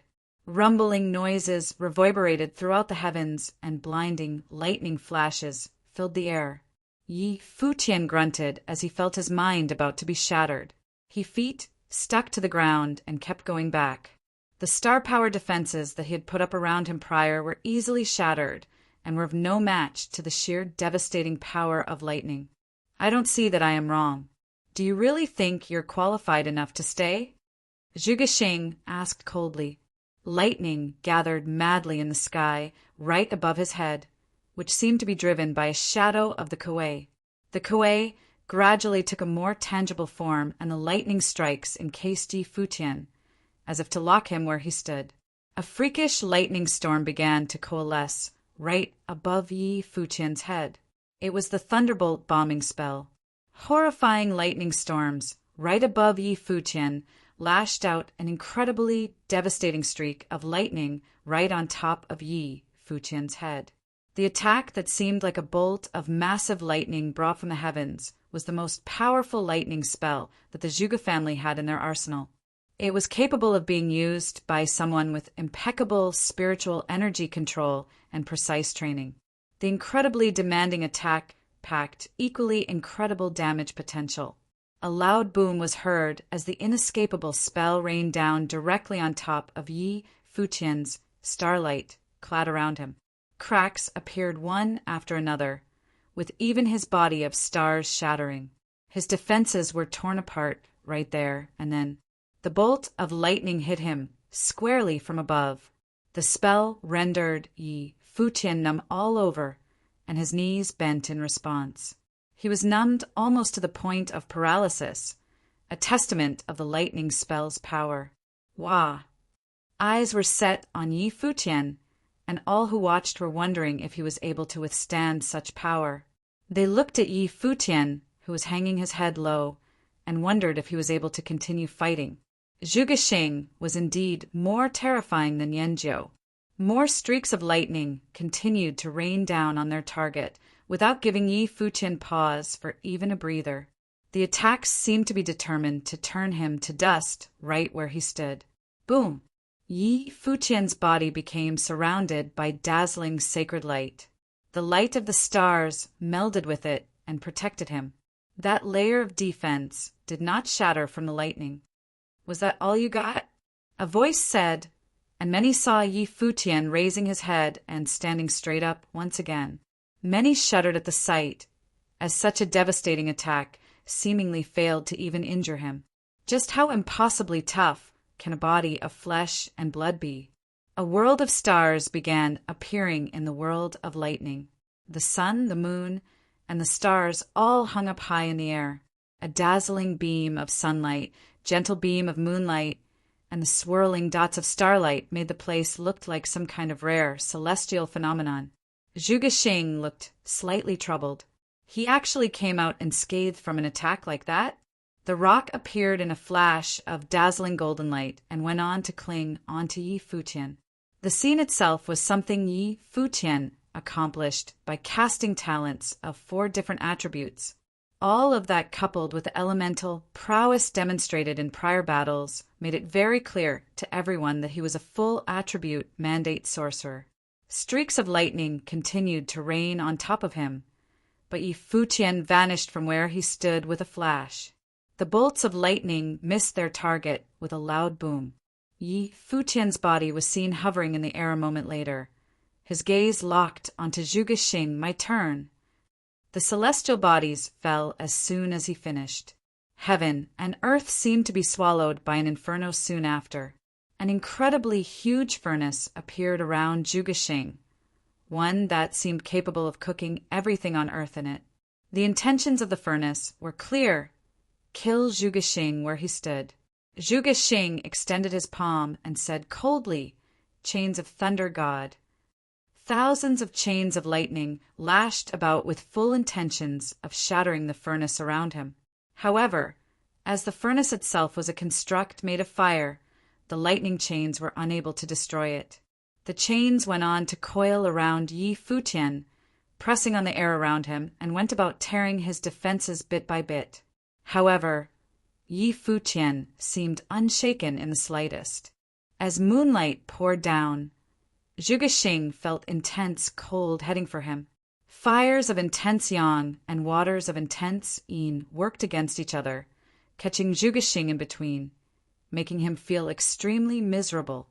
What was worse was that both powers came to form the power of the furnace, trapping him within.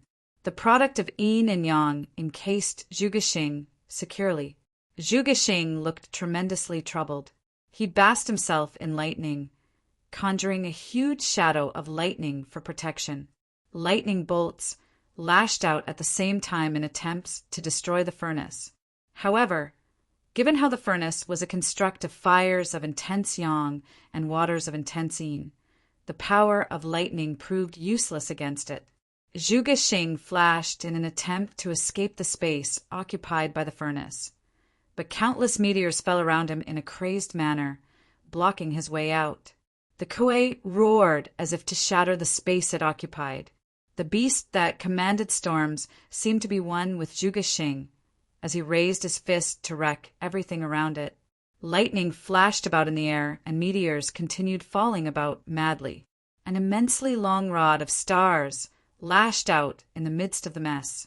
Yi Futian was seen descending from above, striking like he was about to break the heavens. Zhuge Xing responded by letting out an intense roar and sending the Kuei to charge at him. "Get out of my way!" a loud voice boomed. The Kuei trembled, and Zhuge Xing's body was forced back into the furnace. His body continued to be covered by fire and ice, causing him extreme misery. The light of that life spirit in the sky shone on him. As both powers continued to grow in magnitude, his lightning defenses struggled to keep up. The powers of fire and ice seeped into his body, making Zhuge Xing feel the searing heat and chilling cold attacking his bones. He turned pale before uttering, "Cease fighting." Cease fighting. What is that supposed to mean? Yi Futian looked at him with cold expressions as the heat and cold continued to assault Zhuge Xing, chilling. Cracking sounds were heard as Zhuge Xing's skin seemed like it was about to break into pieces. Zhuge Xing then yelled in rage, "I surrender." Chapter 573. The power of the furnace stayed the same, yet the light of the celestial entities behind Yi Futian gradually faded. The crazed environment gradually returned to its usual tranquil state. Zhuge Xing lifted his head to look at Yi Futian. His eyes spoke of immense embarrassment. The power of the furnace stayed the same, yet the light of the celestial entities behind Yi Futian gradually faded. The crazed environment gradually returned to its usual tranquil state. Zhuge Xing lifted his head to look at Yi Futian. His eyes spoke of immense embarrassment. He had lost the battle. Yi Futian remained in the air, looking down on Zhuge Xing. He seemed to be wearing a smirk on his face, and his expression was more arrogant than ever. "You admit defeat?" There was a clear, sarcastic smirk on his face. "I thought you were all pompous and full of yourself, and now you admit defeat fighting a grade 9 noble? Zhuge Xing, is that all you've got?" Zhuge Xing clenched his fists and sparks crackled around him. He was enraged and felt immense humiliation, but the fact was he lost. Countless eyes were on him, and he had never felt so embarrassed in his life. Yi Futian was humiliating him in front of everyone. Yi Futian turned around and walked back to his own spot, saying to Zhuge Xing, "I think it's better that you change your name to Zhuge Buxing One. That should suit you better." Crack! That flash of lightning dimmed immediately. Yi Futian had to humiliate him further before leaving the scene. The name Yi Futian had just given him would probably make him a laughingstock for the rest of his life. When people would recall the battle of this day, the jarring nickname would definitely come to mind.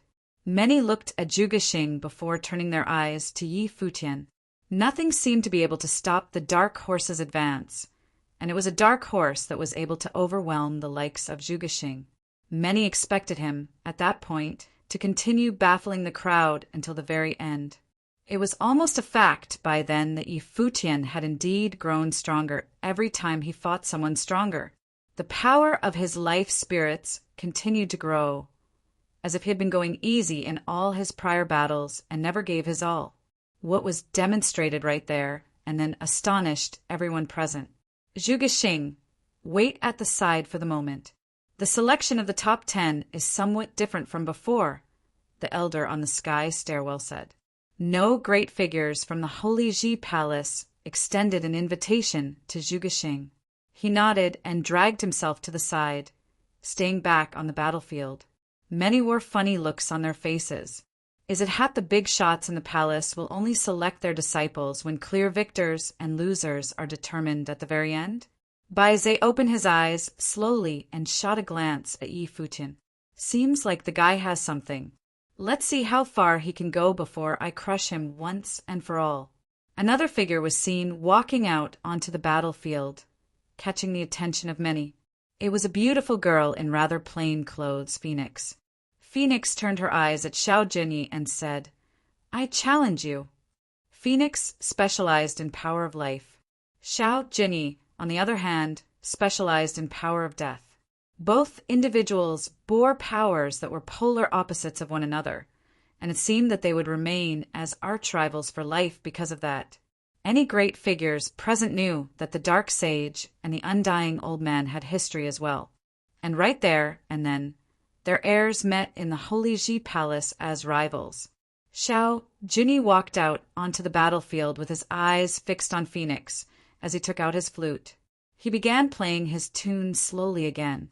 Wisps of death seemed to begin circling around him as he played, before turning into a current and lashing out at Phoenix.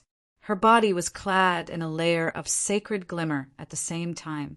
The jade-colored sacred light was something capable of dispelling all evil power, preventing the current from encroaching her body. The music from his flute was a will-based attack, but Phoenix's mind proved to be just as adamant. An undying Phoenix bathed in unending fires in her mind, standing guard firmly and burning down any spiritual attack intended to assault her mind. This is beautiful. Everyone's eyes were fixated on Phoenix, who seemed to have metamorphosed during the battle. Her regal, sacred figure made her look like a goddess. Xiao Junyi's specialty lied in death, which was a very potent ability capable of suppressing many. But Phoenix's abilities proved to be the antithesis that was somehow capable of countering his abilities. The battlefield turned scorching hot in mere moments.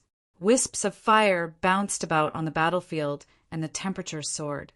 Said wisps gathered around Xiao Junyi's body, with each and every one carried mysterious holiness to them, like undying candlelight, as they charged at Xiao Junyi.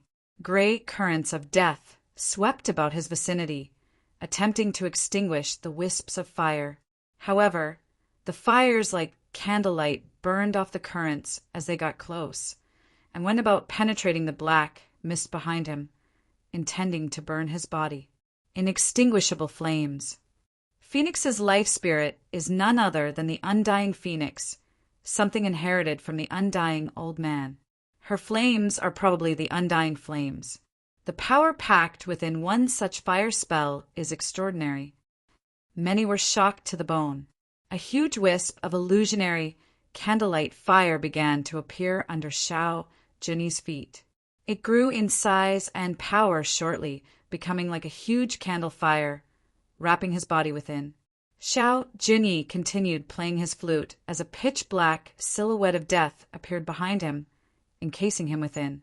The pitch-black shadow looked like a monster embodying death itself as it opened its huge mouth to devour the flames bit by bit. It grew in size as it went on devouring, and the black mist grew in potency, making it almost potent enough to block out the sky, before devouring the candle fire entirely. It then roared in Phoenix's direction. A screech of the phoenix emanated from within Phoenix. Fiery red wings flapped about between the heavens and the earth, sprinkling endless fire all over the place, tainting the surroundings red. An incredibly huge shadow of the phoenix was seen across the vast battlefield, while a regal undying phoenix was seen right behind Phoenix herself. The shadow of the phoenix and the death monster clashed, as if two terrifying glimmers of light were pitted against each other in the air. The death monster expanded in a crazed manner as Xiao Junyi played his flute. The huge mouth of death spread as it grew in size, intending to swallow the immortal bird whole. The entire world seemed to have turned into pitch-black darkness as it went on to engulf Phoenix. Many shuddered at the scene. Just how fearsome can Xiao Junyi's death abilities get? The black mist of death blocked out all light within, devouring everything in its path.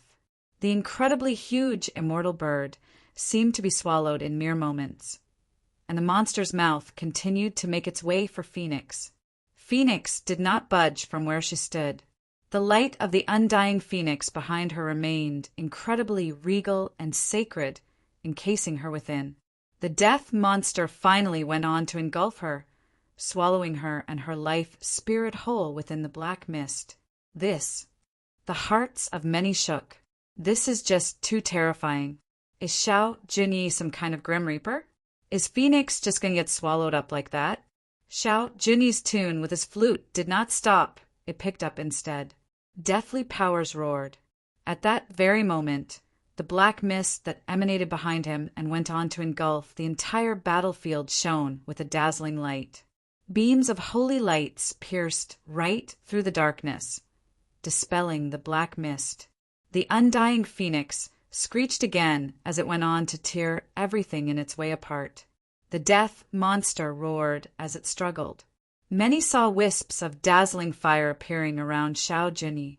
The shimmering light spread, and the beams cut right through the darkness.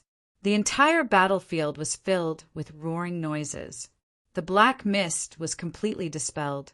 Xiao Jinyi was heard grunting as he took several steps back in the next moment.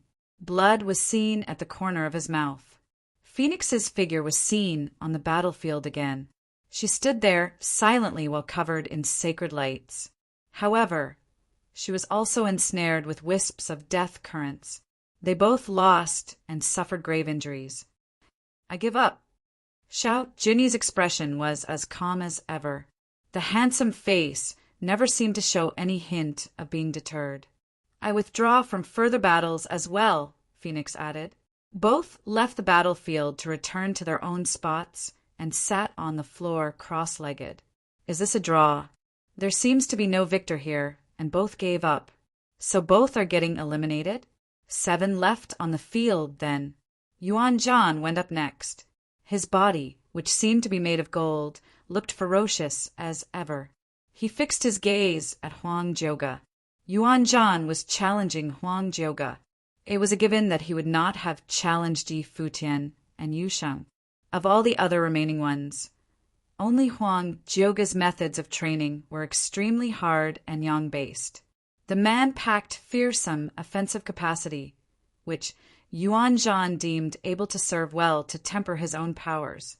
He did not come to the Holy Ji Palace for fame or ranking. He came only because his old man wanted him to learn the powers from the best humans the barren state had to offer. As such, he chose to fight the incredibly powerful Huang Jioge. Haughtiness appeared in Huang Jioge's eyes as he stepped out to face Yuan Zhan, keeping his hands behind him all the while.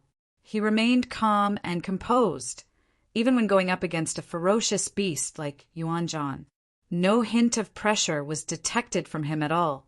A current coursed throughout his body as he activated his powers. Dazzling light spawned and shot up, coalescing into a regal aura demanding reverence. They, the sovereign family, were descendants of Ren Huang.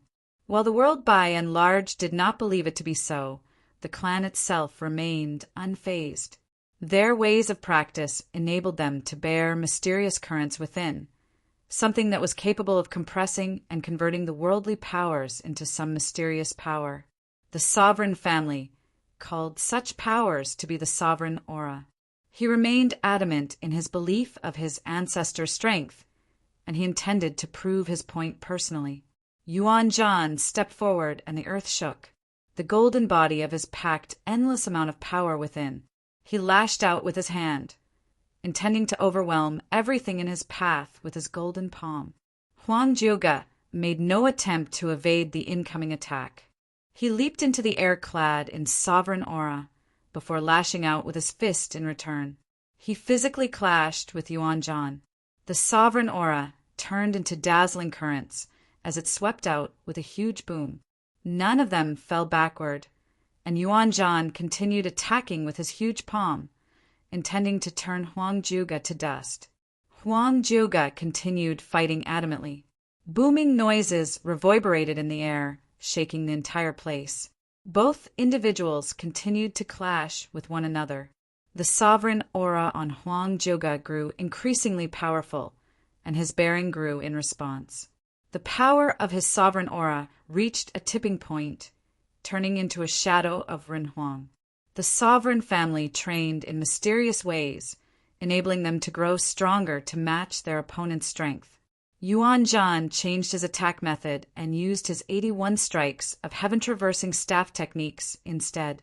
Huang Jioge's sovereign aura responded by coalescing into a chariot and a spear, lashing out together with his fist, as if Ren Huang himself was directing a massive army to overwhelm his enemies.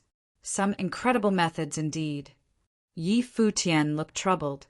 It was no surprise why many expected Huang Jioge to perform well, even deeming him to be one of the strongest among them all, along with Bai Zhe.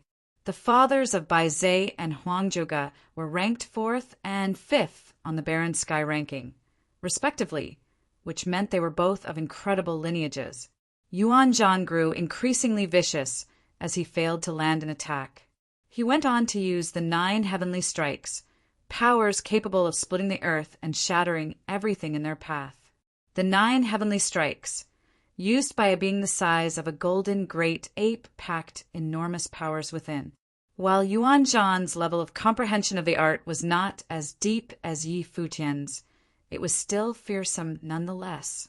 It was only natural that Huang Zhuge was able to sense the underlying power of the techniques used as well. The chariot and the spear were shattered. He burst out of his Run Huang, life spirit, entirely, boosting his aura. The roar of the sovereign aura made attacks seem like Ren Huang himself had descended on the mortal world. Huang Zhuge chose to continue to clash head-on with Yuan Zhan's techniques, not giving even an inch. The stronger Yuan Zhan got, the stronger Huang Zhuge got. Eventually, even Yuan Zhan's full-powered 9 heavenly strikes failed to bring Huang Zhuge down. Yuan Zhan was rendered completely exhausted, and Huang Zhuge went on to defeat the giant ape. Many sighed, seeing the silhouette like that of a king standing proud in the air. They wondered if the final battle would be between Huang Zhuge and Bai Zhe. If those two were to clash, what would things be like? Who would come out on top? 6 were left after the battle. 1 Buxing. Xing in Chinese means okay or can do it, but Bu Xing indicates the opposite. Chapter 574.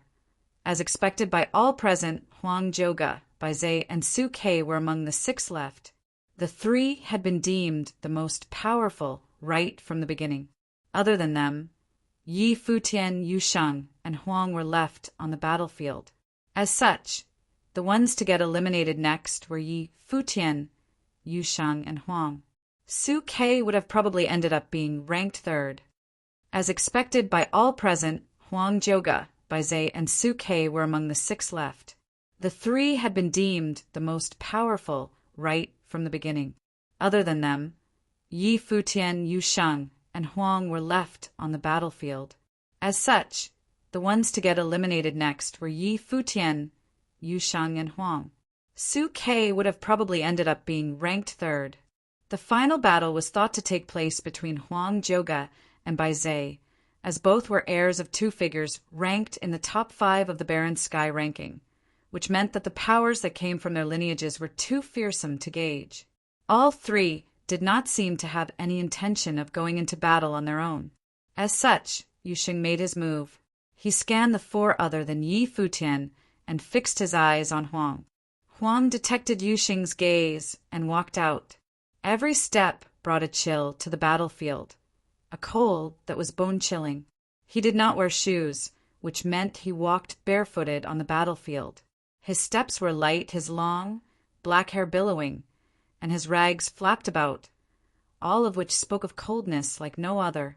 Wind blew across the battlefield soon after, and the sky was soon filled with snow. The battlefield turned to look like a dead, cold wasteland, like the extreme south of the barren state heard in legends. Incredibly barren, shriveled, and cold. Yu Sheng, better take this one seriously, Yi Futian reminded his friend. He was able to feel that Huang was someone formidable. Yu Sheng stood as his demonic might boiled. Dark, golden demonic armor encased his body. The spiritual chi around him went berserk, coalescing in his direction, fueling his demonic aura and making it increasingly powerful. A devil seemed to stand tall and proud in a snowy wasteland, his feet firmly planted on the ground, not moving an inch. A large, cold broadsword appeared in Huang's hand. The blade shone with a cold gleam. A fearsome storm whipped about Yu Sheng's body at the very moment Huang picked his blade up, as if broadsword were in the thousands gathered around him, lashing out at Yu Sheng. However, Yu Sheng's devilish armor and physical constitution were so durable that the broadsword wills whipping about in the storm were utterly useless in breaking his defenses. Huang naturally knew that. He sprinted in the storm before leaping into the air. He held his blade with both hands before bringing it down on his opponent from above. The extremely cold will reached its target before the blade itself, and Yu Sheng felt as if the blood in his body was about to stop flowing. The cold that encroached his body was so extreme that he was unable to evade the slash that was to come. Boom! The cold air burst, and a devil halberd was seen on Yu Sheng's hand. He went on to lash out with overbearing, demonic power. However, the devil halberd snapped right in the middle as the weapons clashed, and the attacking broadsword was shattered as well. Huang took to the air, coalescing yet another blade in his hands. Even fiercer storms whipped up quickly, encasing Yu Sheng's body in ice. The blade which he held high above his head radiated bone-chilling coldness. His bearing grew even more ferocious as he brought his blade down on his opponent again. A shadow of the devil appeared with a roar, encasing Yu Sheng's body. Terrifying demonic will was lashed out at Huang's body. However, the terrifying will did nothing to deter his blade. The blade, which seemed to pack icy, storm-like powers, came down without hesitation, and Huang's hands did not flinch at all when he swung the blade down. Yu Sheng's body continued to devour spiritual qi in a crazed manner, rendering the dark, golden demonic storm more ferocious. The storm turned into an incredibly huge, dark, golden shadow of the devil, the form of which grew increasingly tangible. Yu Sheng punched, and the shadow behind him punched with him. The air shook from the ferocity of the attack. Crisp sounds were heard soon as the blade was brought down on its target. The fist of the devil was cut open by the blade, and the golden devil shadow that was about to take solid form shattered as well, exposing Yu Sheng's body to his opponent. However, the blade was once again shattered from the impact. Even more ferocious storms of ice whipped around Yu Sheng's body, seemingly out to bury him alive. Huang seemed like he was walking in the storm in the air. Another blade appeared in his hand, which looked stronger than the ones from before. Yu Sheng remained standing where he was, feeling his blood about to stop flowing. He seemed to be experiencing the extreme cold in the midst of the icy storm that seemed endless. The spiritual qi that he had absorbed seemed to have turned into devilish flames within his body, burning within to dispel the encroaching cold. The ice and snow around Yu Sheng melted rapidly. He was able to make out a silhouette carrying a blade in the storm. Dark, demonic fires continued to burn within, destroying the icy storm around him. The flash of his opponent's blade soon came for his head together with the storm. Boom! The shadow of the devil coalesced once again around Yu Sheng. Spiritual qi of the world combined to create the most powerful devil, as wisps of dark, golden demonic currents whipped around in the air. Devastating storms seemed to have appeared. The heaven-tempering power of the demonic arts was unleashed, and Yu Sheng seemed to have turned into a true devil. Doom! A loud rumble was heard. Yu Sheng made no attempts to evade and stepped forward without any hesitation. He punched, his fist clad in endless demonic might, seemingly capable of shattering anything. Boom! Terrifying storm was soon unleashed, and a terrifying tornado whipped up before Yu Sheng. The blade did not come down, and Huang Zhuge was nowhere to be seen. He retreated far away, standing in the cold storm. Yu Sheng's fist rumbled in the storm, shaking the air. The storm before him was completely destroyed. He sheathed his blade. The audience looked at Huang, thinking that he was terrifying. If Huang was to fight anyone else but Yu Sheng, the ever-prevalent icy spells were more than enough to restrain the movements of his opponents, even preventing his opponents from moving at all. That, coupled with his fearsome blade work, enabled him to easily kill his intended target. However, he did not bring his blade down in his previous attack. The icy storm continued raging on the battlefield. Huang Zhuge looked at Yu Sheng where he stood and then turned around to leave the scene. "I'm not here to put my life on the line fighting you." If Huang had gone all the way with his blade, both of them would have lost and suffered serious injuries. Huang was known to be a madman in the south, yet Yu Sheng proved to be even more crazed than he was. Huang returned to his spot. He came to the Holy Ji Palace with the intention of studying the ways of the sacred ground of barren state, refining and improving his powers in the process. He deemed himself to have done enough. Winning and losing never mattered much to him. He lost many fights, yet the ones he was able to defeat did not live to tell the tale. He saw life and death to be of utmost importance. He knew it at a very young age when he was left to die in the icy, cold storms. He was a crazy one, yet he valued life above all else. Yu Sheng did not leave the battlefield. He scanned the other three. With the exception of Yi Futian, only Huang Zhuge, Bai Zhe, and Su Ke were left. That guy. Many looked at Yu Sheng. A silhouette was seen walking onto the battlefield.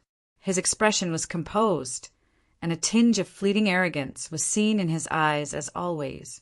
Yet, at the very moment he stepped into the battlefield, his aura had Yu Sheng trapped. Su Ke of the Tingxue house. It was natural that Yu Sheng would not challenge Yi Futian. Huang Zhuge and Bai Zhe thought too highly of themselves to make a move, and thus he was left to clean things up. Yu Sheng was very powerful, yet he stood no chance in front of Su Quebec. Su Ke himself had absolutely no doubt about it. This is the first time I meet a monster in human form like yourself.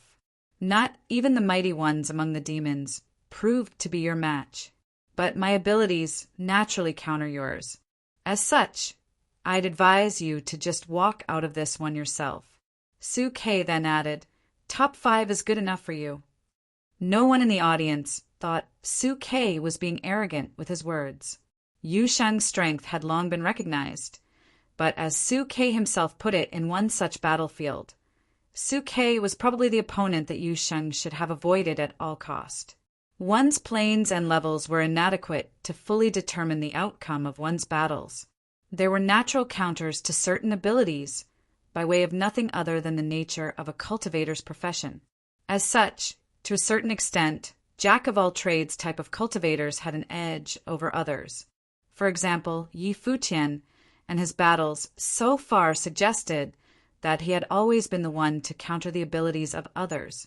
Yu Sheng did not say anything. The demonic might coursing through his body proved to be a better response than any words. Su Ke smiled. He saw no other way of going about things but to fight if his opponent deemed his advice unnecessary. He stepped out slowly. Streaks of sword will out to kill coursed throughout his body and grew in power. His movements gained speed rapidly until he looked like a beam of light, appearing right before Yu Sheng in an instant. Boom! Yu Sheng stomped on the ground and punched hard. The attack shattered Su Ke's body, which he quickly found to be just an afterimage. A killing intent lashed out at Yu Sheng's side with a flash, drawing a perfect arc in the air. The sword cut right on top of Yu Sheng's defense, tearing it open right there and then. The armor on Yu Sheng's arm was torn to shreds, and his clothes were quickly reduced to tatters. Both men flashed by each other and ended up standing with their backs facing each other. "Do you still feel like fighting?" Su Ke asked. Yi Futian frowned. Su Ke's specialty lied within his eerie speed, which, when coupled with his killing sword, served well as a natural counter to Yu Sheng's abilities. Yu Sheng's combat capacity was incredibly ferocious, but he was unable to do anything so long as Su Ke avoided clashing head-on with him. Anyone who was to fight Yu Sheng would probably have doubts, yet Su Ke had no such doubts. He trained in the art of the killing sword, and his blade was meant to do nothing but kill. An even more ferocious demonic might was soon unleashed, absorbing worldly spiritual qi and converting it into formidable demonic aura. The shadow of a devil appeared, melding with his physical body. Yu Sheng looked like a devil himself at the very moment. "You never learn!" Su Ke spoke again, and a dazzling streak of his movements was seen as soon as he finished. Yu Sheng did not bother evading. He turned around and waited for his opponent's sword to reach him instead. That crazy bastard! Many in the audience looked stunned. Su Ke was more than just educated in spectral movements. His sword was known to be the sword of destruction. "You seem to have a death wish." Su Ke's face was cold. He lashed out with his sword, which cut right through Yu Sheng's armor and devilish physique, going for his heart without stopping. Yu Sheng extended his hand and grabbed hold of the sword. The sword cut his palm open, breaking through his dark golden layer of defense. Blood was soon seen on the wound, but Su Ke felt a looming danger at the very same time. An enormous palm like that of a devil soon lashed out, going straight for Su Ke's head. Su Ke retreated in a hurry and soon heard rumbling noises around him. A devil halberd after another fell from the sky, cutting off his escape. He swiped with his sword with a roar. A bright, dazzling flash was seen, as all of the halberds were snapped in the middle. Su Ke lashed out like he was a sword himself. Boom! Another palm lashed out.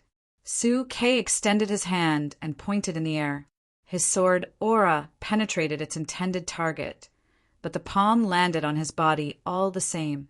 Su Ke's body was sent flying with a loud boom, landing hard on the ground. He spewed blood, feeling all organs within ruptured. If he had not used his killing sword aura to fend off most of the force of the attack on his body, the attack would probably have destroyed all his internal organs, killing him right there and then. At the same time, countless devil halberds whooshed at Su Quebec. He quickly retreated behind, evading the incoming attacks like a specter. "You crazy bastard!" Su Ke quipped coldly as he steadied himself. Blood was still dripping from Yu Sheng's hand. He felt a tinge of frustration as he stared at Su Quebec. He failed, and a chance like that was hard to come by a second time. "Sword!" Su Ke shouted in rage. Countless killing storms descended around him, turning into countless killing swords circling Su Ke's body before coalescing into one blade. Su Ke's silhouette disappeared in the very next moment. Terrifying killing storms engulfed Yu Sheng's body. Many saw shimmers of blades within, as well as ferocious attacks dealt by Yu Sheng. However, Yu Sheng avoided clashing with Yu Sheng altogether. Sword aura gradually whipped about with Yu Sheng at the center, and a killing storm was soon built up. The crisscrossing sword aura threatened to destroy the space. "Yu Sheng, that's enough." Yi Futian yelled he surrenders. Su Ke's silhouette appeared somewhere in the air. The endless killing storm was dispersed, and Yu Sheng's body was seen clearly again. The armor on his body was severely damaged, yet his eyes remained shining with overbearing coldness as he set his eyes on Su Quebec. He lifted his head to look at Yi Futian, seemingly insistent on finishing what he started. "Step down," Yi Futian said gently. Only then did Yu Sheng nod and walk away. Su Ke looked at Yu Sheng's back. If his abilities were not capable of countering Yu Sheng's, it would be difficult to tell who would have emerged victorious in the fight. He saw Yu Sheng to be a madman, and he had no intention to continue fighting one such madman. He flashed and returned to his spot in urgent need of rest. Yu Sheng, however, looked like nothing ever happened to him. He returned to his place before saying to Yi Futian, "It's just you now." Yu Sheng had intended to clear Yi Futian's path for him, and he did not expect to stumble upon a wall at that stage. "It's all right," Yi Futian said. "Go get some rest." "Right." Yu Sheng nodded. Many turned to look at Yu Sheng. While it was true that he lost, no one dared to say that Yu Sheng was weak. In actuality, had Su Ke's abilities not been natural counters to Yu Sheng's, Su Ke might have actually been the one to lose the battle. Furthermore, Yu Sheng was still just a grade 9 noble, and that meant he would grow into a terrifying being. Only 4 cultivators were left on the battlefield: Huang Jiuge, Baizhe, Su Ke, and Yi Futian. The first 3 were deemed the most powerful, and they indeed had been able to make it to the very end. It was, however, completely unexpected that Yi Futian, the dark horse, was able to make it this far as well. Should he just roll over and make way for the remaining 3, then? Chapter 5, 75. The battlefield turned silent all of a sudden. All 4 remaining candidates were coincidentally in 4 different corners. Su Ke was resting, and both Huang Jiuge and Baizhe did not bother making a move in a hurry. Everyone seemed to be waiting for someone else to make a move. The battlefield turned silent all of a sudden. All 4 remaining candidates were coincidentally in 4 different corners. Su-Kei was resting, and both Huang Juga and Bai Zhe did not bother making a move in a hurry. Everyone seemed to be waiting for someone else to make a move. Huang Juga was in no hurry as he had already fought. Bai Zhe had yet to fight anyone. Is he trying to enter the final round like this? He wants his way all cleared before fighting someone? If Bai Zhe gets to stay arrogant like this, then what am I? Bai Zhe was also waiting, but he was not waiting for Huang Juga. He was waiting for Yi Futian. He eyed Yi Futian with a sarcastic look. He wanted to see how long Yi Futian would take to challenge him. Will he avoid fighting me and choose to fight Huang Juga or Su-Kei instead? Bai Zhe was in no hurry. Having come this far, he needed only to win 1 or 2 fights to be ranked number 1 in this round. He had enough patience to wait until then. Yi Futian had, of course, been aware of Bai Zhe's gaze, the gaze filled with provocation and condescension, which seemed to ask Yi Futian, "What are you waiting for?" Those eyes were filled with extreme arrogance. As the second son of White Cloud City, a descendant of a figure ranked 4th on Baron Sky ranking, Bai Zhe was practically born with a silver spoon in his mouth. His background was formidable, his talents extraordinary, and everything seemed to be within his grasp so long as he bothered reaching for it. It was perhaps due to the fact that he had never suffered a loss of any kind, and there were few among his peers who were able to match his prowess in any way. As such, he was arrogant, and he knew nothing about the word respect. That was why he dared to invite Huaju right in front Futian. If it had not been for his second sister being around, Bai Zhe might have been even blunt with his use of words.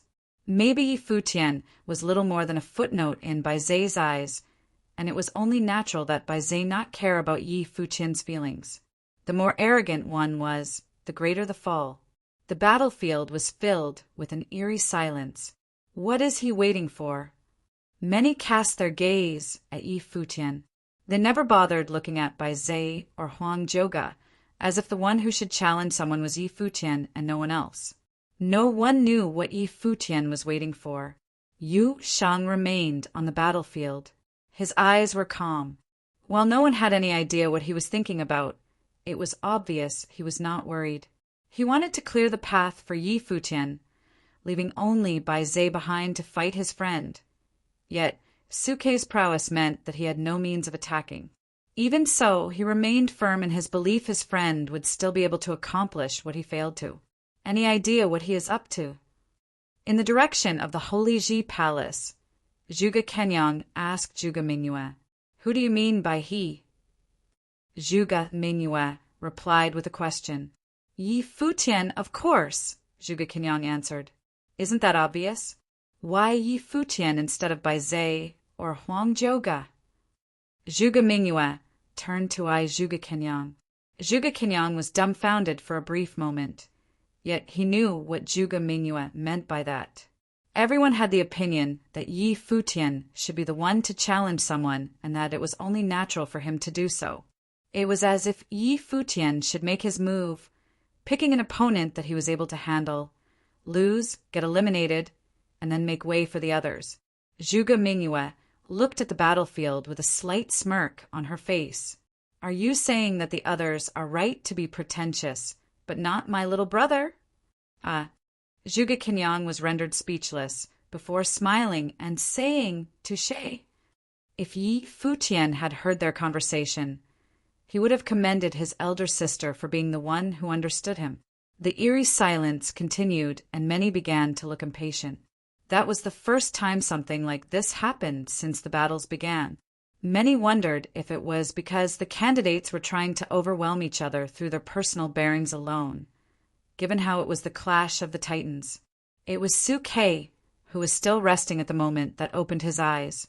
A flicker of a sharp, killing sword will appear in his eyes. He scanned the battlefield before him and set his eyes on Yi Futian. "This is boring." Su-Kei shook his head, smiling, before walking into the battlefield and saying, "It seems like I'm the most boring person in the room." Very well, I'll make a move. You there, get up. Yi Futian was aware of Sukei's gaze and knew that Sukei was challenging him. He stepped out onto the battlefield. Countless eyes turned to look at them both, wondering if things were about to start again. That guy sure knows how to keep people waiting. A gust of killing sword aura encased Yi Futian, yet he lifted his head as if he was judging Sukei before smiling and saying, "You should have been eliminated in the last round." Yi Futian naturally found Yu Sheng to be stronger than Sukei, even if it was Yu Sheng who ended up losing. He nonetheless persisted in his belief, simply because the one Sukei, the one they called the heir of the god-slaying sword, fought was Yu Sheng. If Yu Sheng was to go all out, it would have been hard to tell who would end up dead. The fact remains that I won and he lost. He was indeed powerful, but too bad I was his natural counter. Can't you comprehend that? Sukei's clear voice sounded rather lazy. Yi Futian nodded. He admitted that much. You're right, but you seem to not get it yourself. The one that you shouldn't have challenged is me, Yi Futian said in a flighty tone. A tinge of puzzlement was seen in Sukei's lazy eyes. The one I shouldn't have challenged? You are really a pompous one indeed. The audience outside the battlefield all looked funny. Just what is that guy thinking? He actually went boasting around someone like Sukei? So, you meant that you were able to counter my abilities. Sukei smiled. You'll see soon enough, Yi Futian answered. Interesting fellow you are, Sukei smiled and said. Yi Futian was the first person he met who was able to keep such an air around him. Sukei took only one light step out, and the battlefield was soon covered in killing intent. Endless killing, sword will gathered around him. His sword was a killing sword, and it was only natural for him to select his techniques based on the one he intended to kill. Yu Sheng had explosive power but was relatively weak in the speed of his movements. Yi Futian was different, and Sukei decided that the best course of action was simply to go for the kill right away. Endless killing sword aura gathered before Quebec. He spun the aura with only one hand, his other hand tucked behind him. He looked incredibly dashing as he did so. A fearsome vortex appeared and a sword emerged, a killing sword imbued with the might of the terrifying storm. Go. Sukei slapped out with his palm. Immense killing intent followed the sword's movements, cutting the air between them. The sword zipped about in the air, aiming for Yi Futian. Light of celestial bodies shone around Yi Futian. The heavens and the earth turned into a world of stars. Empowered by the holy will, the celestial bodies grew to look even more real and powerful. Yi Futian levitated in the midst of the celestial bodies, then became clad in the shadow of the rock, looking incredibly dazzling. Shoop! The sword hit its intended target, and the starry defenses crumbled in an instant. Endless sword aura flowed about and descended into the starry world. The seemingly invincible sword cleaved through its obstacles like a hot knife through butter, tearing everything in its path apart. Meteors exploded and crumbled as the sword went past, and nothing seemed to be able to stop the sword's advance. Coldness followed as the stars and meteors were no more. The sword turned into a killing beam headed for Yi Futian. Thunderous light emerged from under Yi Futian's feet, and with a flap of the rock's wings he vanished from where he stood. Rumbling noises were heard, and the sword continued its course, disappearing from that space and heading for the edge of the battlefield. Mighty ones from the Holy Ji Palace interfered and snuffed the sword out. The flowing sword was blocked by the stars and the meteors, as well as the coldness, dissipating without a trace in the starry world. Sukei did not continue attacking. He turned to look at Yi Futian. The starry world was a manifestation of Yi Futian's will, and it turned autonomous. It packed incredible defensive capacity, and no conventional attacks were able to cut through the starry world and get near Yi Futian. It was also impossible for immensely powerful killing moves to attack in large areas, as Yi Futian would have simply evaded such attacks. The only way to truly get to Yi Futian was to do it up close and personal. A sword appeared in Su Kei's hand, a construct materialized using killing sword will. Fearsome storms whipped about around the sword. It was a sword meant to break spells, a weapon capable of cutting through all spells and kill the one conjuring the spells. Su Kei's body vanished from where he stood. Gray mirages flickered around Yi Futian, and an incredibly terrifying killing sword will float in the air, making their way to Yi Futian. Yi Futian activated freedom meditation, and the flow of all auras in the air became crystal clear to him. Moonlight shone in the starry world, and spells of coldness covered the space they occupied, slowing down the flow of all spiritual qi around them. The meteor storm that circled around Yi Futian became encased in frost. The place seemed to have turned into a space responding to his, well, absolutely, preventing the sharp killing sword will from getting anywhere near him. A streak of mirages circled about him. A sword was seen cleaving the defenses of the starry world, and everything the anti-spell blade touched was soon turned to dust. To Su Kei, the place seemed to be entirely defenseless. Yi Futian extended his hand, coalescing the light of the stars into a staff. He danced about as if he was practicing with his staff techniques. Every move seemed naturally ordered, and the power of his techniques grew increasingly intense. His body was soon covered in some kind of terrifying might. What is he doing? Many-eyed Yi Futian. Su Kei was just within an arm's reach of Yi Futian, and he was able to launch a killing blow at Yi Futian at any moment. A fearsome killing sword went straight for Yi Futian's mind, filling the inside of his head with millions of killing intent, tearing everything apart and aiming to destroy his will. At the very same moment, Futian sensed impending danger looming about. He knew that Su Kei was about to make his move. Yi Futian's body became tense, every fiber of his being rendered stiff. The endless killing aura filled every inch of his being, shocking him to the core of his being. However, Yi Futian continued to dance about with his staff as if nothing happened. Within his mind, he saw silhouettes circling around him, trying to find a weak spot to exploit. Yet he was able to see every move of that silhouette clearly. Shoop! A very thin sound was heard as the anti-spell sword lashed out. All spells around were completely broken by Su Quebec. The blade was lashed out at Yi Futian's rear, going straight for his neck. The sword fully intended to spill blood. Lightning flickered and wings flapped. Yi Futian moved forward, drawing a near-perfect arc in the air, before turning around to strike with his staff.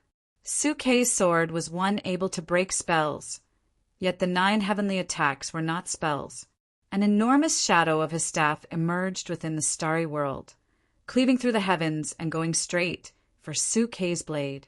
Su Kei looked troubled as he moved like flowing light, lashing out with his blade. He intended to evade the incoming attack, but the extreme will of cold and gravity severely limited his speed. Dazzling golden vines slithered about from his side to entangle him.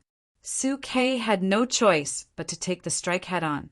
His sword was a killing sword and an anti-spell sword, silent but incredibly deadly. As such, the head-on damage potential of his blade was nowhere near formidable and definitely paled in comparison to Yan Jiu's heavenly sword meant for head-on clashes. However, Su Kei was also an incredibly decisive person. He knew he had nowhere to run to, and as such, he forced his sword aura into his blade. The sword in his hand burst with intense killing light as it clashed with the starry staff. A loud boom signified the crumbling of his sword, and the rush of terrifying power continued its course for Su Kei's body. He retreated by maneuvering the force of the clash at the very moment of impact, and his body continued flying backward. Seal! Yi Futian spat coldly. The stars and meteors, circling, sealed the space they occupied. His body turned into shimmering light like the rock glittering in the air. The broken staff was once again made whole, and Yi Futian struck at his opponent again. Su Kei struck with his palm, a sword embedded in it. The incoming constructs were quickly broken, and his body continued to move forward. He had no intentions of staying any longer on the battlefield, and all he wanted at the moment was to be free from the starry world. However, Yi Futian's speed was no slower than his. The 9 heavenly attacks descended from above. Su Ke pointed at the air with a roar of anger. An endless killing sword aura rushed at the staff like a torrent. The giant staff cleaved right through the torrent of swords and continued striking its target. A loud boom was heard.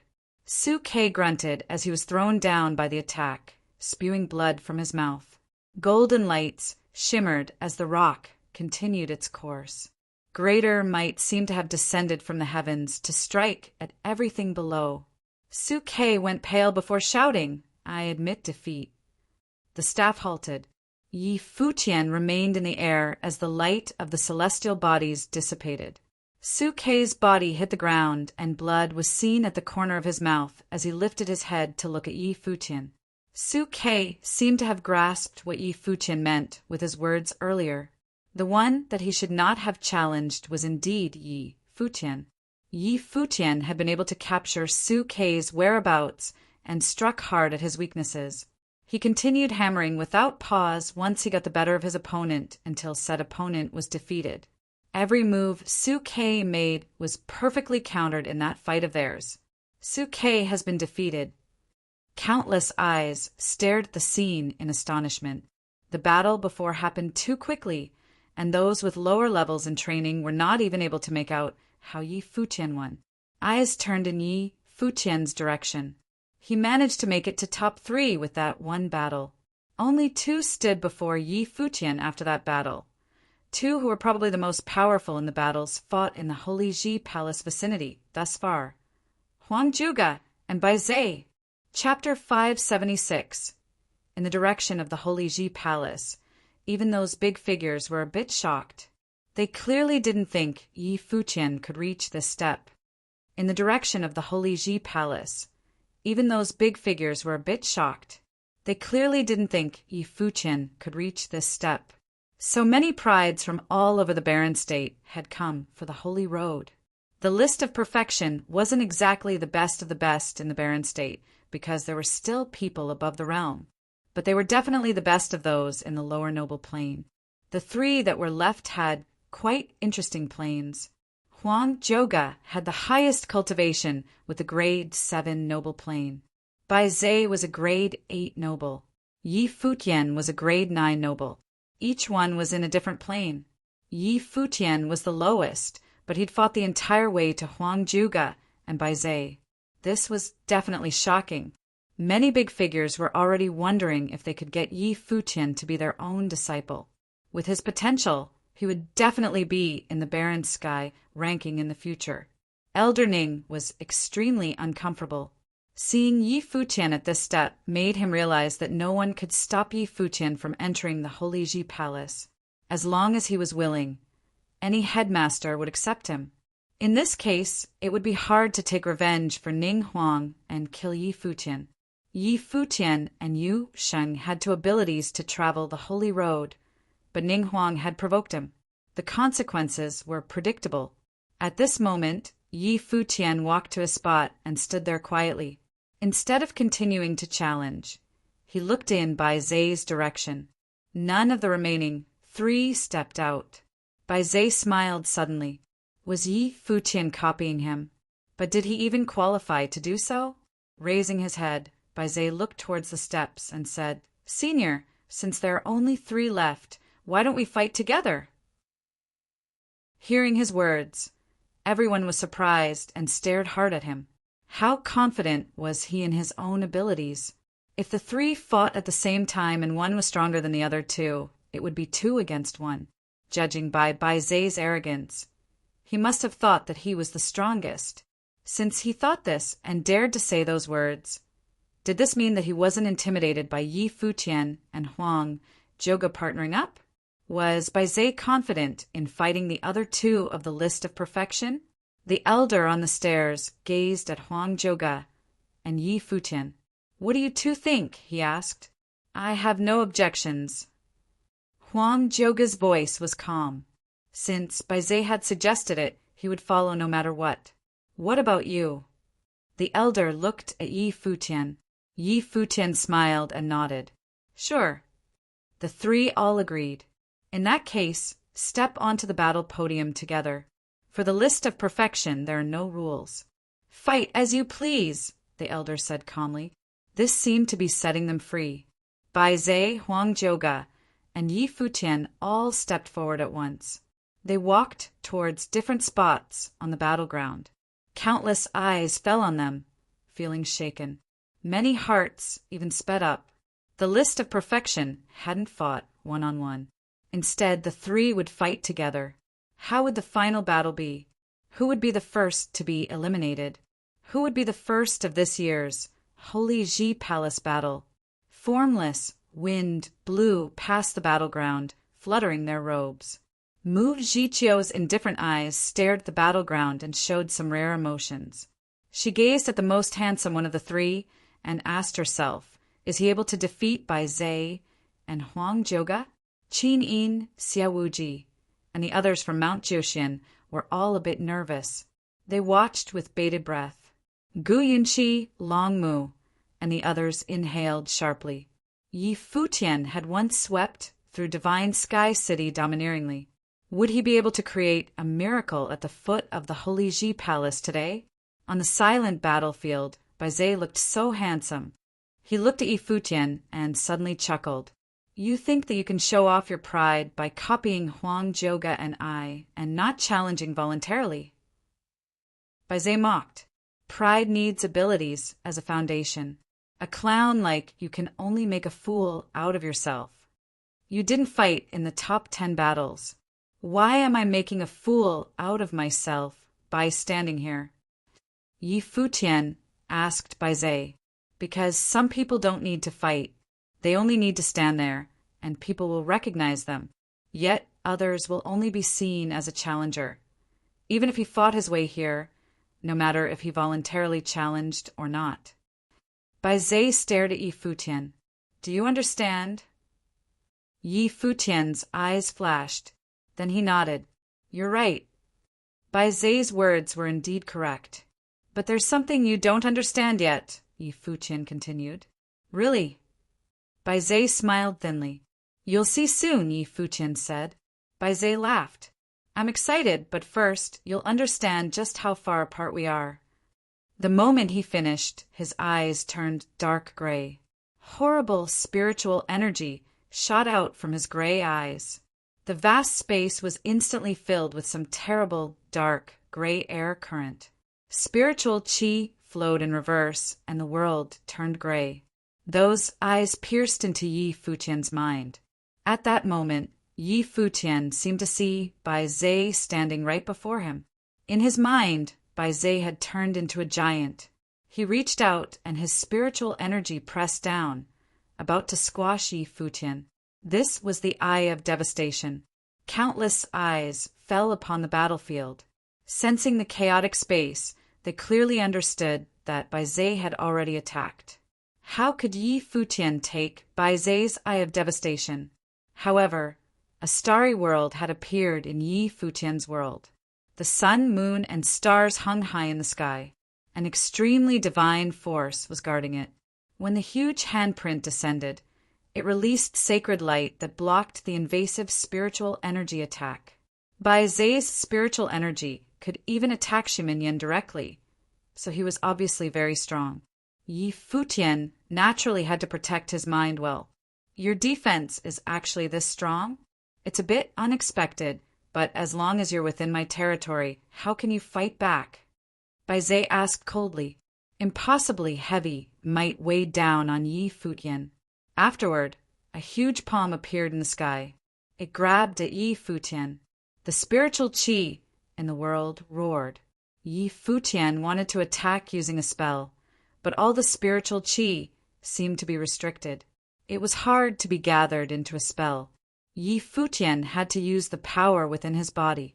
Not being able to resonate with the spiritual qi in the environment drastically reduced a sorcerer's powers.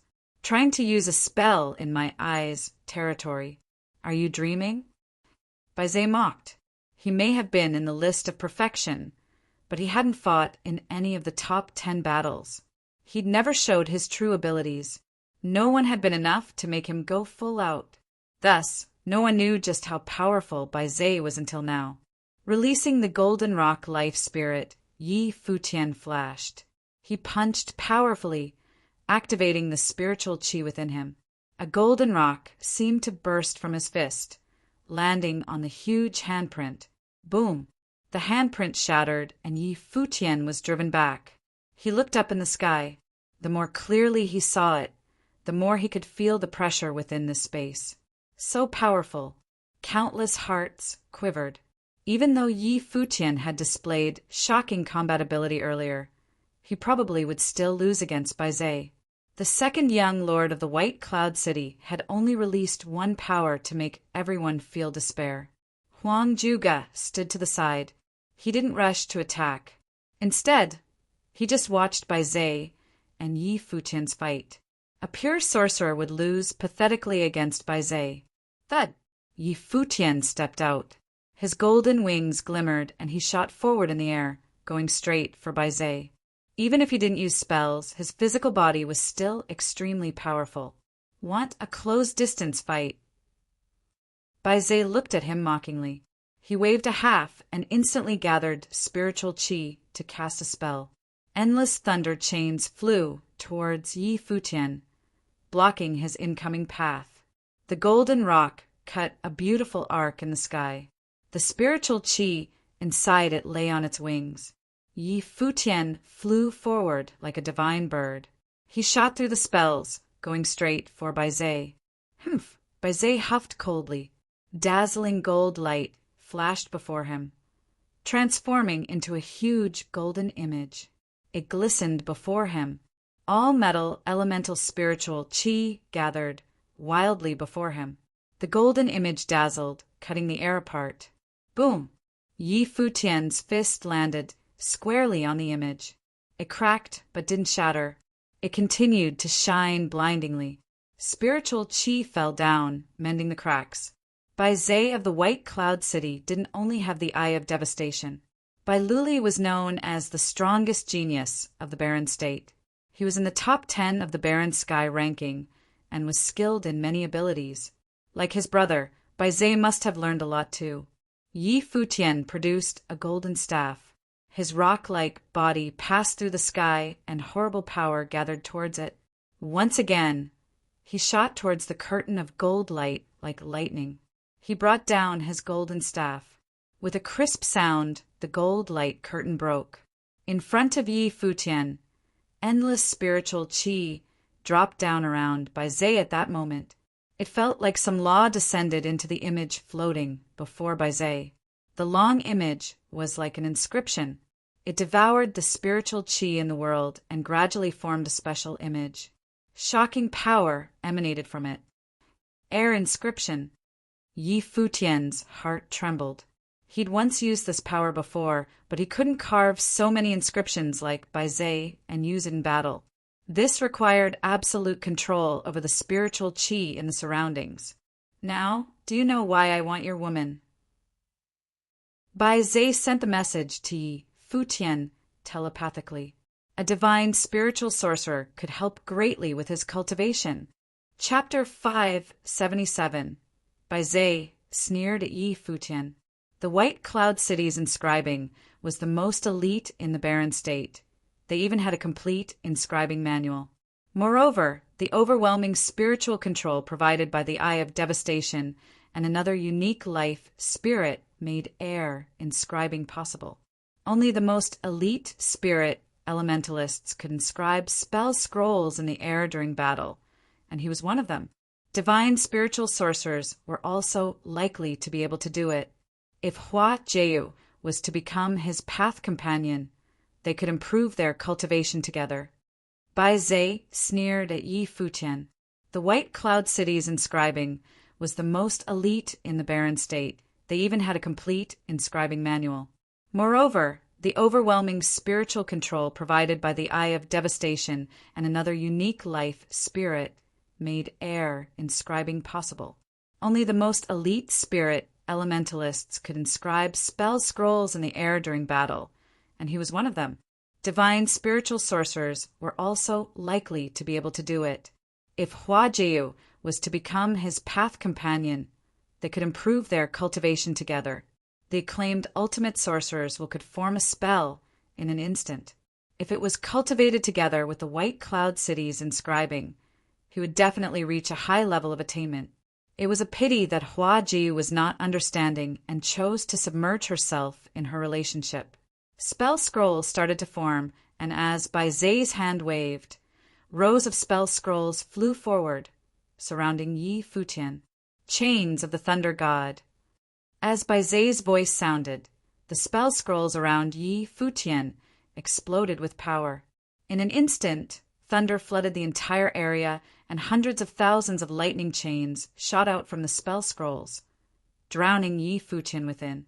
The spell chains of the Thunder God was the spell inscribed in the spell scrolls. Countless spell scrolls activating at the same time. Imagine the horrifying power released. In an instant, Yi Futian was locked down by countless lightning chains in the air, his limbs electrocuted by terrifying lightning.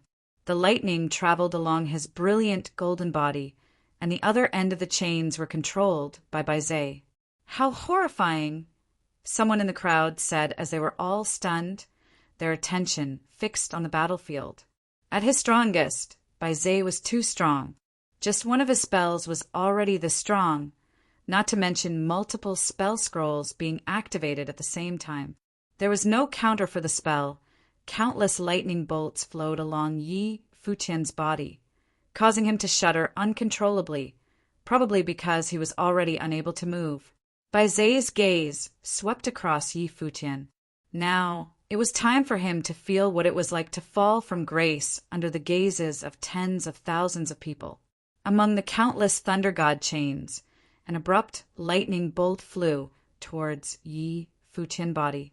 However, at that moment, in Yi Futian's life palace, rustling sounds could be heard as his life spirit. The world tree swayed and let out a brilliant glow. Yi Futian's body seemingly transformed into an ancient tree at that moment, his meridians and bones becoming a part of the tree, and a tree's shadow could be seen within his body. Countless spiritual qi could be seen flowing towards the world tree in his life palace, which was attempting to devour all the spiritual qi.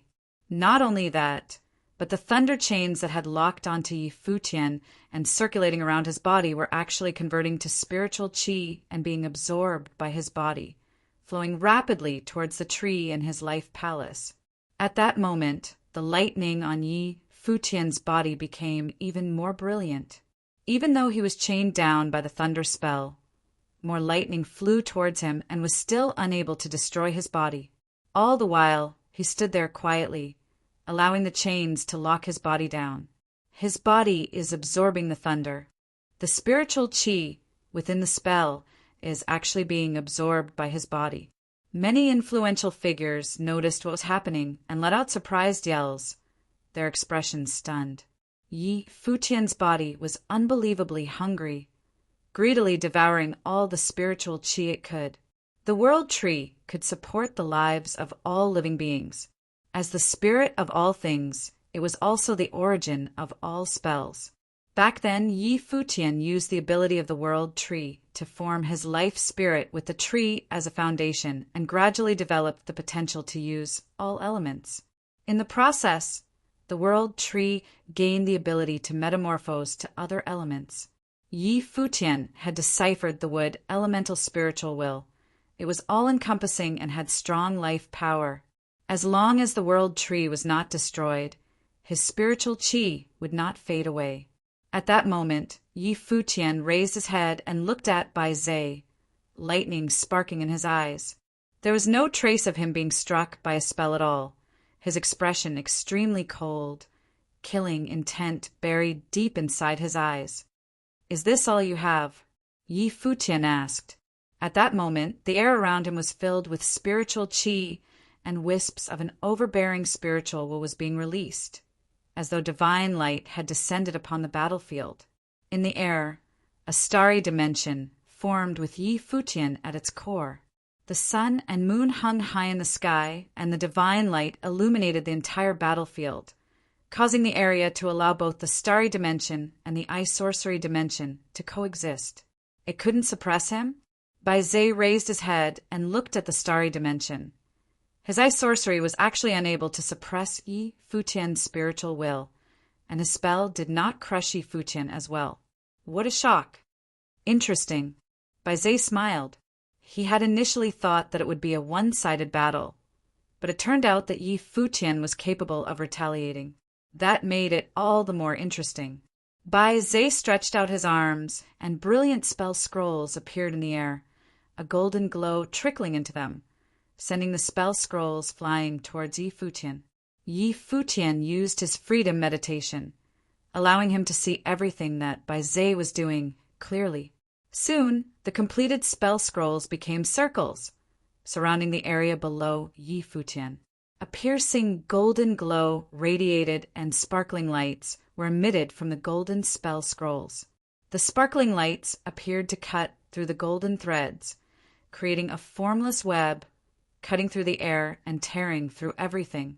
When the crowd saw the piercing light, even Huajiu was worried for Yi Futian. The spell was definitely a lethal attacking spell that was able to cut through even air.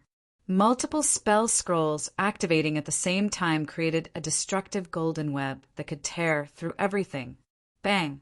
Around Yi Futian, a meteorite barrier appeared in an instant. However, when the golden rays came into contact with it, they cut through the meteorites like tiny wires. The countless rays intersected, and the meteorites were sliced to particles in an instant. They were cut into countless bits, while the horrifying spell continued towards Yi Futian's body. If it came into contact with his flesh, it could probably tear him to shreds. In his life palace, the rustling sounds continued, and an innumerable amount of spiritual qi circulated towards the world tree. Following that, they flowed towards Yi Futian's body. At that moment, the spiritual qi in the sky resonated with Yi Futian, and all the spiritual qi in the area turned into a celestial force. A starry storm that had been compressed to its limit started to revolve around Yi Futian, a clear starry brilliance shining in it. His body turned into immortal celestial bodies. When the spell scroll's attacks landed, countless tiny wires sliced towards him, cutting through the immortal celestial bodies bit by bit.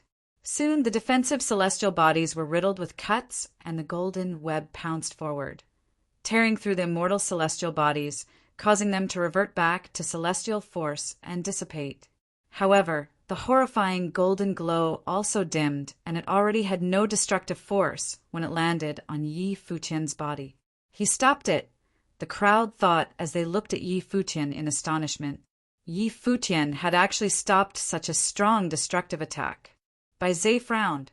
The spell he had cast was an extremely strong killer move of his, but even that was not enough to kill Yi Futian. It seemed that Yi Futian's strength was much higher than he had expected. "Is this all you have?"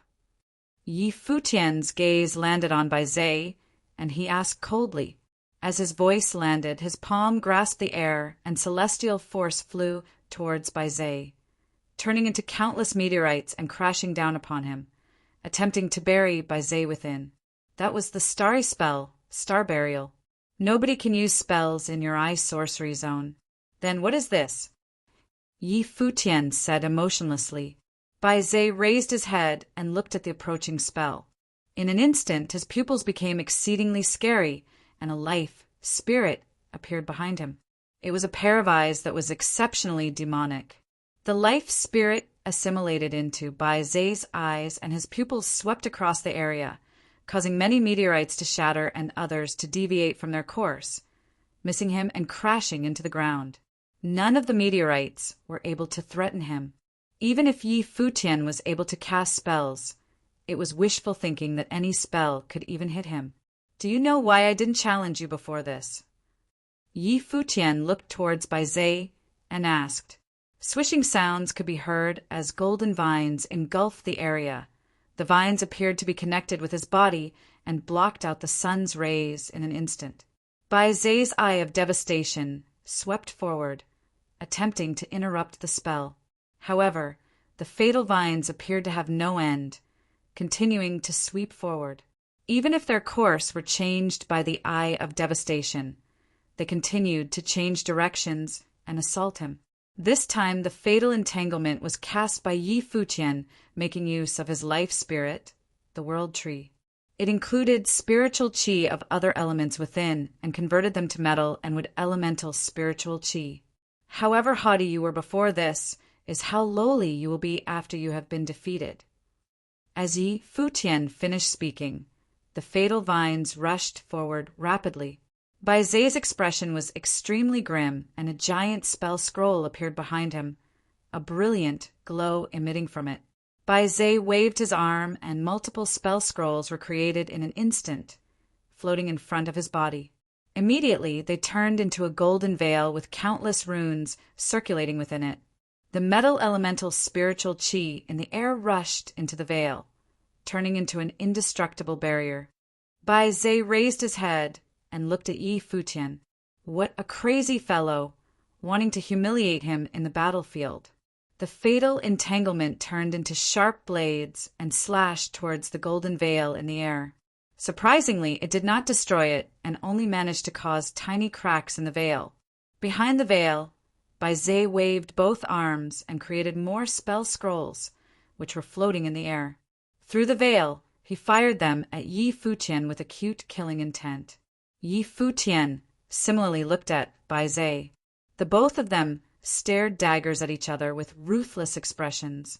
At that moment, a brilliant glow appeared behind Yi Futian, and scrolls appeared, inscribed by spiritual energy. Materialization of spiritual energy. Bai Zei looked at Yi Futian and immediately understood what he was doing. He was also a spirit elemental mandate sorcerer who excelled in spiritual energy. What was he trying to do by crafting scrolls with his spiritual energy? Could it be? When he thought of the possibility, Bai Zei's face turned pale. It was impossible. Is air inscribing that great? Yi Futian asked slowly. As his voice landed, an enormous amount of spiritual energy rushed into his scrolls. At that moment, Yi Futian utilized his spiritual energy to the limit and controlled the flow of spiritual chi. The scrolls floating in the air emitted a blinding purple glow, like they were being imbued into spell scrolls. The crowd saw this and was dumbfounded. Yi Futian also knew the art of air inscribing. To a noble plane cultivator, it would not be hard to learn inscribing if they wanted to. However, to inscribe spell scrolls in the air while battling was insanely difficult.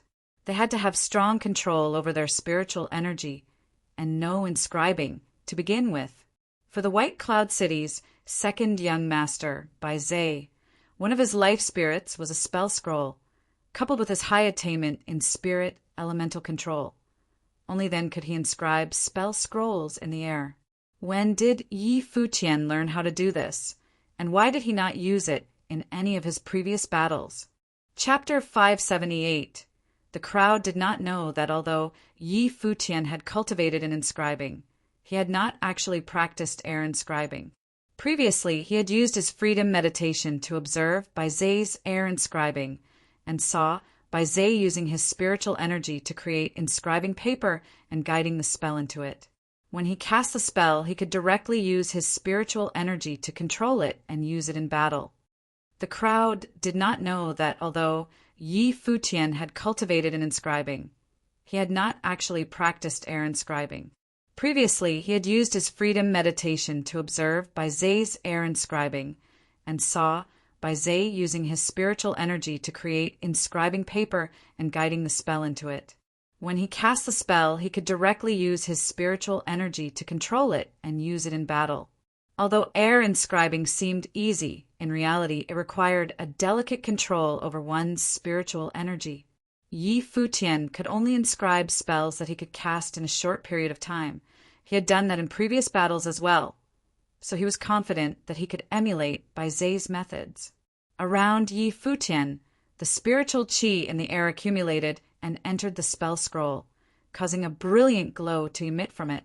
a dangerous might wafted from the spell scrolls as they were being created. The fatal entanglement continued to attack the golden protective veil, and cracks appeared in the veil. Finally, the veil was shattered and the fatal entanglement rushed forward to attack Bai Zai. Bai Zai's body floated in the air, his expression extremely ruthless. He exerted the strength of the Eye of Devastation to its limit and hindered the movement of the vines. At the same time, the spell scrolls in his hand danced around him rapidly, turning into flames that covered the entire area and ignited the countless vines. Fire directly countered wood. The vines burned in the flames, but they were not destroyed and continued to move forward in the fire. Be destroyed. Bai Zai waved his hand once again, and his spell scrolls turned into a humongous golden web, acting as a wall in front of him that moved forward, slicing everything in its path. The fatal entanglement spell was continually crushed, but the web strength was also diminished as well. At that moment, Yi Futian brandished his arm and countless spell scrolls flew towards the golden web. Purple thunderbolts appeared in the air and turned into serpents, flying towards the web. It was the spell punishment of the Thunder God. The brilliant thunderbolts cut through the air and slid through the openings in the web, snarling towards Bai Zai's body. Around Bai Zai, a radiant protective veil appeared, and the punishment of the Thunder God crushed it as it landed on the veil, continuing towards his body. At that moment, Bai Zai's hair was dancing wildly, and his eyes became exceptionally demonic. An illusion of a pair of giant demon eyes appeared behind him, and the punishment of the Thunder God either flashed by his side or was decimated. But none of the thunderbolts were able to reach his body. In the air, a phantom descended with rock wings, like a beam of light dashing towards him. A gleam appeared in Bai Zai's eyes. Was he going to try close-range combat after the spell war? The dazzling figure struck out at him with a rod, the 9 heavenly ataxes might crushing down. Many people were dumbstruck that Yi Futian had actually made it close to Bai Zai. If the attack hit Bai Zai, what would the outcome be? An intense light burst forth, and a spell scroll life spirit appeared behind Bai Zai. An innumerable amount of spiritual qi gathered around him, and he pointed towards his life spirit with both hands. At that moment, his life spirit transformed into a giant spell scroll, its golden glow scattering down upon the land. A huge word appeared and attempted to squash Yi Futian. The rod and the falling crush collided, and a piercing golden light flooded the skies. The ancient word was eradicated, but Yi Futian was also knocked back by the impact. Only the spell scroll life spirit remained in its luminance. How strong, thought the audience as their hearts pounded. Was this what a fight between the elite contestants was like? They had all thought it would be the duel between Bai Zai and Huang Zhouge, but they had not expected the battle between Yi Futian and Bai Zai to be this intense as well. The two of them wielded strong abilities. Bai Zai was the second young lord of the White Cloud City, so everyone knew that he was strong, but they did not think that Yi Futian would be equally overbearing. The Eye of Devastation was unable to counter him, and he knew air inscribing as well. On the martial arts side, his rod skills were able to tear through the air and force Bai Zai into using his twin life spirits to make Yi Futian retreat. At that moment, in the battlefield, Bai Zai stared coldly at Yi Futian. He had not expected that he would be forced to such a state by Yi Futian. He was the second young master of the White Cloud City, and he only respected one person apart from his elders, his brother Bai Luli. Apart from him, he had never treated anyone in the barren state as his equal. They all had to look up to him. He would become like his brother, a figure respected by everyone. Now, in the battle to enter the Holy Ji Palace, how could he be defeated? Especially to Yi Futian, whose cultivation level was even lower than him. Definitely not. Yi Futian floated in the air, his now golden eyes observing Bai Zai. If you looked carefully, you could see killing intent in them. He knew that this second young lord of the White Cloud City had never treated him as an opponent. Otherwise, why else would he express his admiration for Jiu in public and ignore him? Moreover, in the battlefield, he transmitted a message and insulted Yi Futian. If it wasn't out of consideration for his image, he might have said it out directly. In the eyes of the presumptuous young city lord, Yi Futian was but a mere ant that he could humiliate, trample, and even destroy. Since that was so, today would be a day he would remember forever. In his life palace, the rustling sounds continued as spiritual qi of all attributes appeared to be resonating with him. Yi Futian could feel that if he released his world tree life spirit, the spiritual qi in the air would all rush towards him. However, his did not do so. He had already revealed too much with his other life spirits. It was better to keep his natal spirit hidden. Even so, in the starry dimension, a myriad of spiritual qi continued to pound downwards. "Star pillar," Yi Futian said emotionlessly. As his voice landed, starry stone plates fell from the heavens, and with multiple crashes, the stone plates transformed into stone pillars, sealing off the entire area and Baize's escape route. The people who saw this were all stunned. What was Yi Futian trying to do? By sealing off Baize's escape route, he was also trapping himself within. Was he this confident that he could defeat Baize? Baize felt humiliated, and the giant spell scroll life spirit in front of him looked like a brilliant slate. He made madras with his hands, and his fingers pointed towards the spell scroll. In an instant, the spiritual qi within his body flowed rapidly towards the spell scroll, and countless purple thunderbolts turned into serpents and descended upon his life spirit. In that instant, there appeared to be countless bolts of thunder coiling around the spell scroll, making it look like a holy talisman with a horrific, destructive aura emanating from it. Baize's body was completely drowned in the thunder and appeared transparent. His surroundings had transformed into a thunderbolt dimension. The thunderbolt struck the starry pillars, causing cracks to appear in the pillars. One could imagine the might of the spell. Yi Futian naturally knew the power of the spell scroll. It could cast spells that were beyond one's ability. Moreover, Baize had the spell scroll life spirit and could use it to craft spells directly, so he could definitely create an immense destructive spell. He could see that Baize was preparing his final strike. In his life palace, the world tree devoured all the spiritual qi and turned into the shade of the stars. Yi Futian's life palace transformed into a real starry dimension, and its power flowed into Yi Futian's body. Immediately, Yi Futian's skin started to emit a brilliant starry glow, and spiritual qi of all elements started to move towards his body, turning into the light of the stars, circulating around his body. His body was like a star. If it was pushed to the limit, it would be inextinguishable. On top of that, a starry pole arm appeared in Yi Futian's hands, and as his wings opened, he started to fly in the air. A horrifying might descended, and in the starry dimension, Yi Futian's speed started to increase, and it was almost impossible to catch a glimpse of his body. All that could be seen were after images. Purple thunder shot out from Baize's demonic eyes, and his spiritual energy locked onto Yi Futian's body. Trying to avoid his strongest spell by raising his speed to the limit? Not so fast. It's too brilliant. As more cracks appeared on the starry pillars, the crowd could feel what was happening on the battlefield through the cracks, and they saw the divine bird, the rock pushing its speed to the limit and darting through the air with a terrifying might surrounding its body, while destructive force appeared in front of Baize, attempting to destroy everything. Huang Juga stood below the battlefield, watching the battle unfold. He was astounded as well. He had not thought that the battle between Baize and Yi Futian would reach such an overwhelming extent. Fire burned in his eyes as he acknowledged both of them as worthy opponents. What a pity that the two of them were battling. He was in no position to interfere. "Almighty Thunder Guide, kill," Baize said cruelly. As his voice landed, a bolt of thunder struck Yi Futian, who was darting through the air.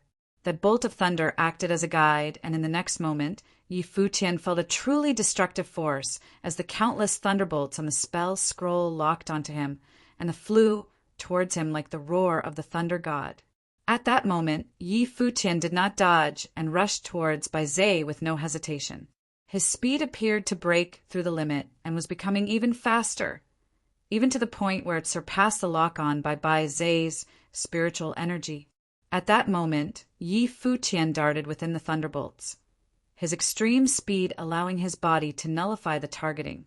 Many of the attacks missed his body and struck behind him, but there were still numerous thunderbolts that struck him directly. However, Yi Futian's defense was unyielding, but it continued to be torn apart as cracks appeared in the inextinguishable starry defense and the light of destruction appeared on his body. However, Yi Futian did not stop and instead dived past the thunderbolts. The inextinguishable starry defense was finally shattered and imposing thunderbolts struck Yi Futian's body. But he still appeared in front of Bai Zai as Bai Zai watched him get closer in horror. "This isn't possible!" Bai Zai saw the descending figure and roared, casting defensive spells on his body. Faster than lightning, a polearm swung down from the air towards him. Bang! With a dull sound, Bai Zai's defenses were crushed in just one strike, and Bai Zai's body curled up, blood streaming from his mouth as he fell rapidly to the ground. At the same time, Yi Futian started to descend rapidly as well. Bang! Another dull sound, as Yi Futian's foot stepped down on Bai Zai's body, crushing him beneath his feet. Another stream of blood appeared around Bai Zai's mouth, and he stared menacingly at Yi Futian. He had been trampled by Yi Futian and humiliated. Bam! The two of them landed, and the sound of breaking bones could be heard as countless people held their breaths and watched the scene in amazement. Yi Futian had trampled Bai Zai and smashed him into the ground.